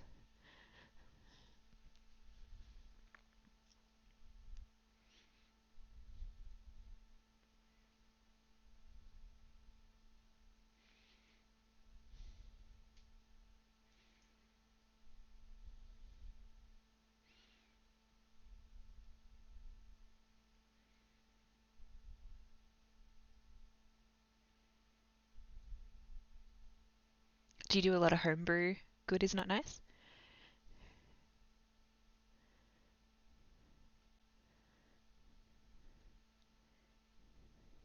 You sound like you have a very tailored game. Like you've really polished what works and what doesn't.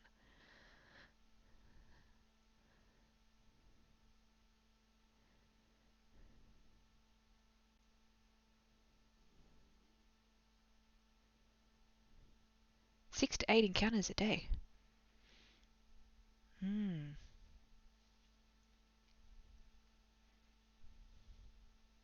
Yeah. Just thinking through all the games I've played.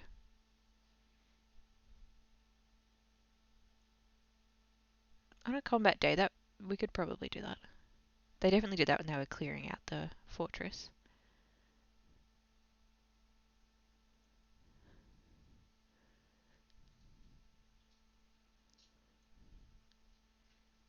When you say vanilla settings, do you mean is that like a D&D, like 2E? I have played a bit of 2E.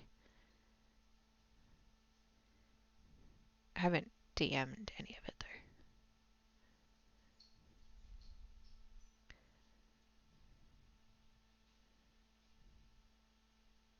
Invisibility can be hard to deal with at level 1 if you're not clever about it, especially if you're not an experienced player. If you're a first time player, maybe that's what it's aimed at. They reckon 5e is very like more forgiving and intuitive, easier to learn for new players compared to some of the previous versions. So maybe that's deliberate.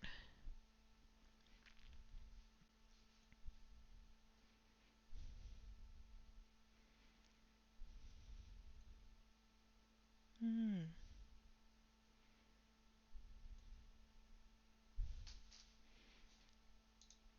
While we're chatting, I'm going to have a look at this conditional visibility mod.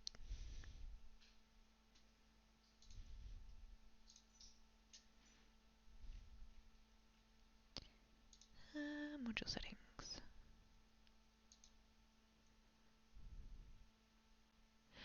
Ah, okay.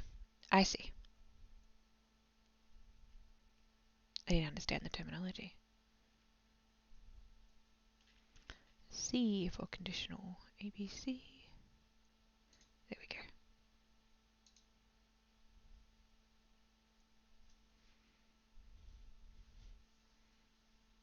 Yeah, Burger Time is the food exhaustion mod I was talking about earlier, where if the players don't consume food from their inventory, they get exhaustion for not eating. But I haven't been able to get it working.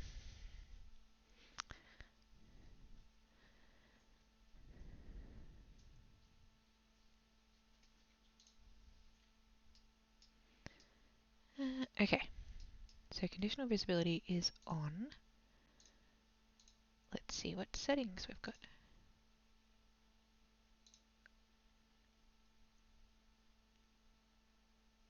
Sure, give it a go. Alright, Mel, give me a stealth roll. Does this work straight out of the box? 17 stealth, that's pretty good.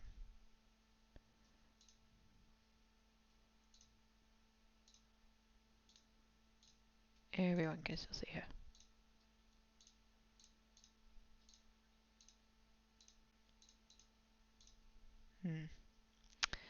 Okay. I'm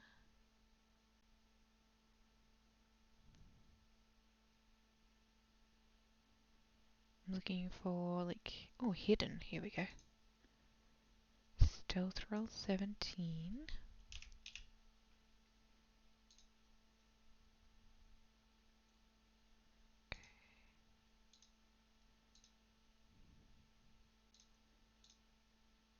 There you can definitely still see her. Maybe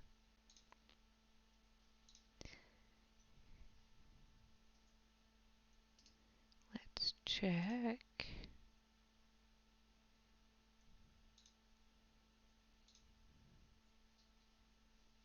Token vision is ticked. Um,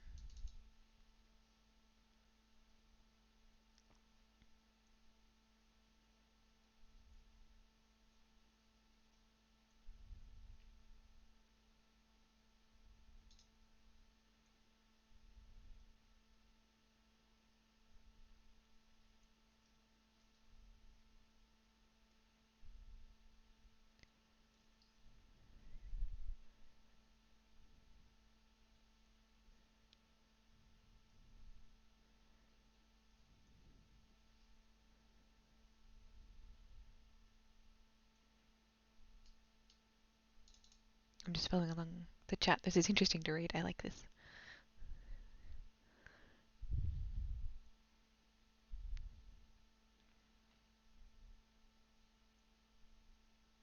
I definitely think you want your combat to last more than like 3 or 4 rounds.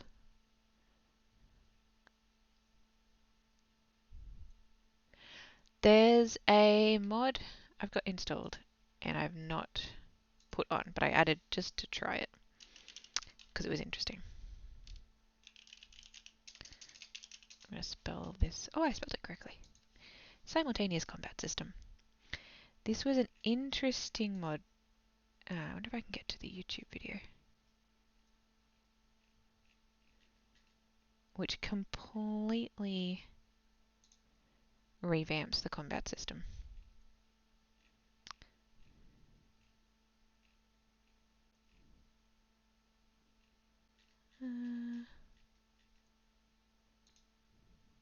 Nope, that's just a GIF.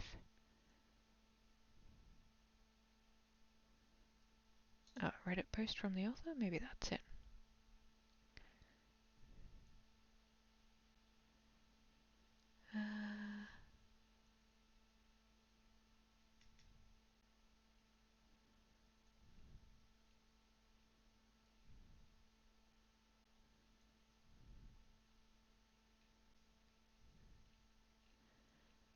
So I had to read through this and thought it was pretty cool. Installed the mod to see how it would work and decided not to use it because it's just too different. It's not what the players signed up for. But it's a really cool idea in terms of it reinvents how combat works into everyone does everything at the same time. So it adds that idea that a round really is 6 seconds and everything's happening all at once. He did have a YouTube video somewhere that went through it. I'm trying to see if I can find it. But yeah, basically splits it around up into these 3 sections. Everyone moves, everyone attacks, and then spells go off.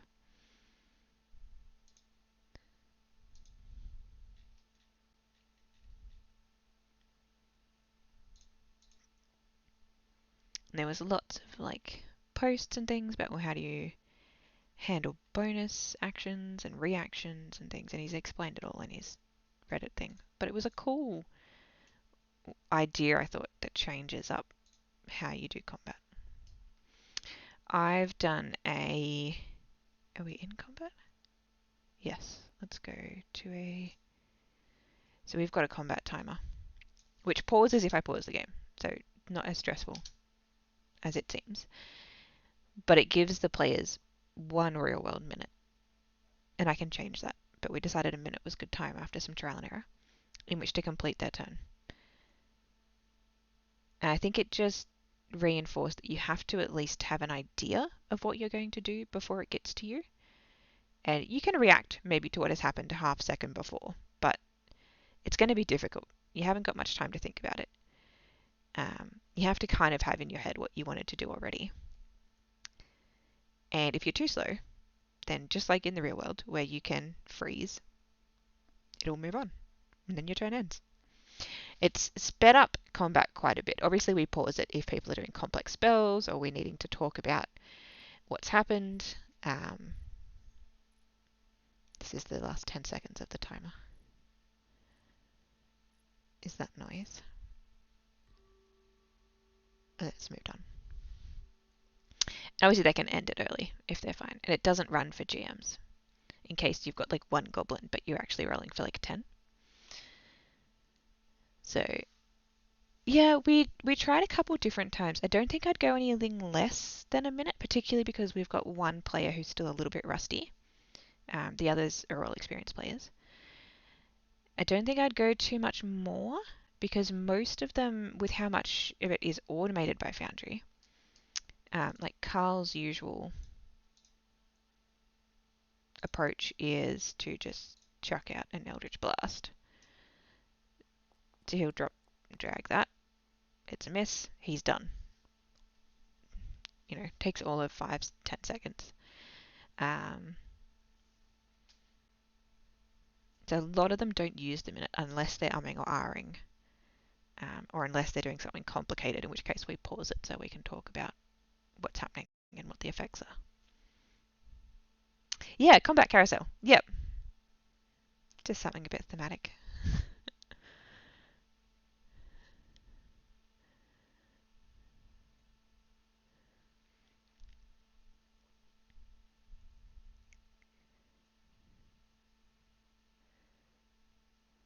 Oh, Eva.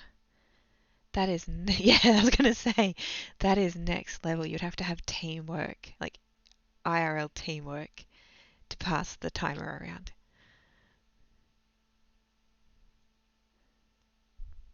Yeah, I started off on Roll20 before Foundry, and there are a lot of things I like about Roll20, but I couldn't go past Foundry for the mods. So many mods.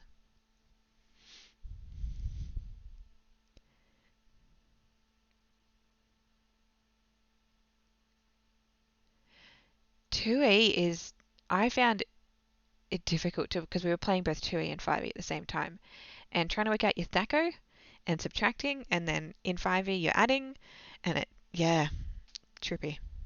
It did my mind a doozy. Yes.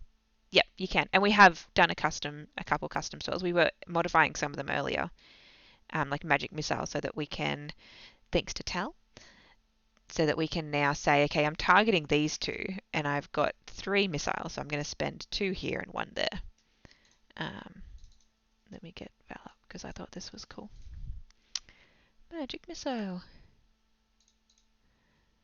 Abominable Yeti gets 2, the Banshee gets 1. And so this is nice, because, at 9 p.m. on a weeknight, no one's got the brain power to do maths. So it automatically rolls it all. You still get like the rolling dice and the choosing bits, but you don't have to do the maths bits. So, and it automatically takes the HP off for me. Oh, it's killed this one. Undo that. So then I just have to check it. I don't have to do it. It means that combat moves a fair bit faster. Yeah, super cool.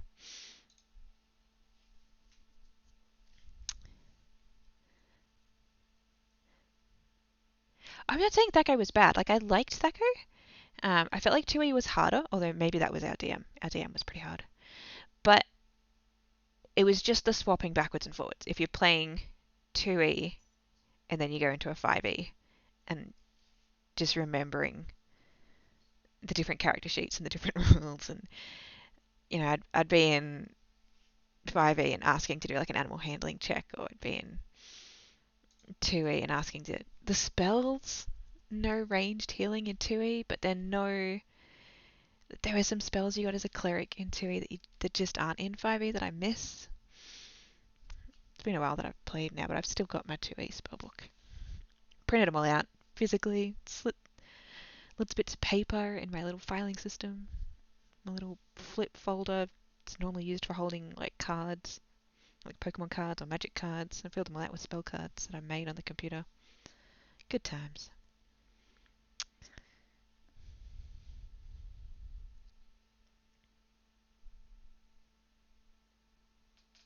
Oh, thanks, Dal. Yeah. So I have.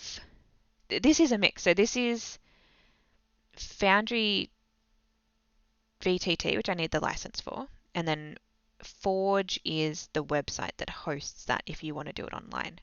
So you don't have to if you've got a computer that can host well enough, and bandwidth, which in Australia is always a bit of an issue, then you don't need the Forge. But if you want to run your Foundry game online, you can do that through the Forge, and it will do a lot of the installing mods and makes that a lot easier. Yeah, I have found the Forge is much easier. So if I jump over here, oh, maybe I shouldn't do this on a stream. Um, yeah, you can put in as many licenses as you like to. So you can have 2 licenses, and then you can run 2 games simultaneously. As many licenses, like you can have as many games as you like, but if you want to have players in multiple of them at the same time, then you need multiple licenses. But yeah, it made installing the mods a lot easier. It makes getting players in easier because you can just give them a web link instead of having to install software. So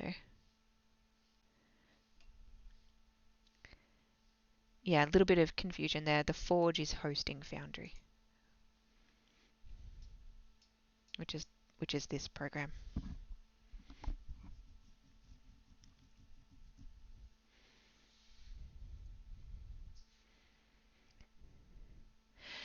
There is a really good converter. So when I started the Icewind Dale module, the Forge and D&D Beyond didn't have the partnership they have now.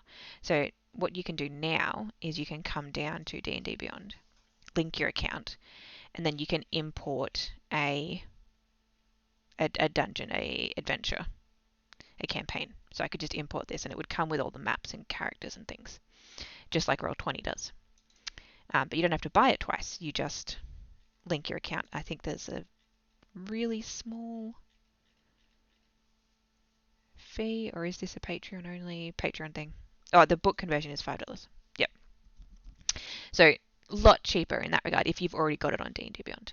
This wasn't a thing though when I started the Icewind Dale campaign. So what I actually did was I went and bought it on Roll20 and then used the converter to export it off Roll20, which they don't like. I don't think they'll be happy that that's a thing. But then you import it into Foundry.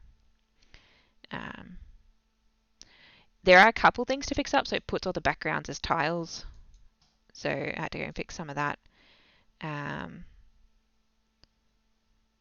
don't think it came with walls and things. But yeah, it meant all the maps and characters and tokens came across. And then there's the D&D Beyond importers as well.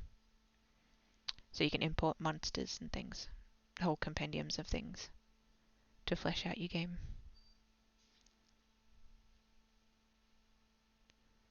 Yeah, it's really handy.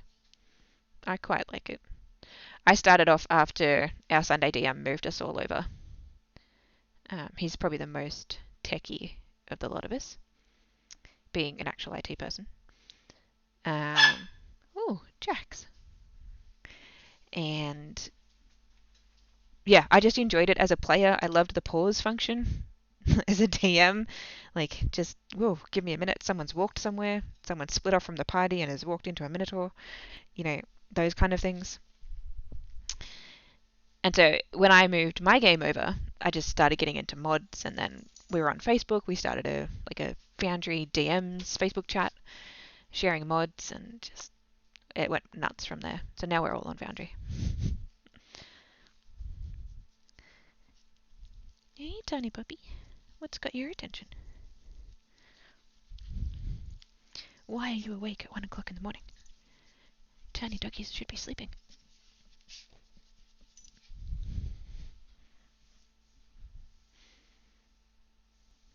If you do get Foundry Bash, and you want help setting it up or talk-throughs or anything, let us know. I'm always happy to help.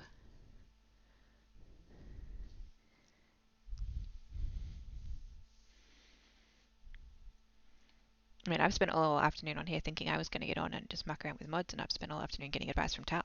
So it's been great for me. There's heaps of people on here that seem happy to help out, share tips. Yeah, the Foundry Discord is also really good.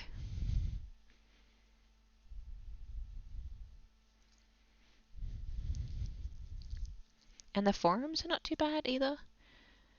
I've just Googled most of my issues and been able to find something. Doggy is the best cat. I do like cats. I'm allergic to cats though. So we can't have any cats. We have 2 small white fluffy dogs instead. We've got Kiba and Jax.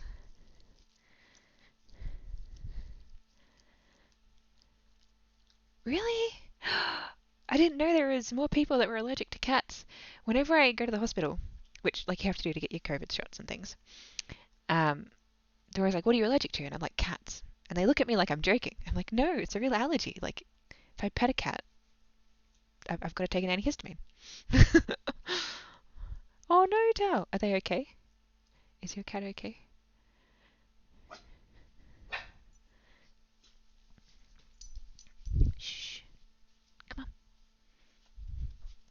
to be up barking. I know nobody's asleep, but it's quiet time.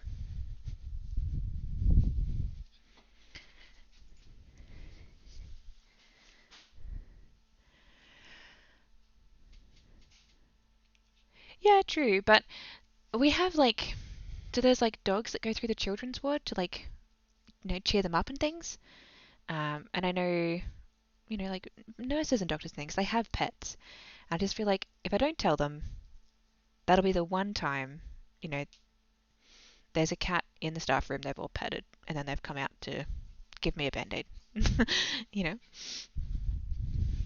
Hey, Workus, welcome back. Good to see you, man. Workus is also a Foundry DM. We're talking about Foundry and DMing. We're actually talking about cat allergies, but we got sidetracked.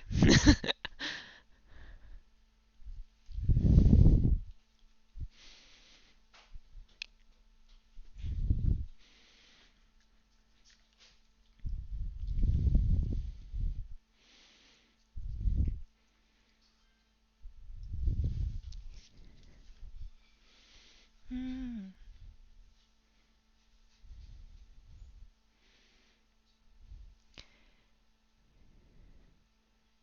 Yeah, I'm glad your cat's at least alright, Tal. Who else has got pets? I love hearing pet stories.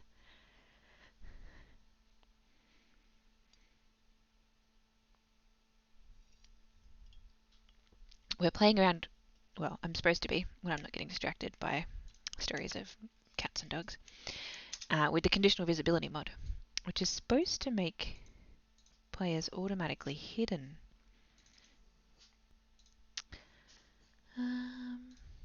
But doesn't appear to be working.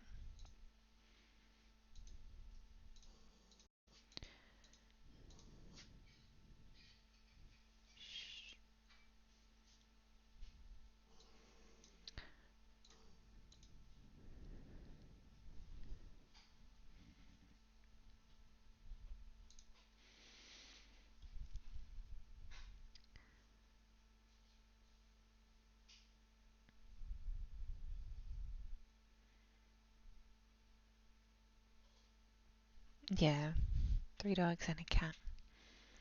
That's a really good mix. My housemate, I've got a couple of housemates. One of them has a beagle. So we usually have 3 dogs, but they're out on the farm with their family at the moment. So the beagle is with them.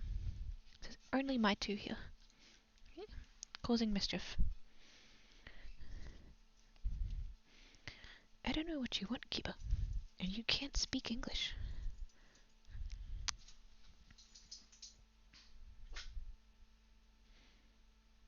Corgis! Yeah, I had to wait till we were in our own, like, out of renting and things. I mean, we are renting, but it's a bit different. Out of our old situation, where there was no pets, into a situation where we were pretty sure we could have pets for a long time. Obviously, they're on the lease now, but we wanted to wait till we were a bit more stable before we got a dog. Okay. It's not easy finding accommodation with doggos. What? What? What? Ugh. Alright, I'm just gonna take these guys downstairs and make sure they can get outside. Just in case that's what they're woofing about. So I can't see the chat for 2 seconds, but I will be back very, very momentarily. Come on, you two.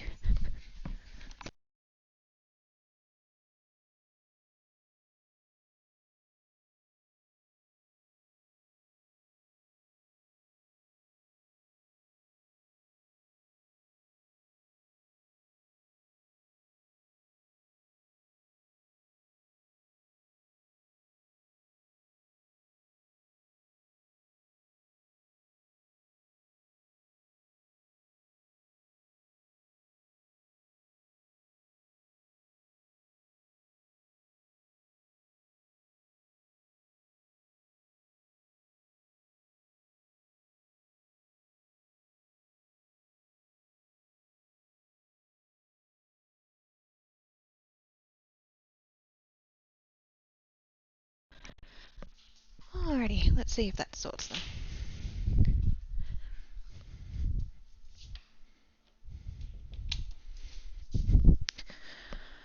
We'll find out in a second.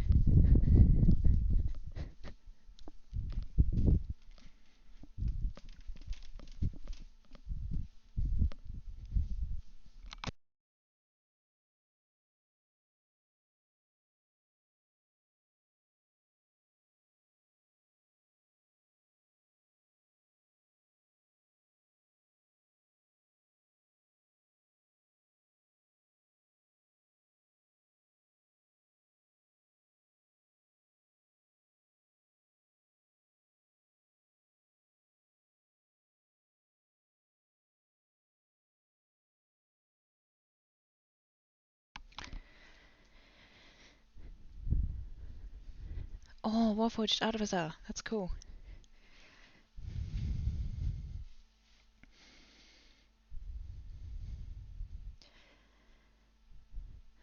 I haven't played an Artificer, but I have an Artificer in this campaign for the first time,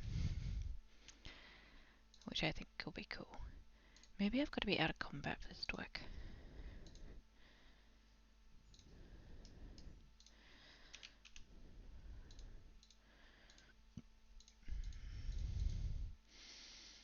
Mm-hmm.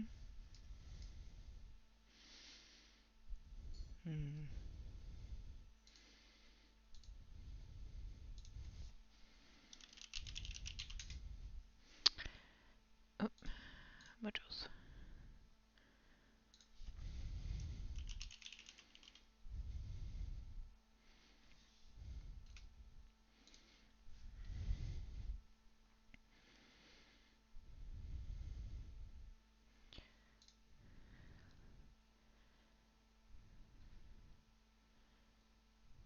Cobalt Sorcerer. That's cool.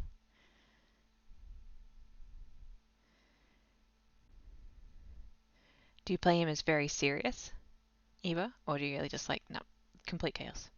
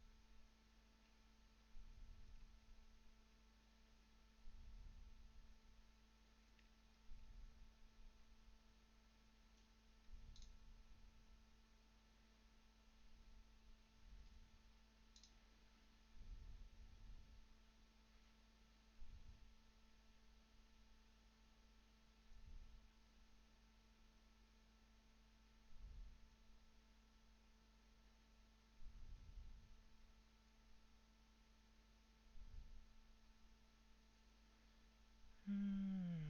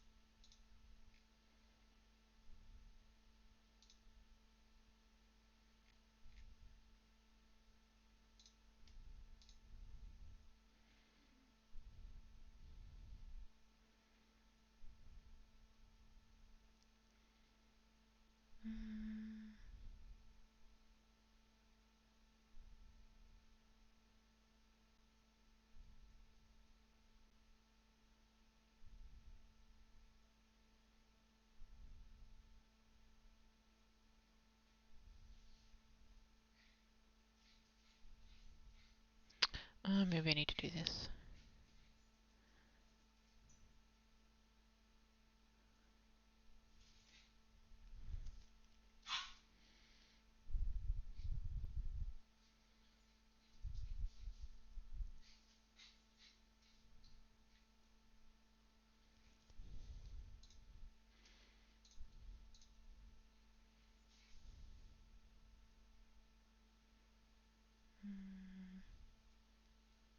Oh, I don't think I have combat utility belt on. Do I? No. Maybe I need it on. Oh, thanks, Smash. See you around. Stay in touch if you, well, stay in touch anyway, but let us know if you do get Foundry.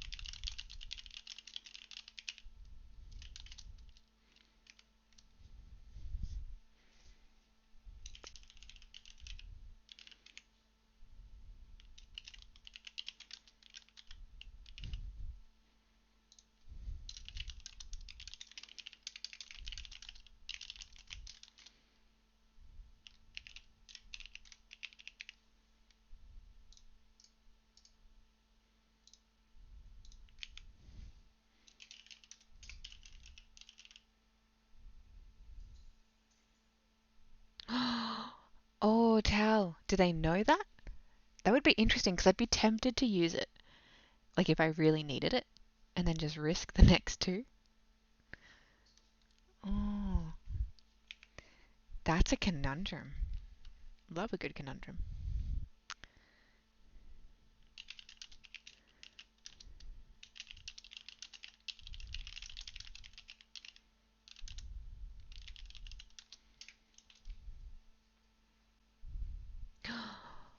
Oh no.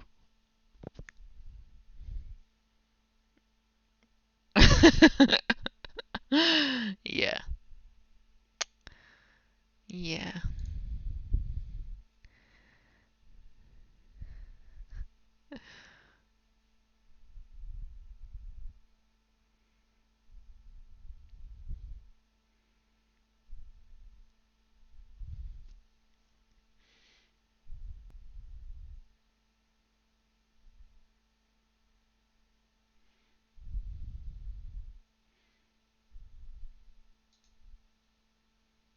That's alright, Warwickers. Feel free to lurk and tune in and out as you like. I'm, I think it's going great. I'm having fun conversations. I've learned a lot. We've tried new things. I'm happy. Being social. That's all that matters.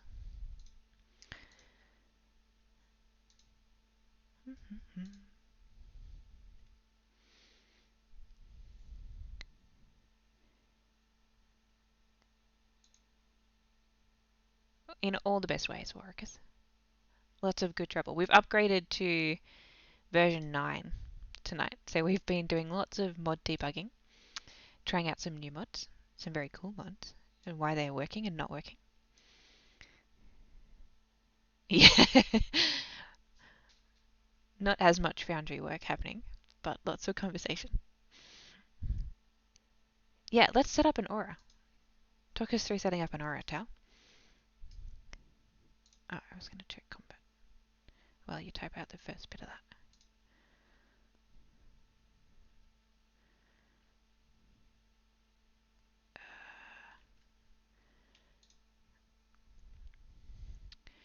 Make a new feature in the items directory.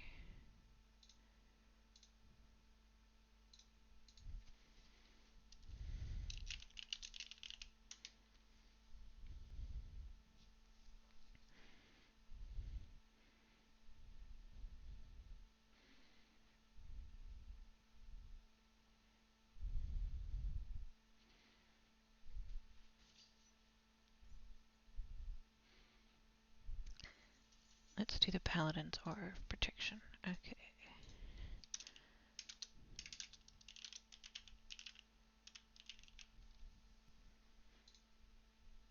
Can I just give Aura of Protection? It's not a feature.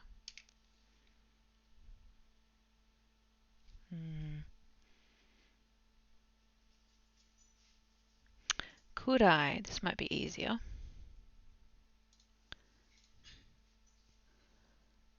I have a Paladin from one of our one-shots. Could I just import this? Features.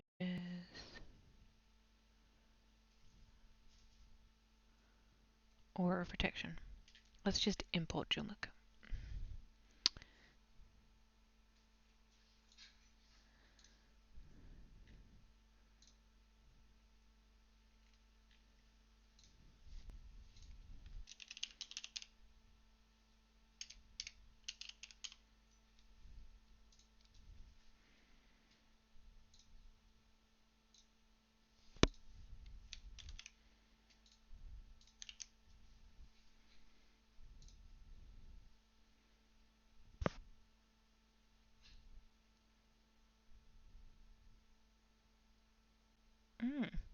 I haven't had this pop up before. That's cool. Yeah, let's just leave it at that.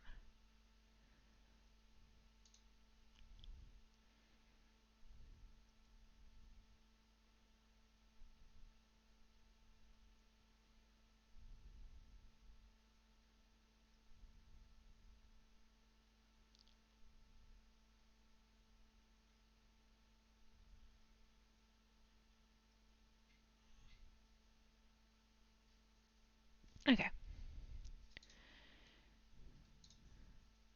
So let's put Joomla down here. Joomla should have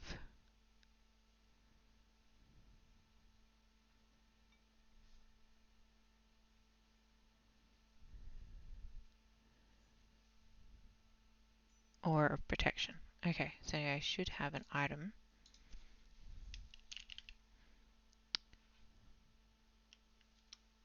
Why is it not there?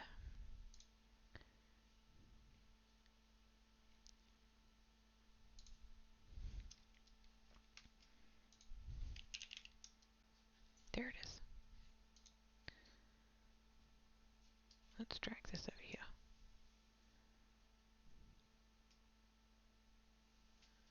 And then edit this one.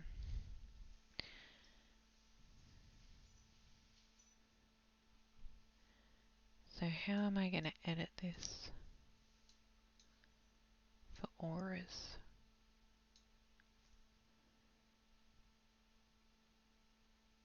Go to effects. Ah, auras. Yes. Allies.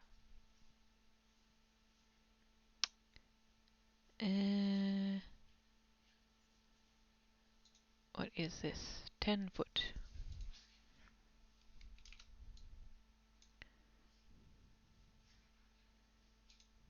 I don't need an alignment, don't need a type. This is cool, lots of options.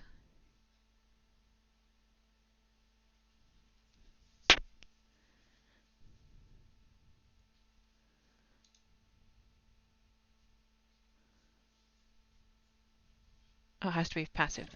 Okay. Hey, good is not nice, thanks. Add passive. Or allies. 10 foot radius. I don't need to add an effect as well. I'm gonna have to go find it.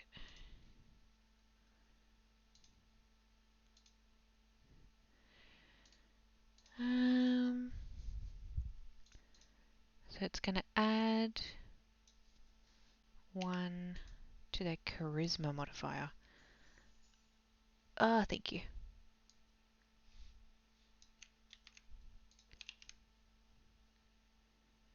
Change mode, custom.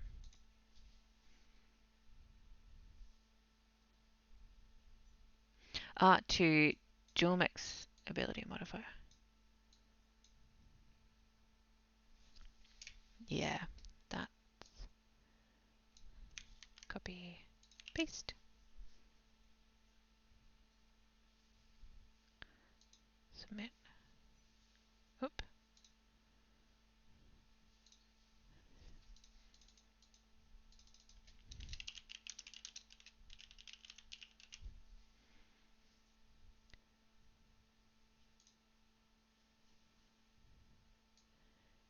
add it to the saving throw.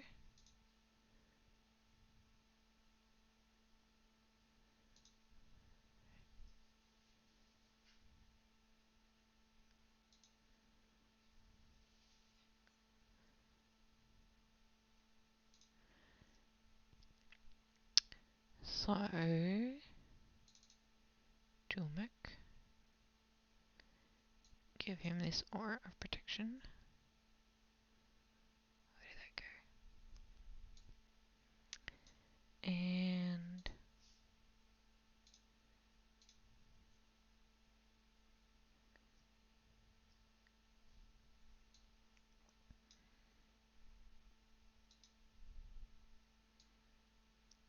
how do I tell it's working?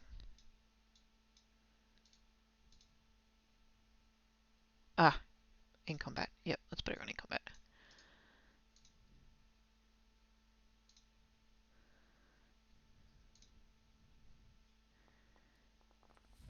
Oh, I saw it. It's on. Cool. Oh, that's cool. Alrighty.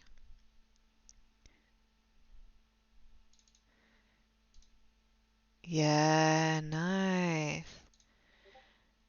So Harry shouldn't have it at the moment. Nope. Oh, but if he moves a bit closer, now he does. Oh, that's cool.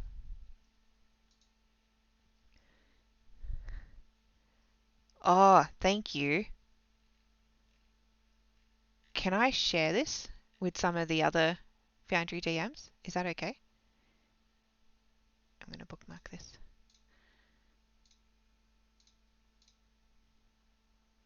Awesome.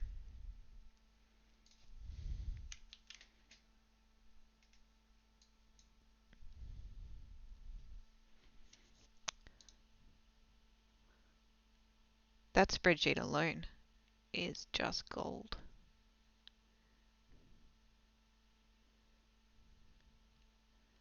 Where's our Foundry DM chat?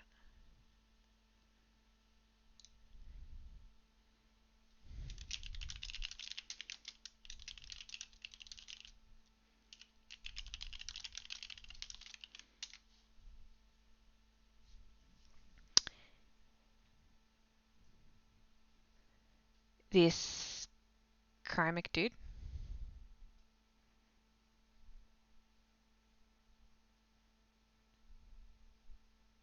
Oh, who made Minicol?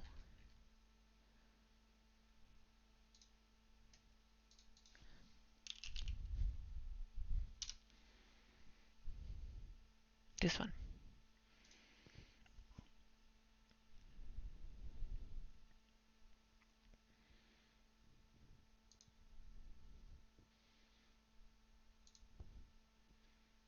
Yeah, this guy does some good stuff.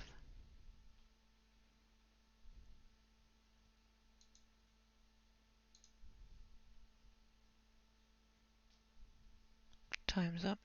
About time, DAE. Yeah.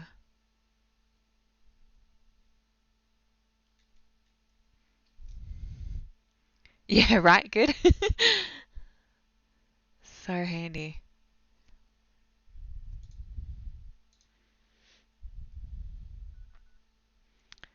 I wonder if there's a way. I think there is. I think I saw on the. Where's active? Uh,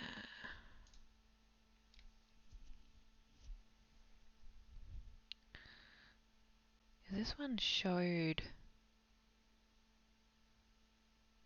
Yeah. So I reckon you'd have to add that as a passive effect, maybe?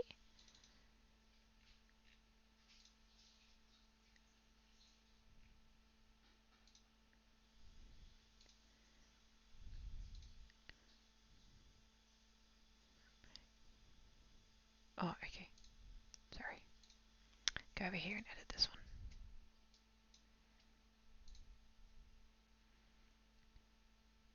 So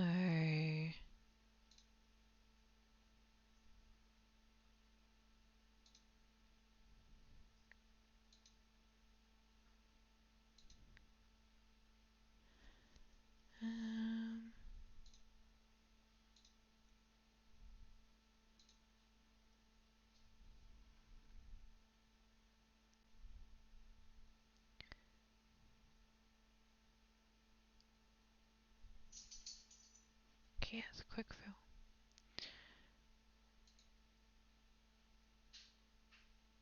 Do you reckon add it in here?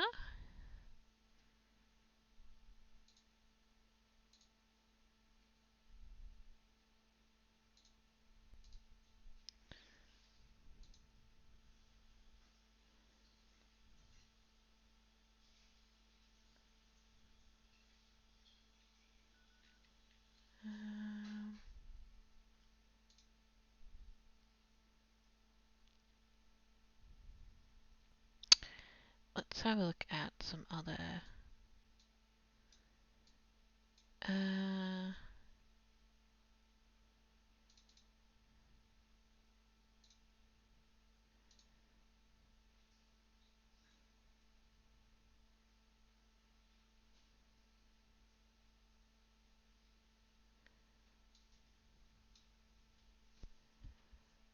so I wonder if we can copy this one. Whoop, that's not what I wanted to do. Edit, paste, custom.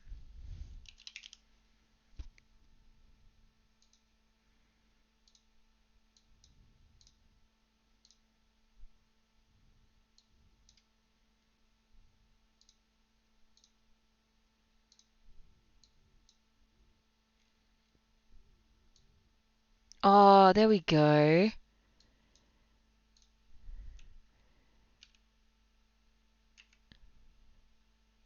So we just have to find an animation. Oh, that's so cool. We go to compendiums. What would it be under? Token effects? No.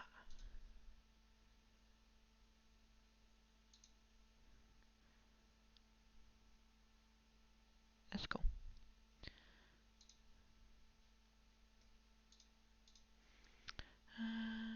Probably looking for token magic.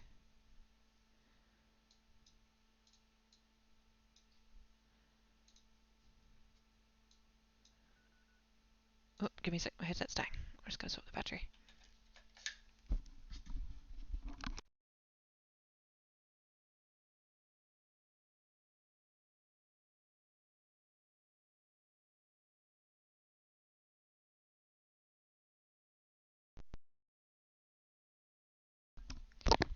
And we're back.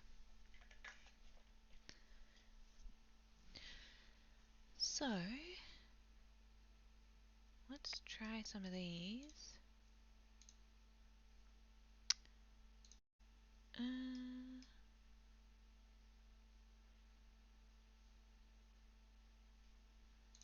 Let's put them down here in macro path 4 and just try some of them.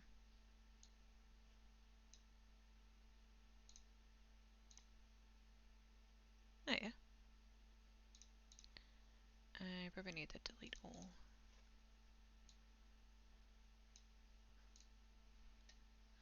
Let's try. What's a cool one, do we think? Air bubble. What is an air bubble? Oh, hectic.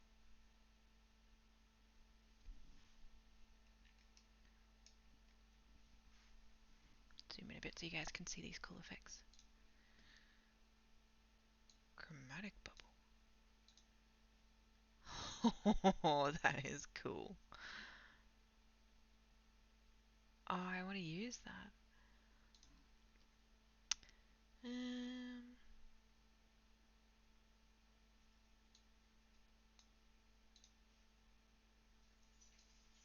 These are really cool effects.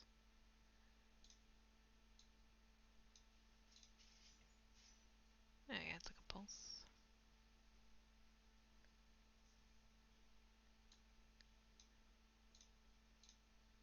Pixels! Check out the transform.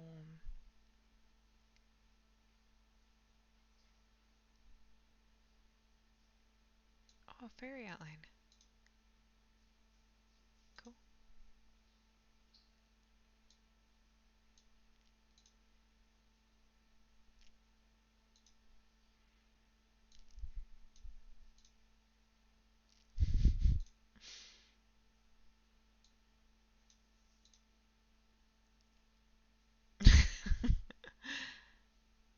Was it the path of the drunken fists or something? All over the place. Super frost.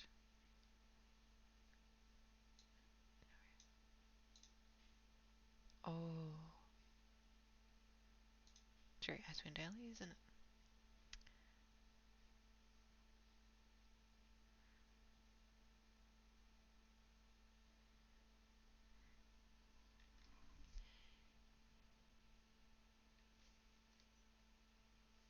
Oh, that would be cool for mix.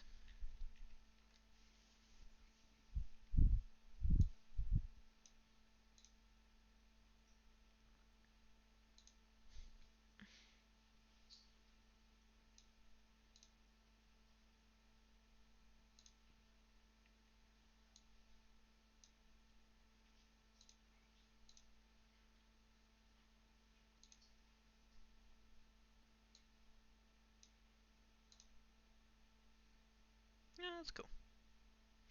I'm assuming too you can edit these. Yeah, the colours. Yep. So I could probably duplicate one of these and then just edit it for the colours I wanted for the effect. Number 36. Thank you. Yeah. Oh,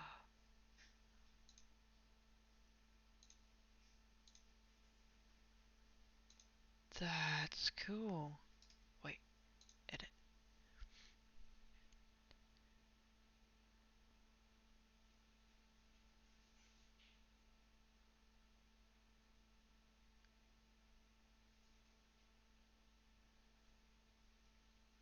So I just need to change this basically.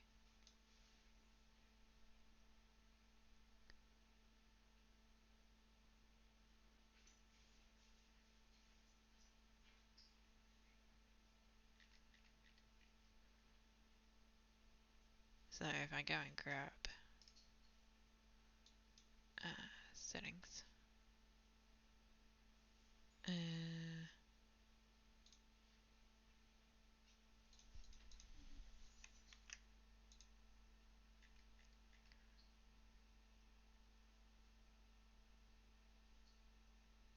let's put this. I'm just going to copy this so I can revert it. Copy.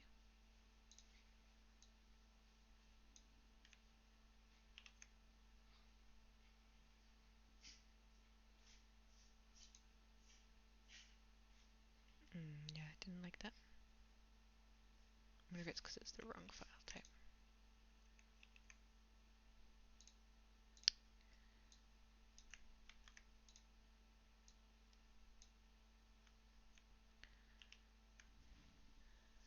Icons.svg. So where is that saved?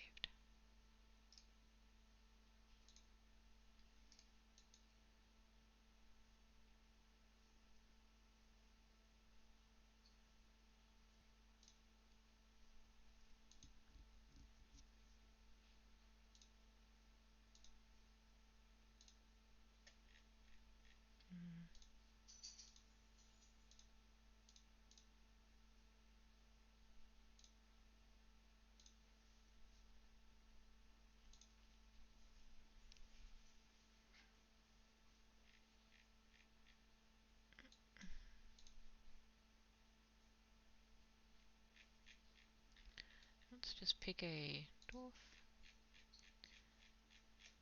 Can I copy?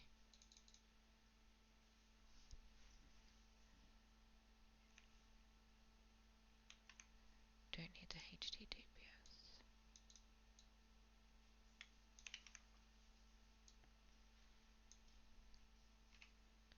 Just that bit.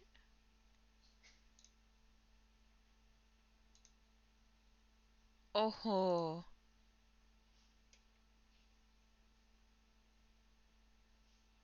guys, did you see that? How cool is this?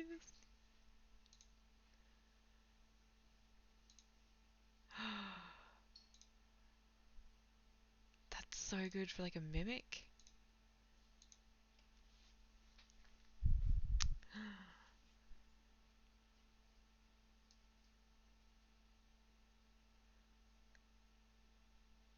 Yeah, rock into Roper, that would be cool. Bag of holding into a bag of devouring.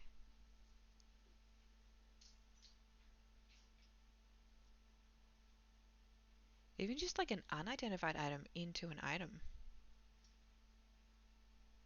Mm.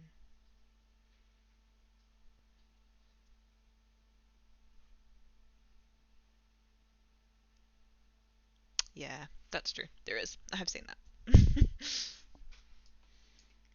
Alright, so back to... I suppose I don't really need to refine this, do I? Julmik is not actually part of this campaign.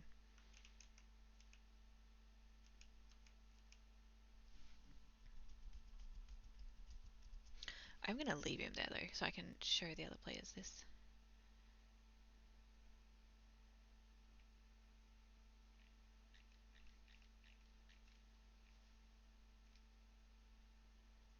So if I want to...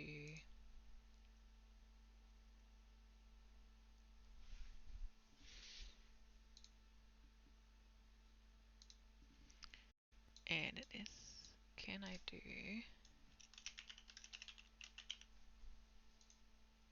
Is that all I need to do?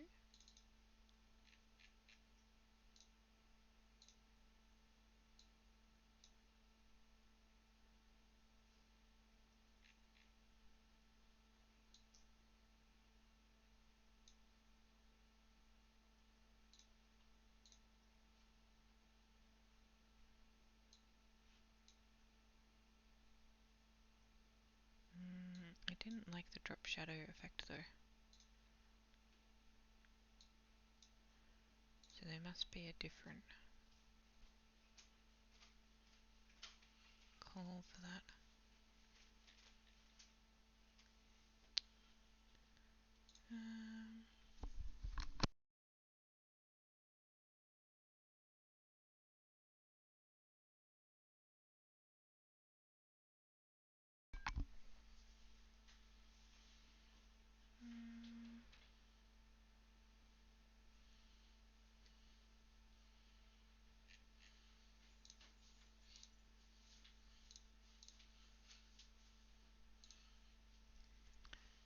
Oh, I already got that open, do I? Yep, down here.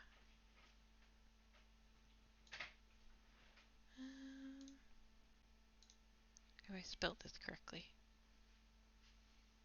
Yes. Okay, well let's try outline.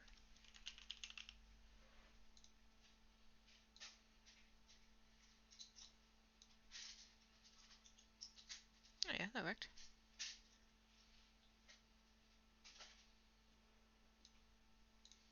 I want that to be a kind of different colour though.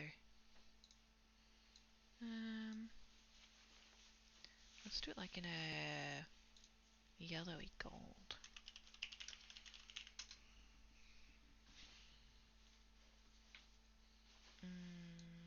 Oh, blue is not bad.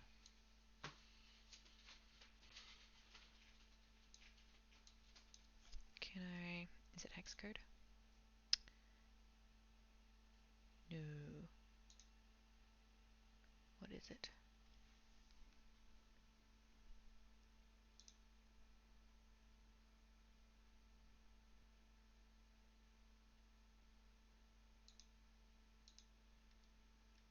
Mm.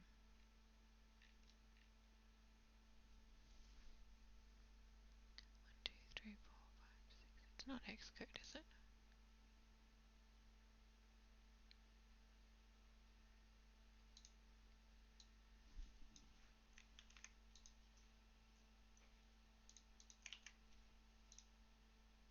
Oh, maybe it is. There we go. Let's try this one.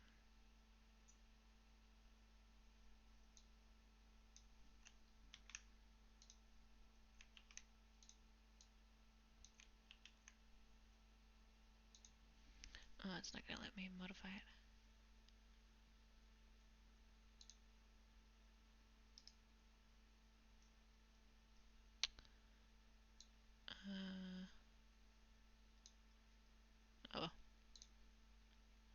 It'll be enough to demonstrate what I'm talking about.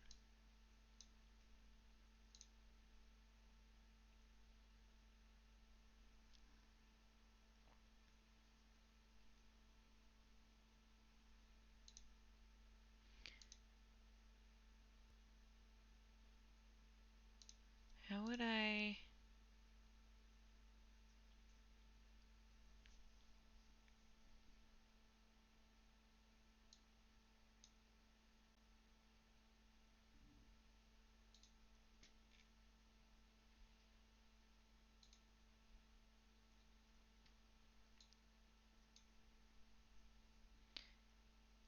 How does it know? So these are compendiums. Where is that macro actually kept if it's not in a compendium? How does it know macro.tokenMagic is this one, this one, not that one? Or are they both the same? Is it this?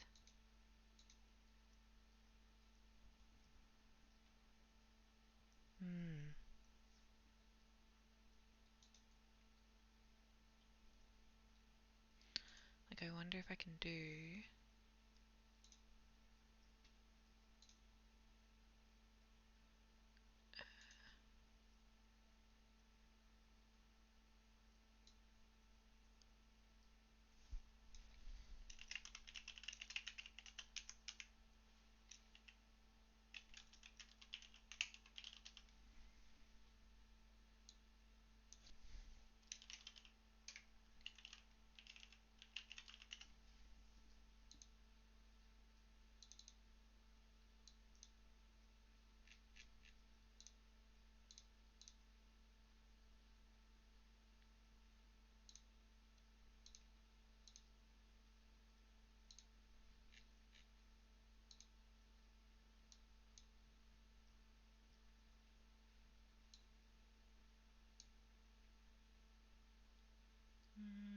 no black tentacles though.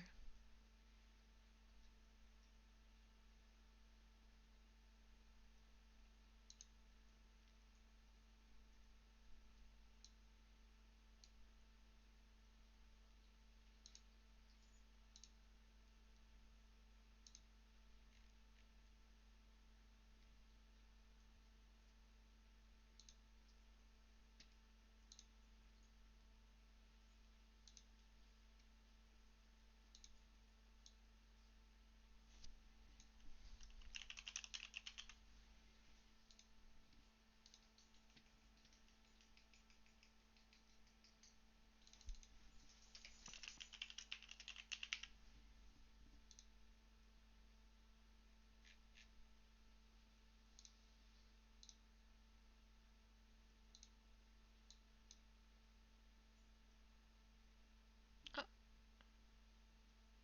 did it?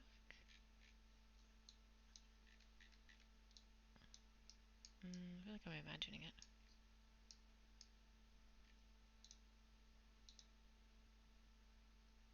Yeah.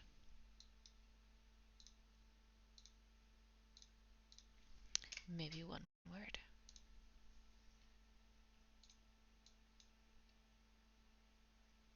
Nope.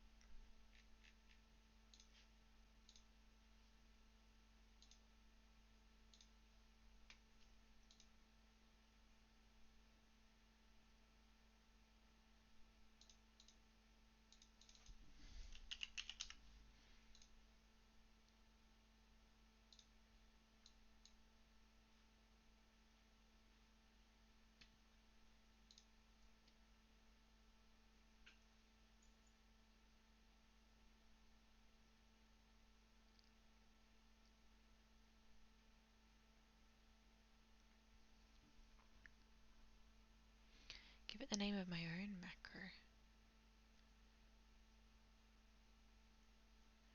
So why did glow work?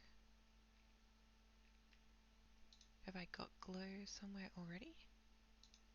Is that why it worked?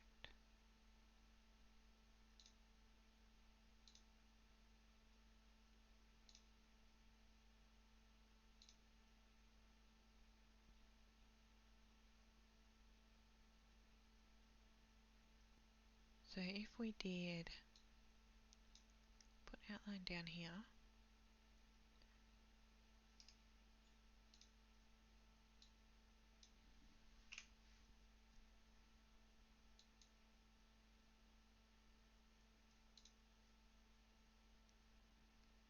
oh, there's a drop down in the effects menu.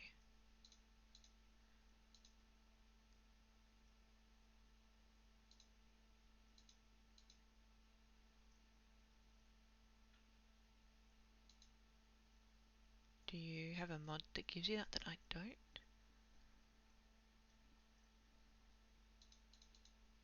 Uh,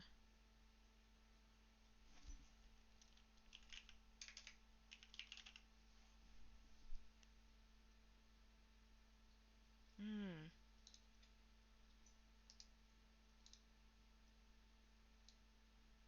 So if I edit this with this other color,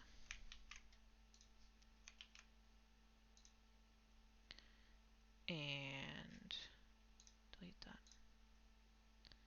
close. So that's what it should do, is pulse in blue. Okay. How then do I...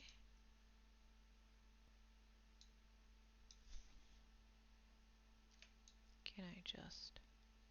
Nope.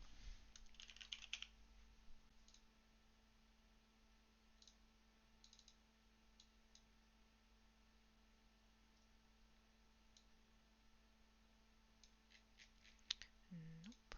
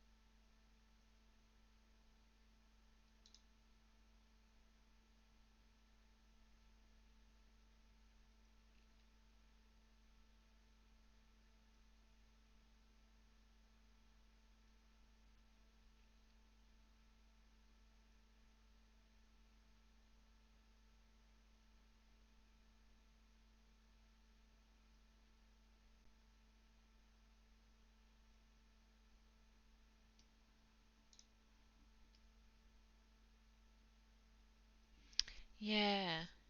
So you've got some drop downs. So I wonder what gives you that.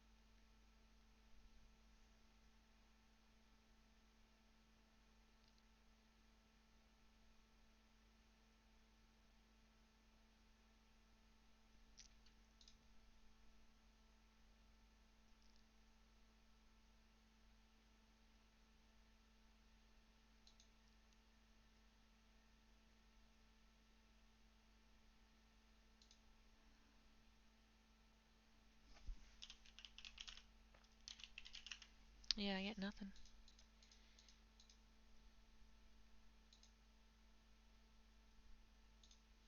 Let's see.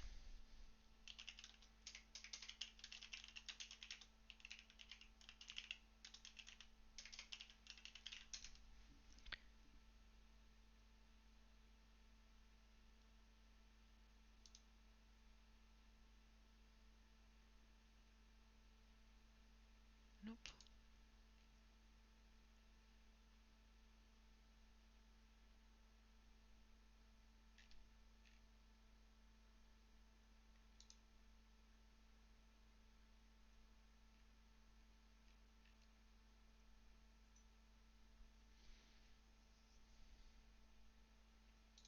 I have day on.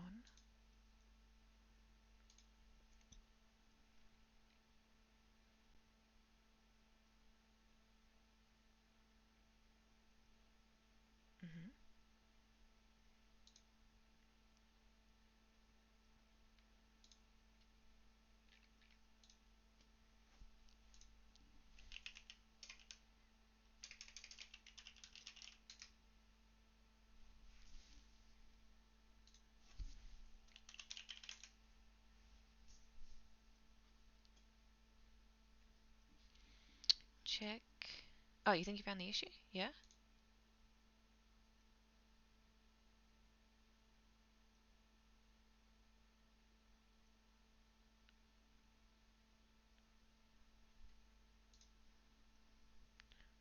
Inner module settings. Which module settings?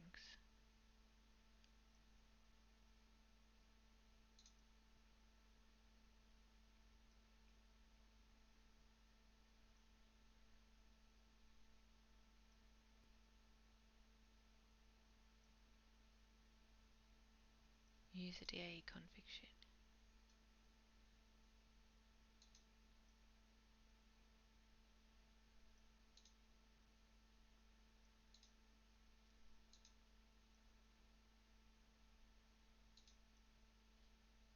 Okay, I just turned that on.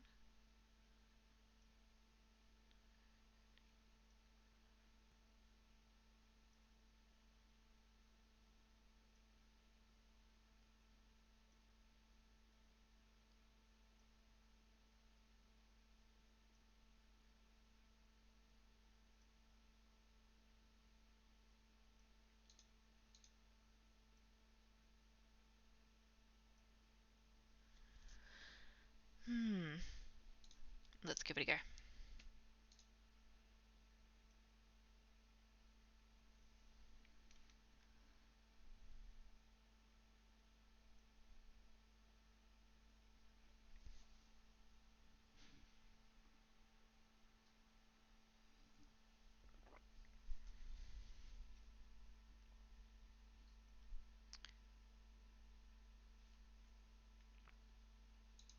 Items, aura, effects, edit,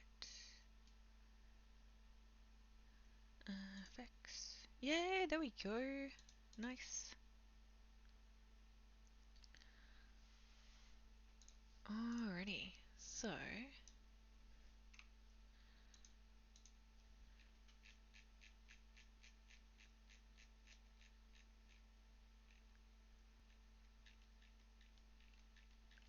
don't want flags, I want macro.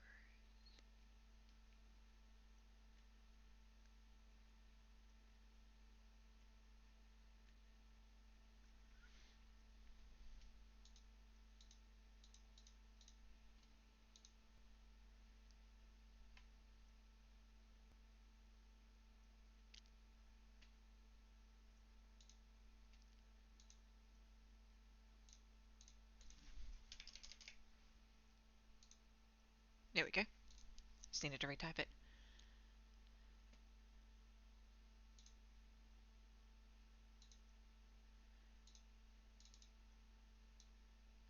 Whoop.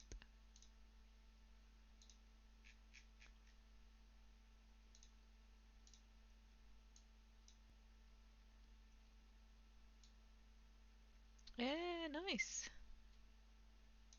Okay.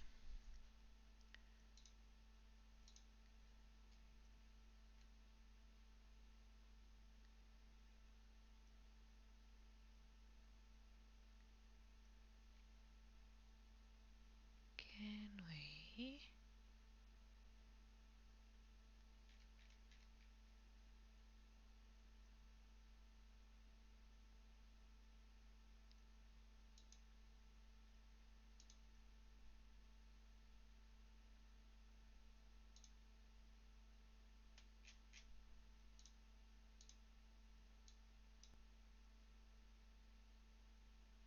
Cool.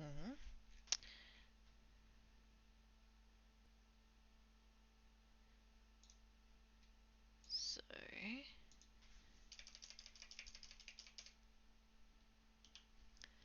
macro.execute. Let's try that one.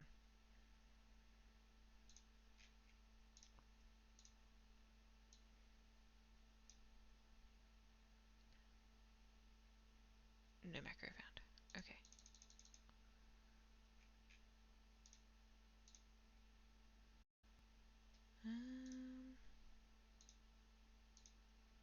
I would have to tell it where this is.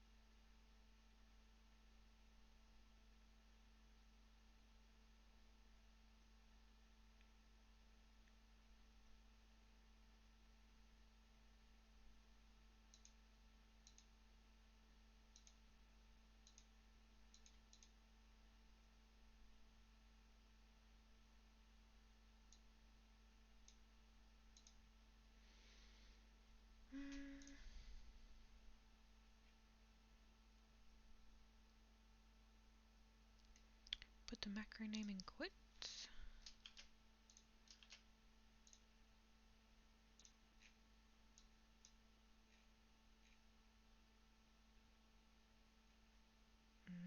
No. Do we need like the little at?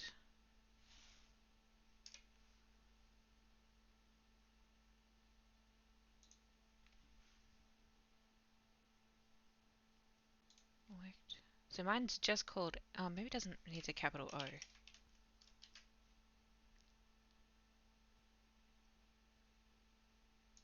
You know what? Let's go one step better. Copy. Just to be sure. Paste. Save. Close.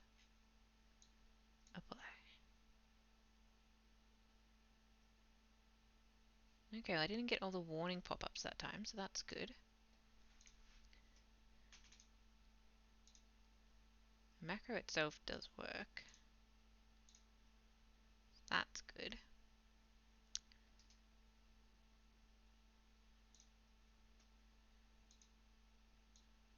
Let's do a priority 1.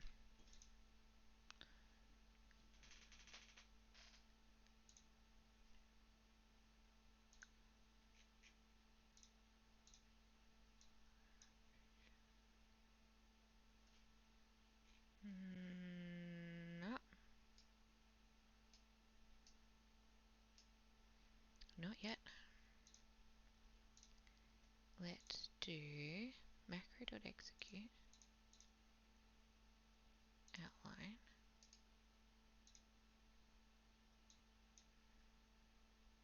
Maybe it needs to be my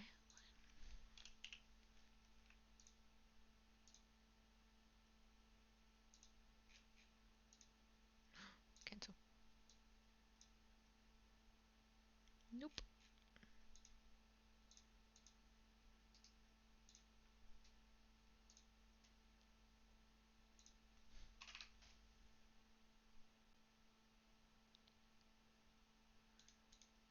Yeah, what priority are you thinking? Maybe make this one 2. So this one is higher?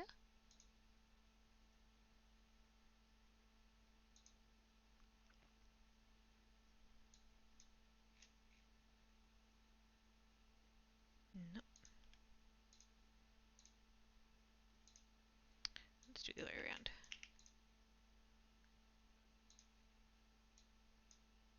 Whoop. Nope.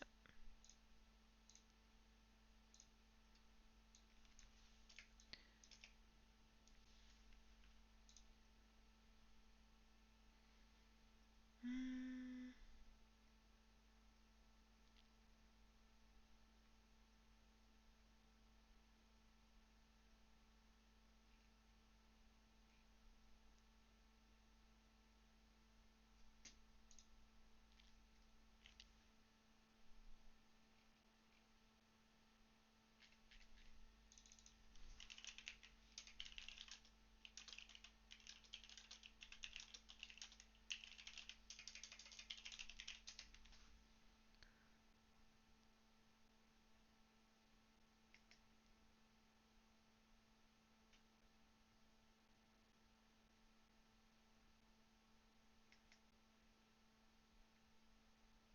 Here we are.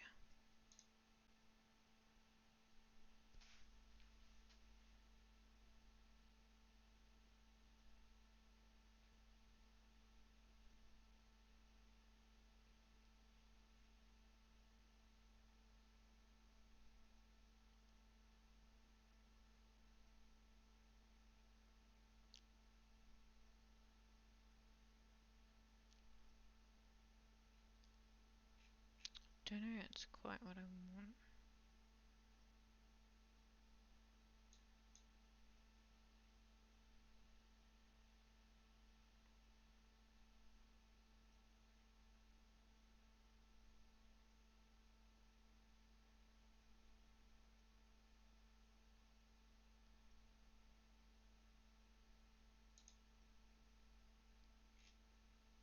It's the same page as before.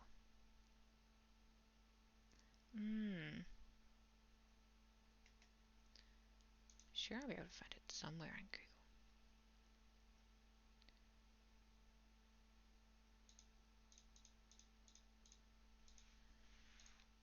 Okay.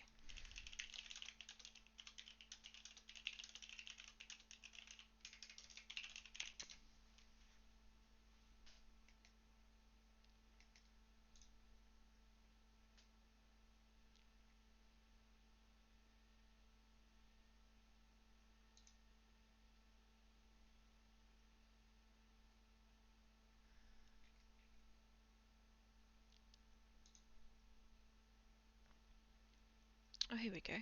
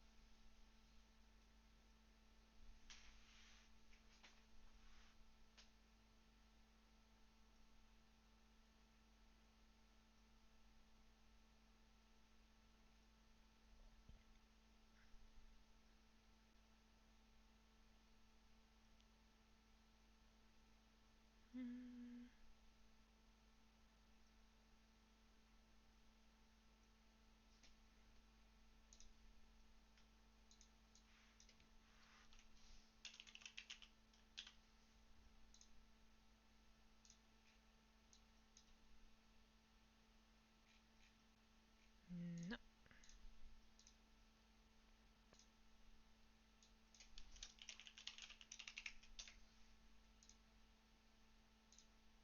I'm just having random guesses now. Nope.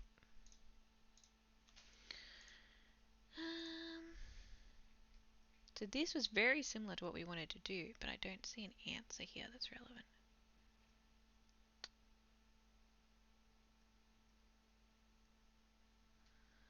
Let's keep looking.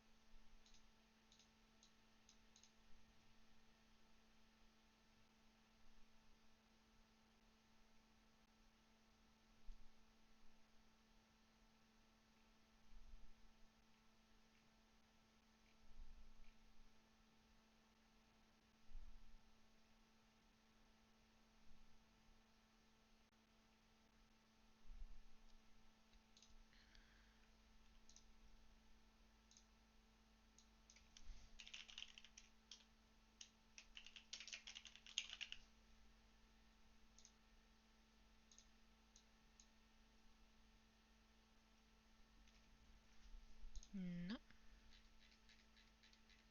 Did I do that right? Ah, in brackets.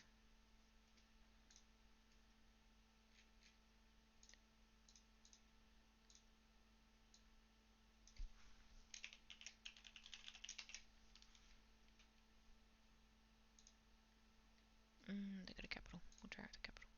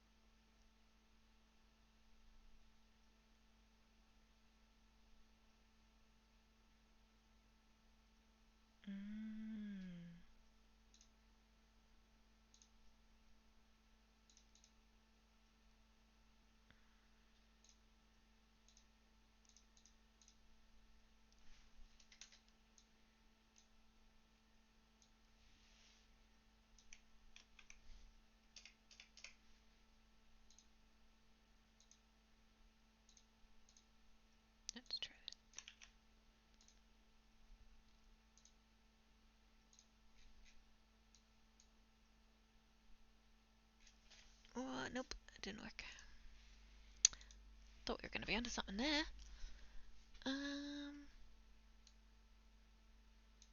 Let's try this.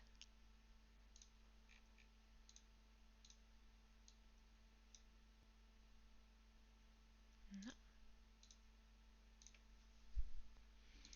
Let's try.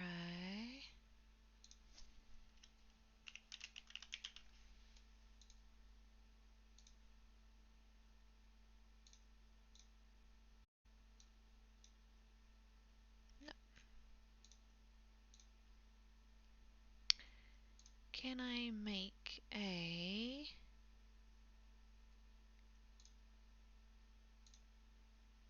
macro?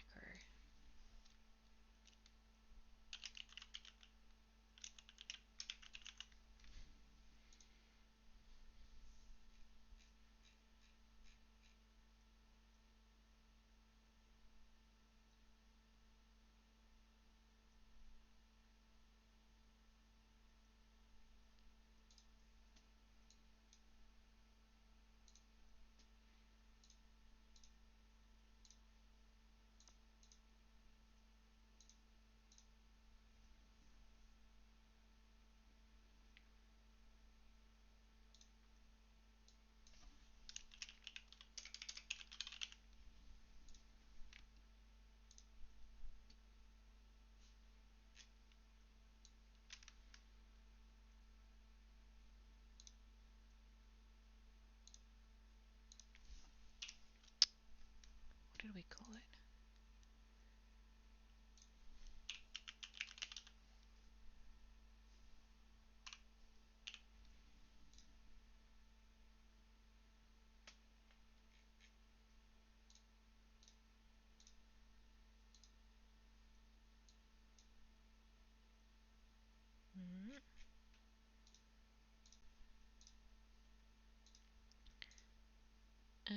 So when we did token magic,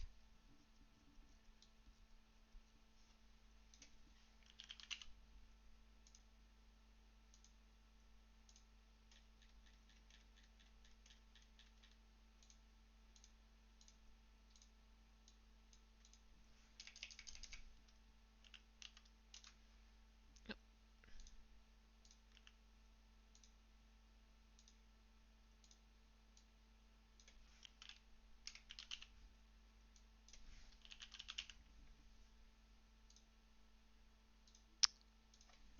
just in case.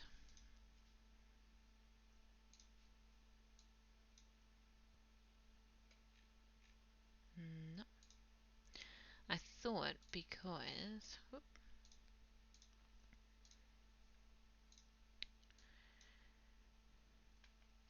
we know macro.token magic is what I'm assuming is referencing this, and then these names are in here.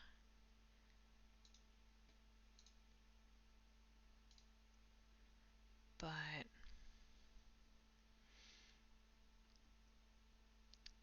didn't match up.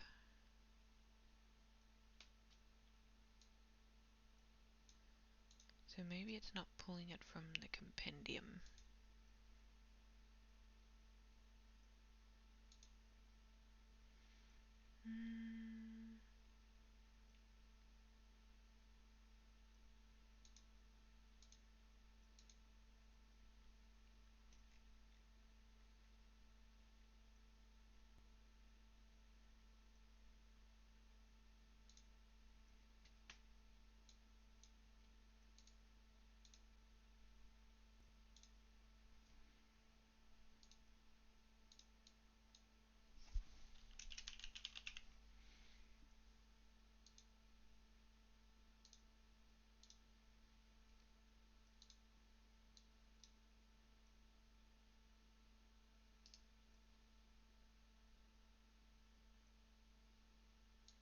I'm going to pop this out instead of going backwards and forwards.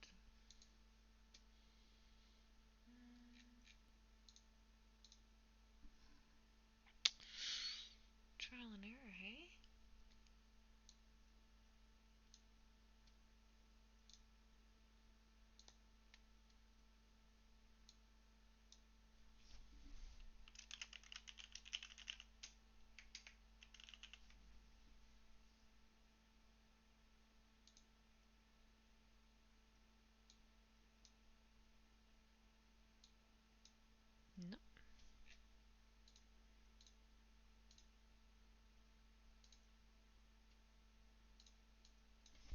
think you're right about macro.execute.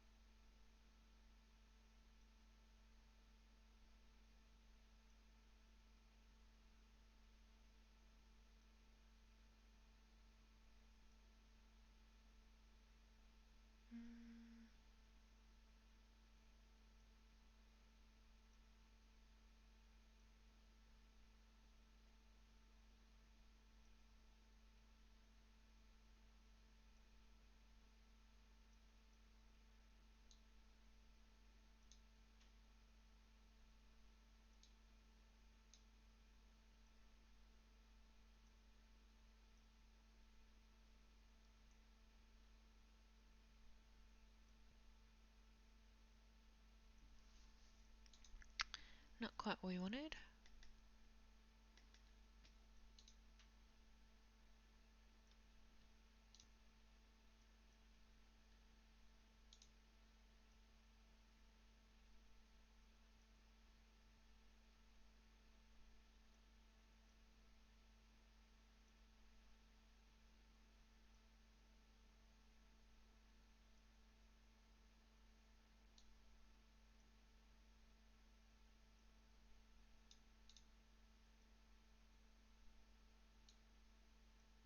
Let's try this.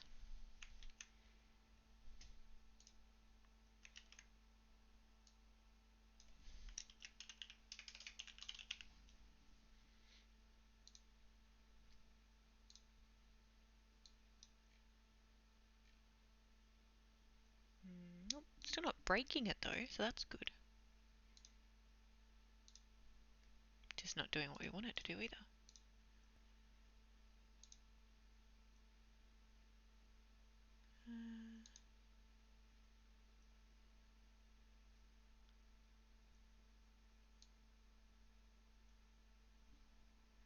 Let's try this full text.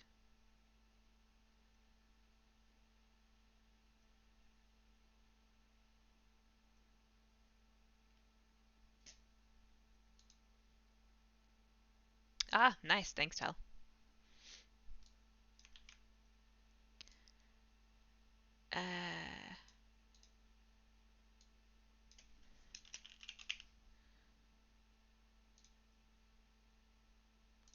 Give this a go and then we might move on to something. Nope. Let's wait and see what Chromic says.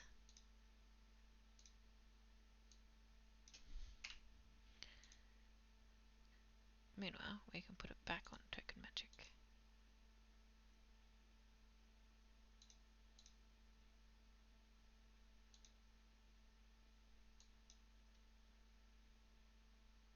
There we go.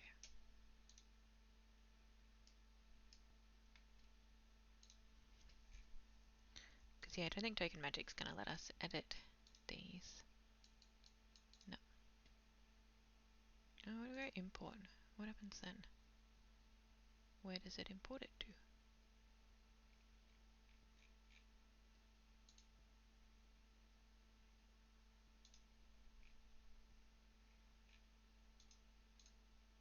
Mm.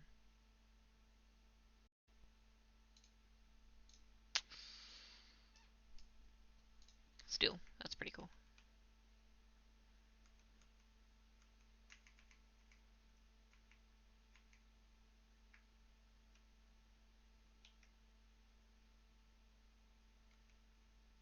Oh, there's no way you can quite get all three.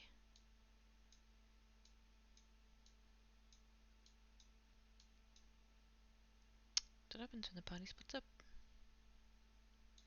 Alright, you can stop.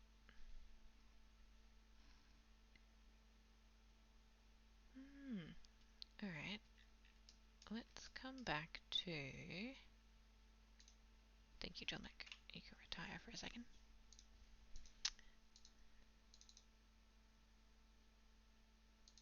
This hidden effect.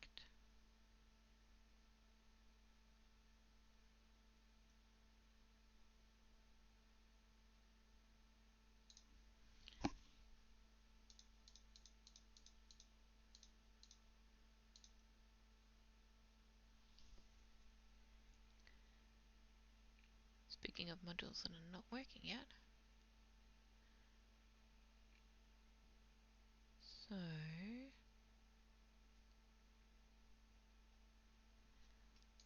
let's turn combat utility off.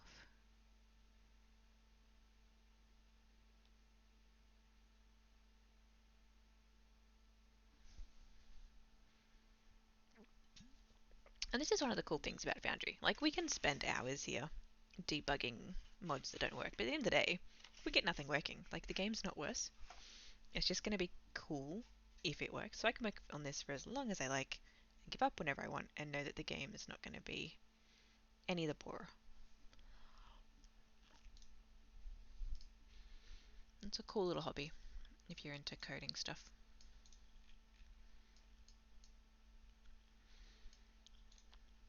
Alright.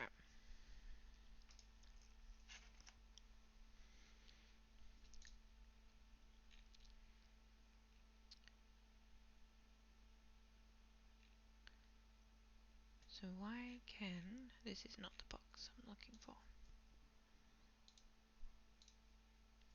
This one.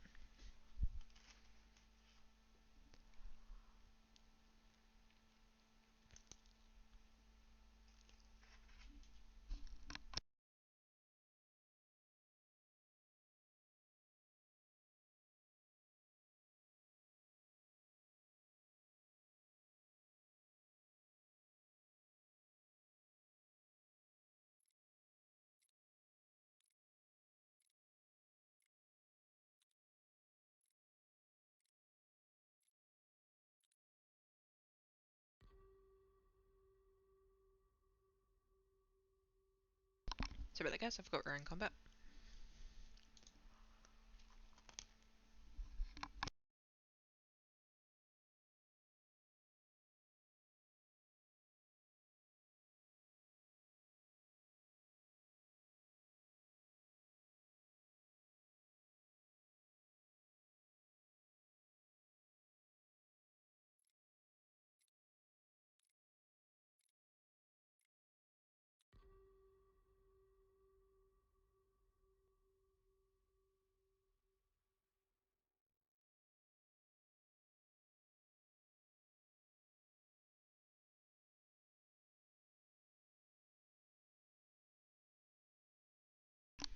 Have you guys seen these?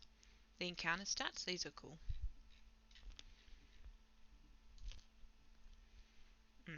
Let's pick one where a battle actually happened.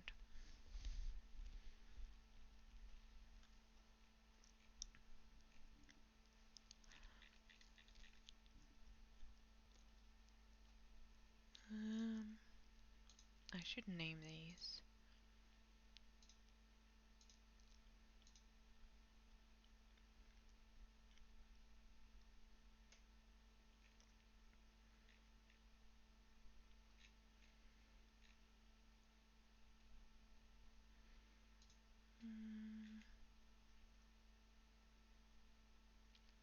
Oh yeah.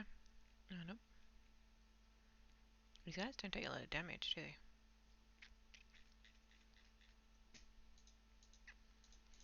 But I like the stats at the top.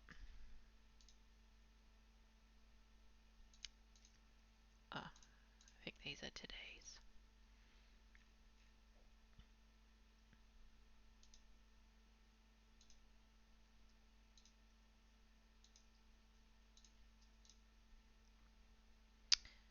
But you can see how much damage I've taken. So Kaz went from 51 to 13.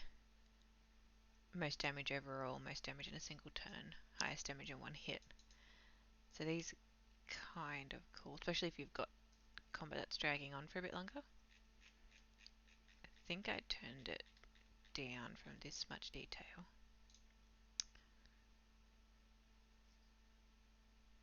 Yeah, so Carla did 23 damage in a single turn. Naturally, our Warlock did the most overall damage. Our Bard was very supportive.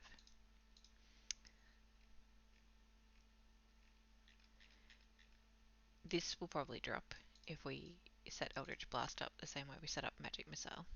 She won't be doing 3 actions per round.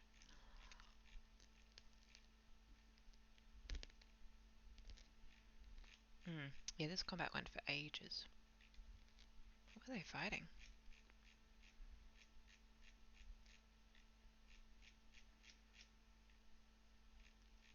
Ah, the Duga. Yep. This was Assaulting Sunblight, so they had a whole heap of these.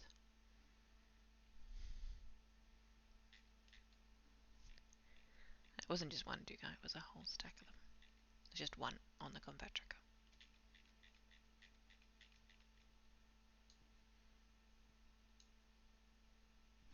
It's nice every now and then though to just check some stats in, especially when sometimes your quieter players aren't feeling noticed.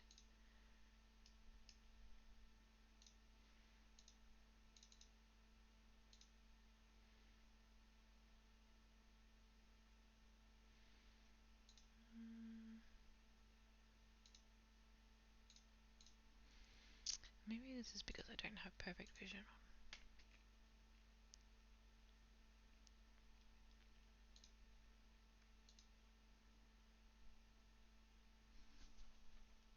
And I thought that was giving us issues.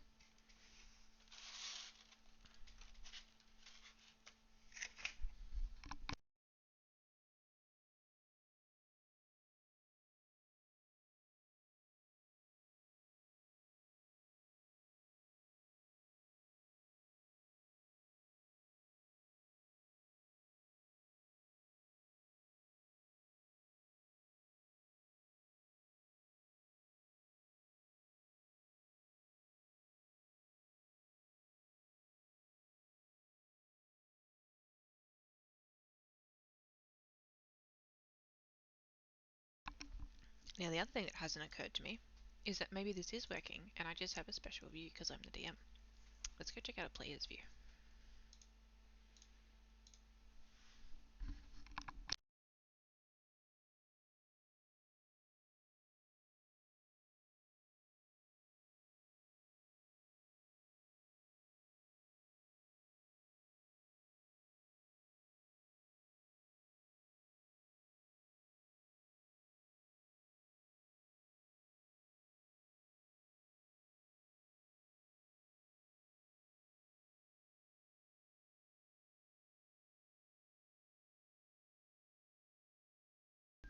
Okay, yeah, no, Carl can still see Mel.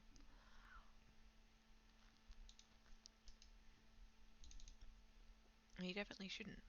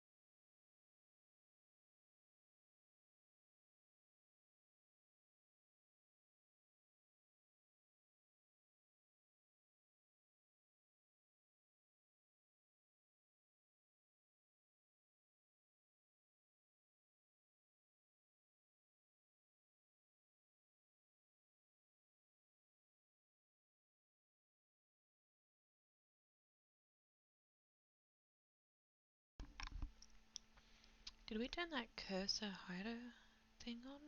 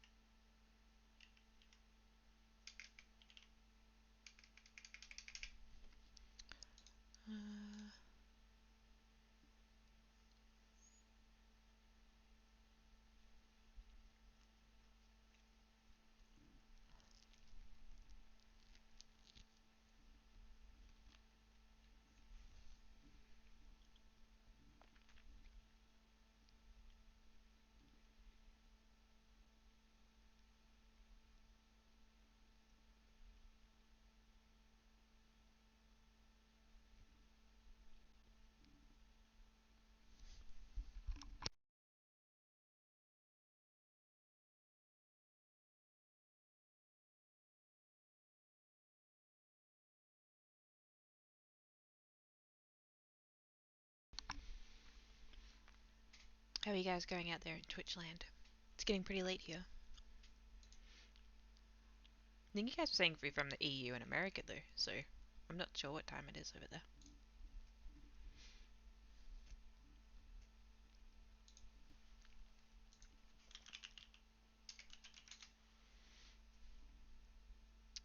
No, we didn't put it on.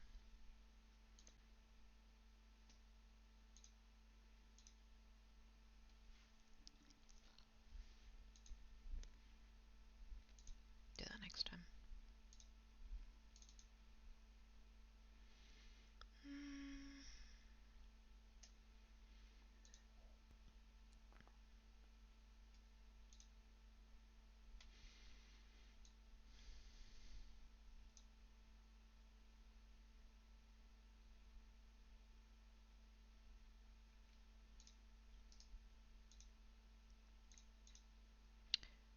So I've got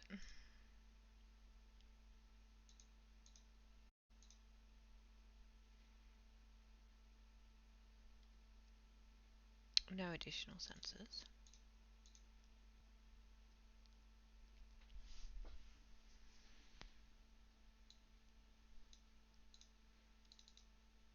Does Mel have double sight?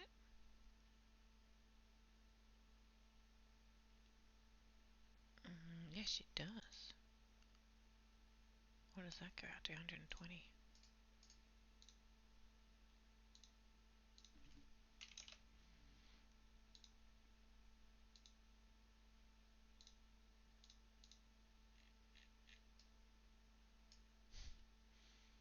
Yep, just a bit of range on the vision there. Car must have double sight as well.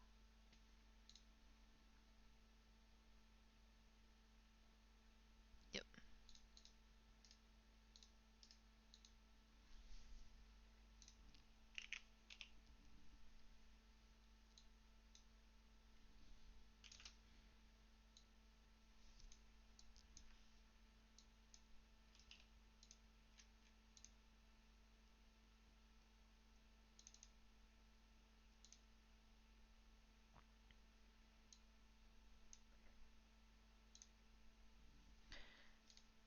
Is that gonna...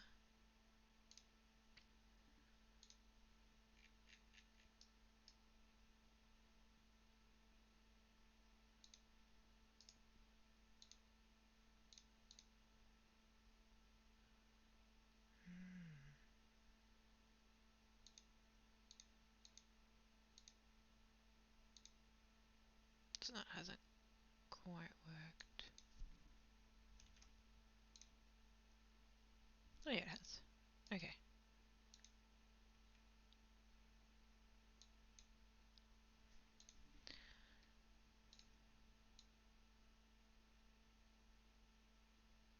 Why can they not see the token out there though?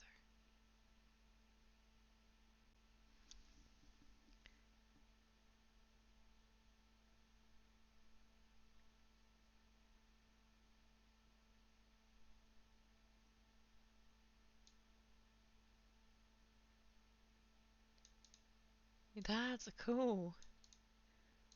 4:30. That's a good time. The Book of Boba Fett. Star Wars movie, I'm assuming.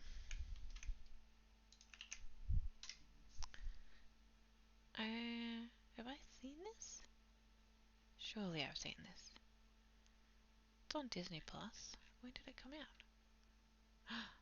I don't think I have seen this. How did I miss this?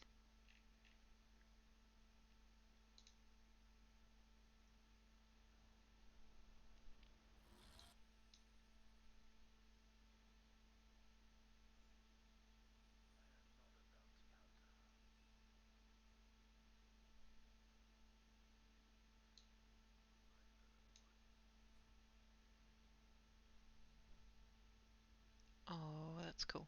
Cool. I know what my day tomorrow is. Just as well I asked. I would have never known.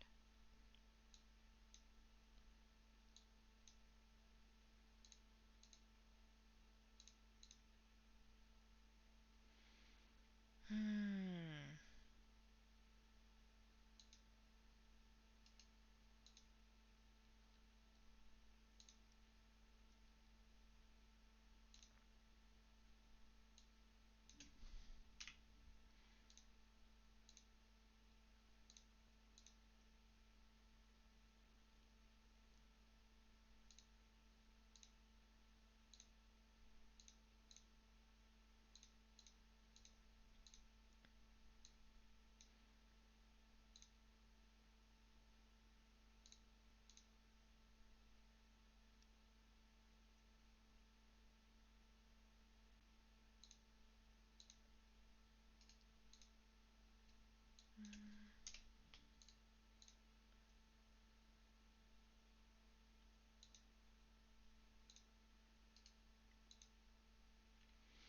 So Devil's Sight isn't quite doing what I thought it would do.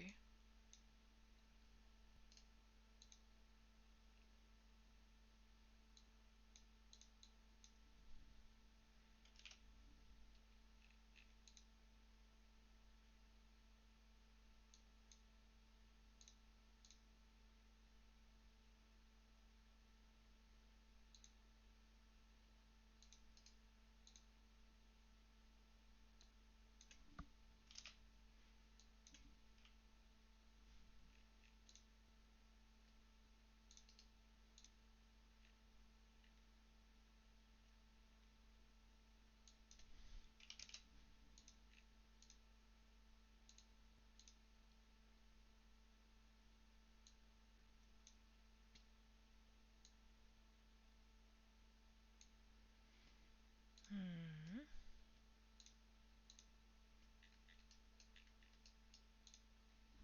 But why can he still see Mel?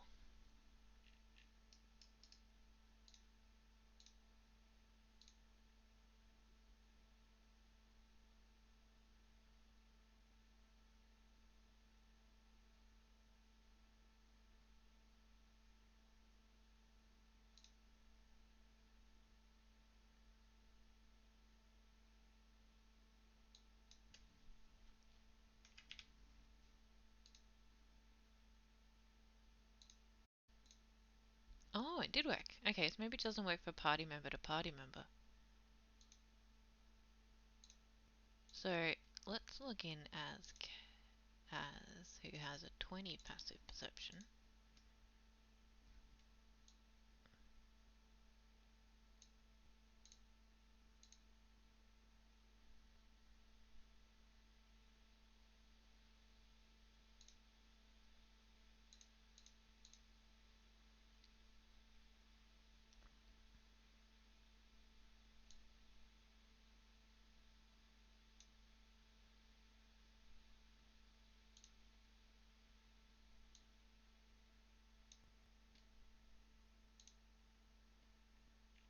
Oh, that's cool. So Kaz here. Nope, not not quite what I thought it was. Wait for this to load.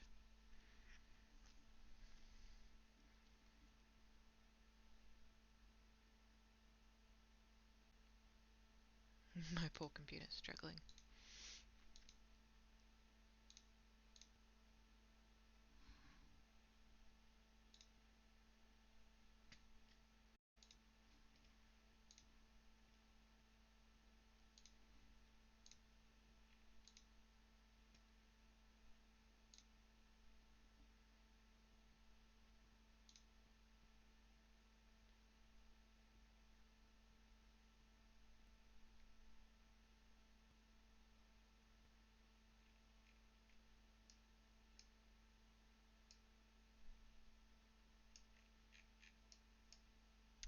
Now, Kaz also has no vision. That probably doesn't help.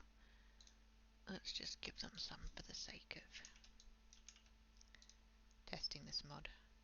Oh, no. Okay.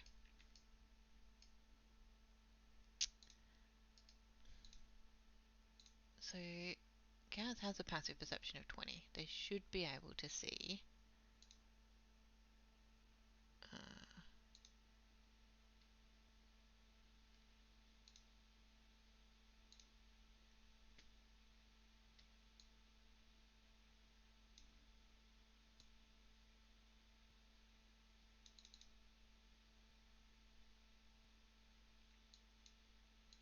the Yeti.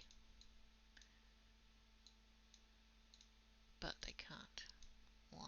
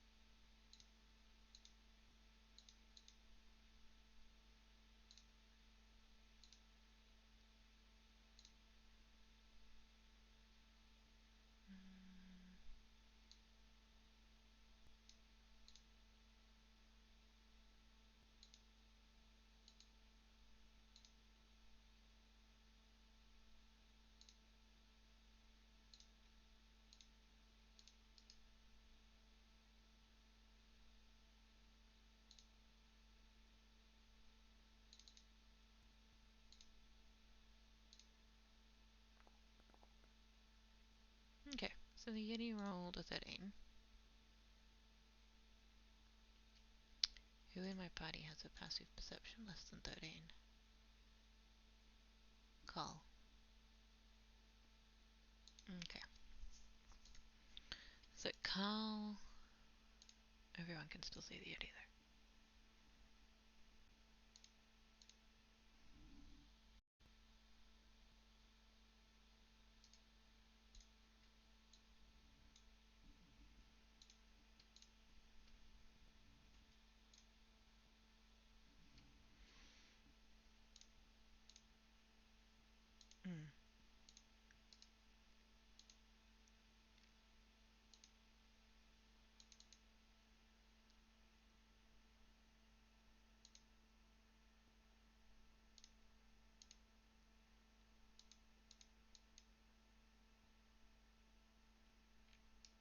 Oh, okay.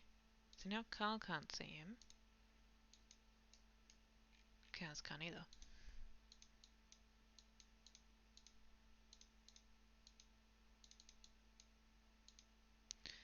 And Kaz definitely should be able to, with a passive perception of 20.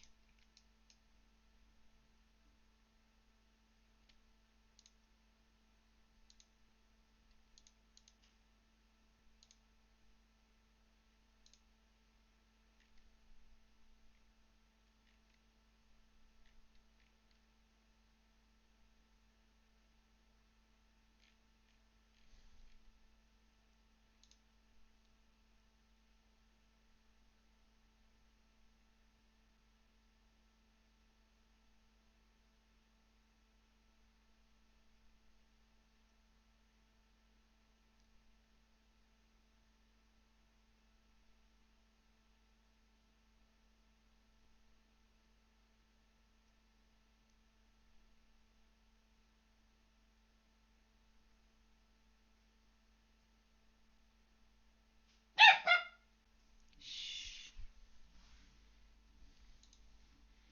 Alright, so what if we said...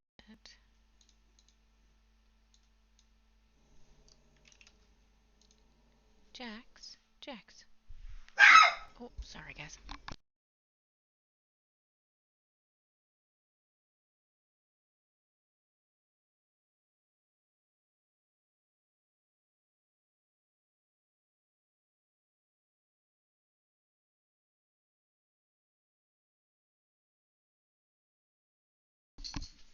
Righto, crisis averted.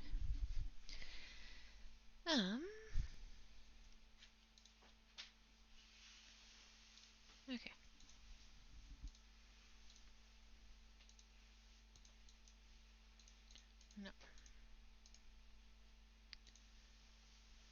Maybe I'm doing this wrong.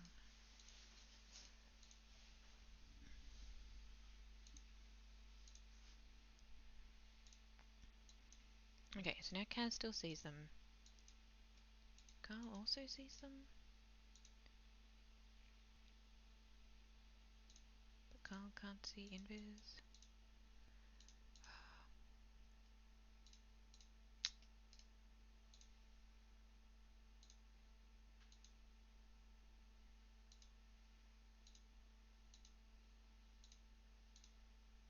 Okay, so that seems to be working.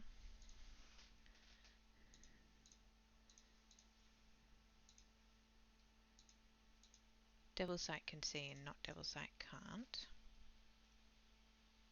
So that's cool.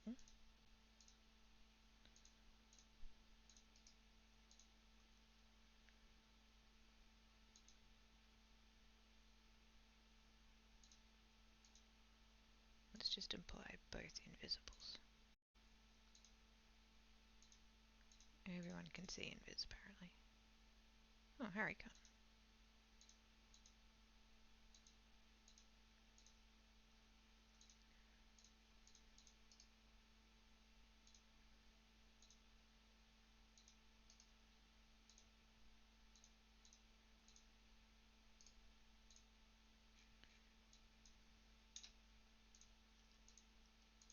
Oh, so the Devil's Sight's letting them see invis.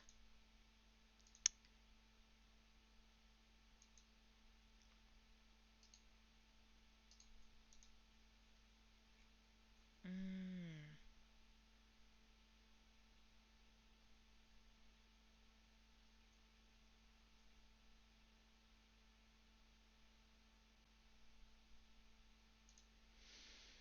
Okay.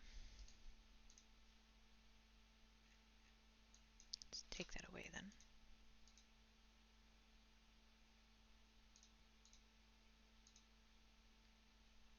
Here we go. So the invisible Yeti can be seen by the person who can see invis, but not by the ones who can't.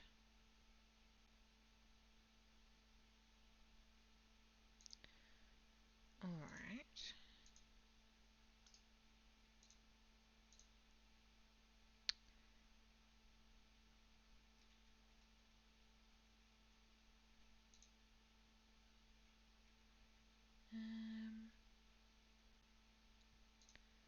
So I want hidden.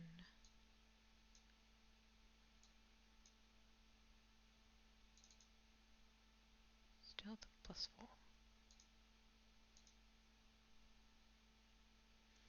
So at this point,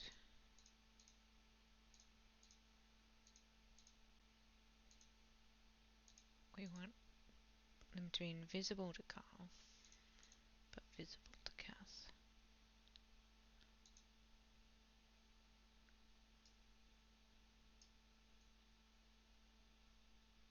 Mm.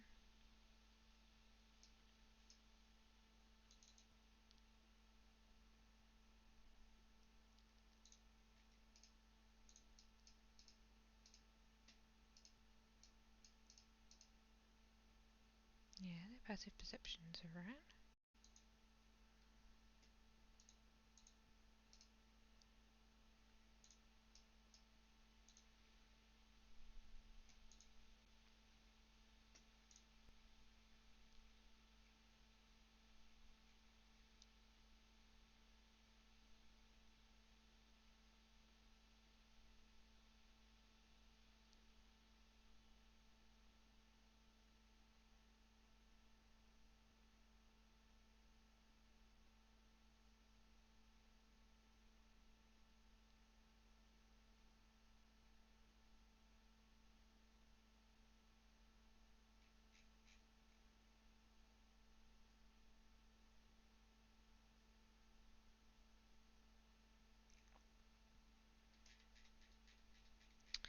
Maybe it's just not working. Hmm.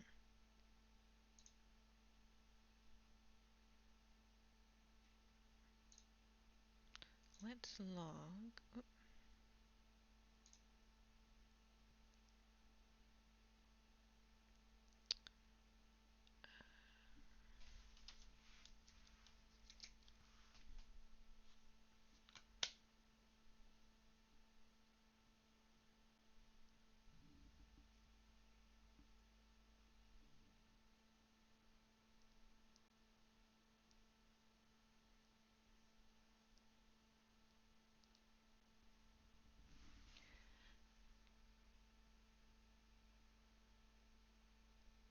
Oh no, Tal. Did that go as poorly as I think it might have?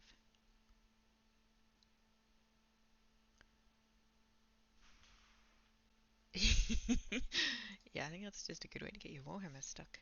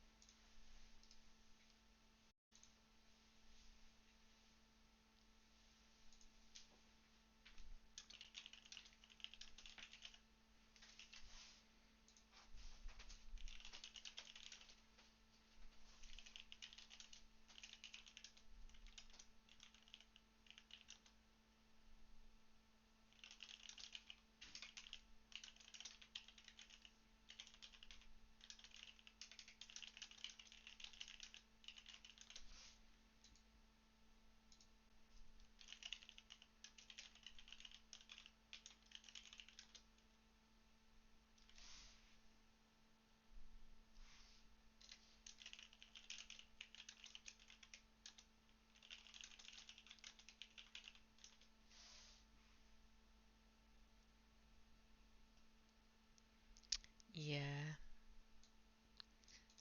Warhammer's not usually the weapon of choice for cutting things. Do I need to add any other information to this?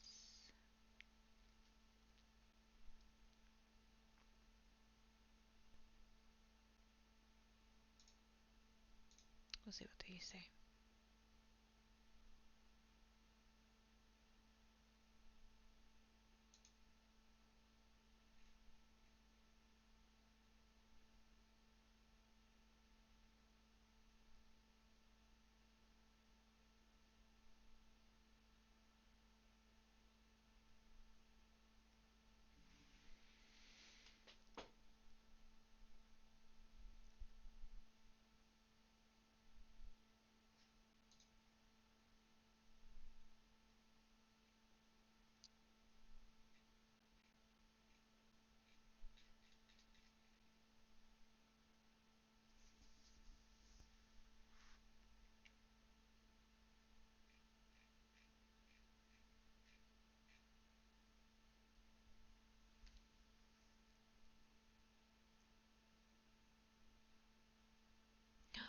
Feywild, that's fun.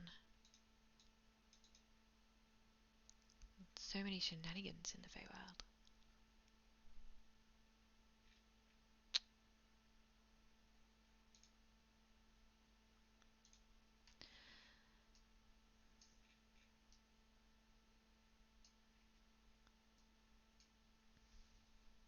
Well, lovely people. I think I am stuck here. I'm going to leave this for tomorrow and come back with a fresh brain. It's 2:35 a.m. So time for some sleep, I think. We've logged an issue. We'll see what happens. I hope you all have a wonderful rest of your day, wherever you may be in the world. Enjoy your D&D, and I'll hopefully catch you guys next time. It's been a pleasure. I really enjoyed the chat. Thank you for getting on and being social.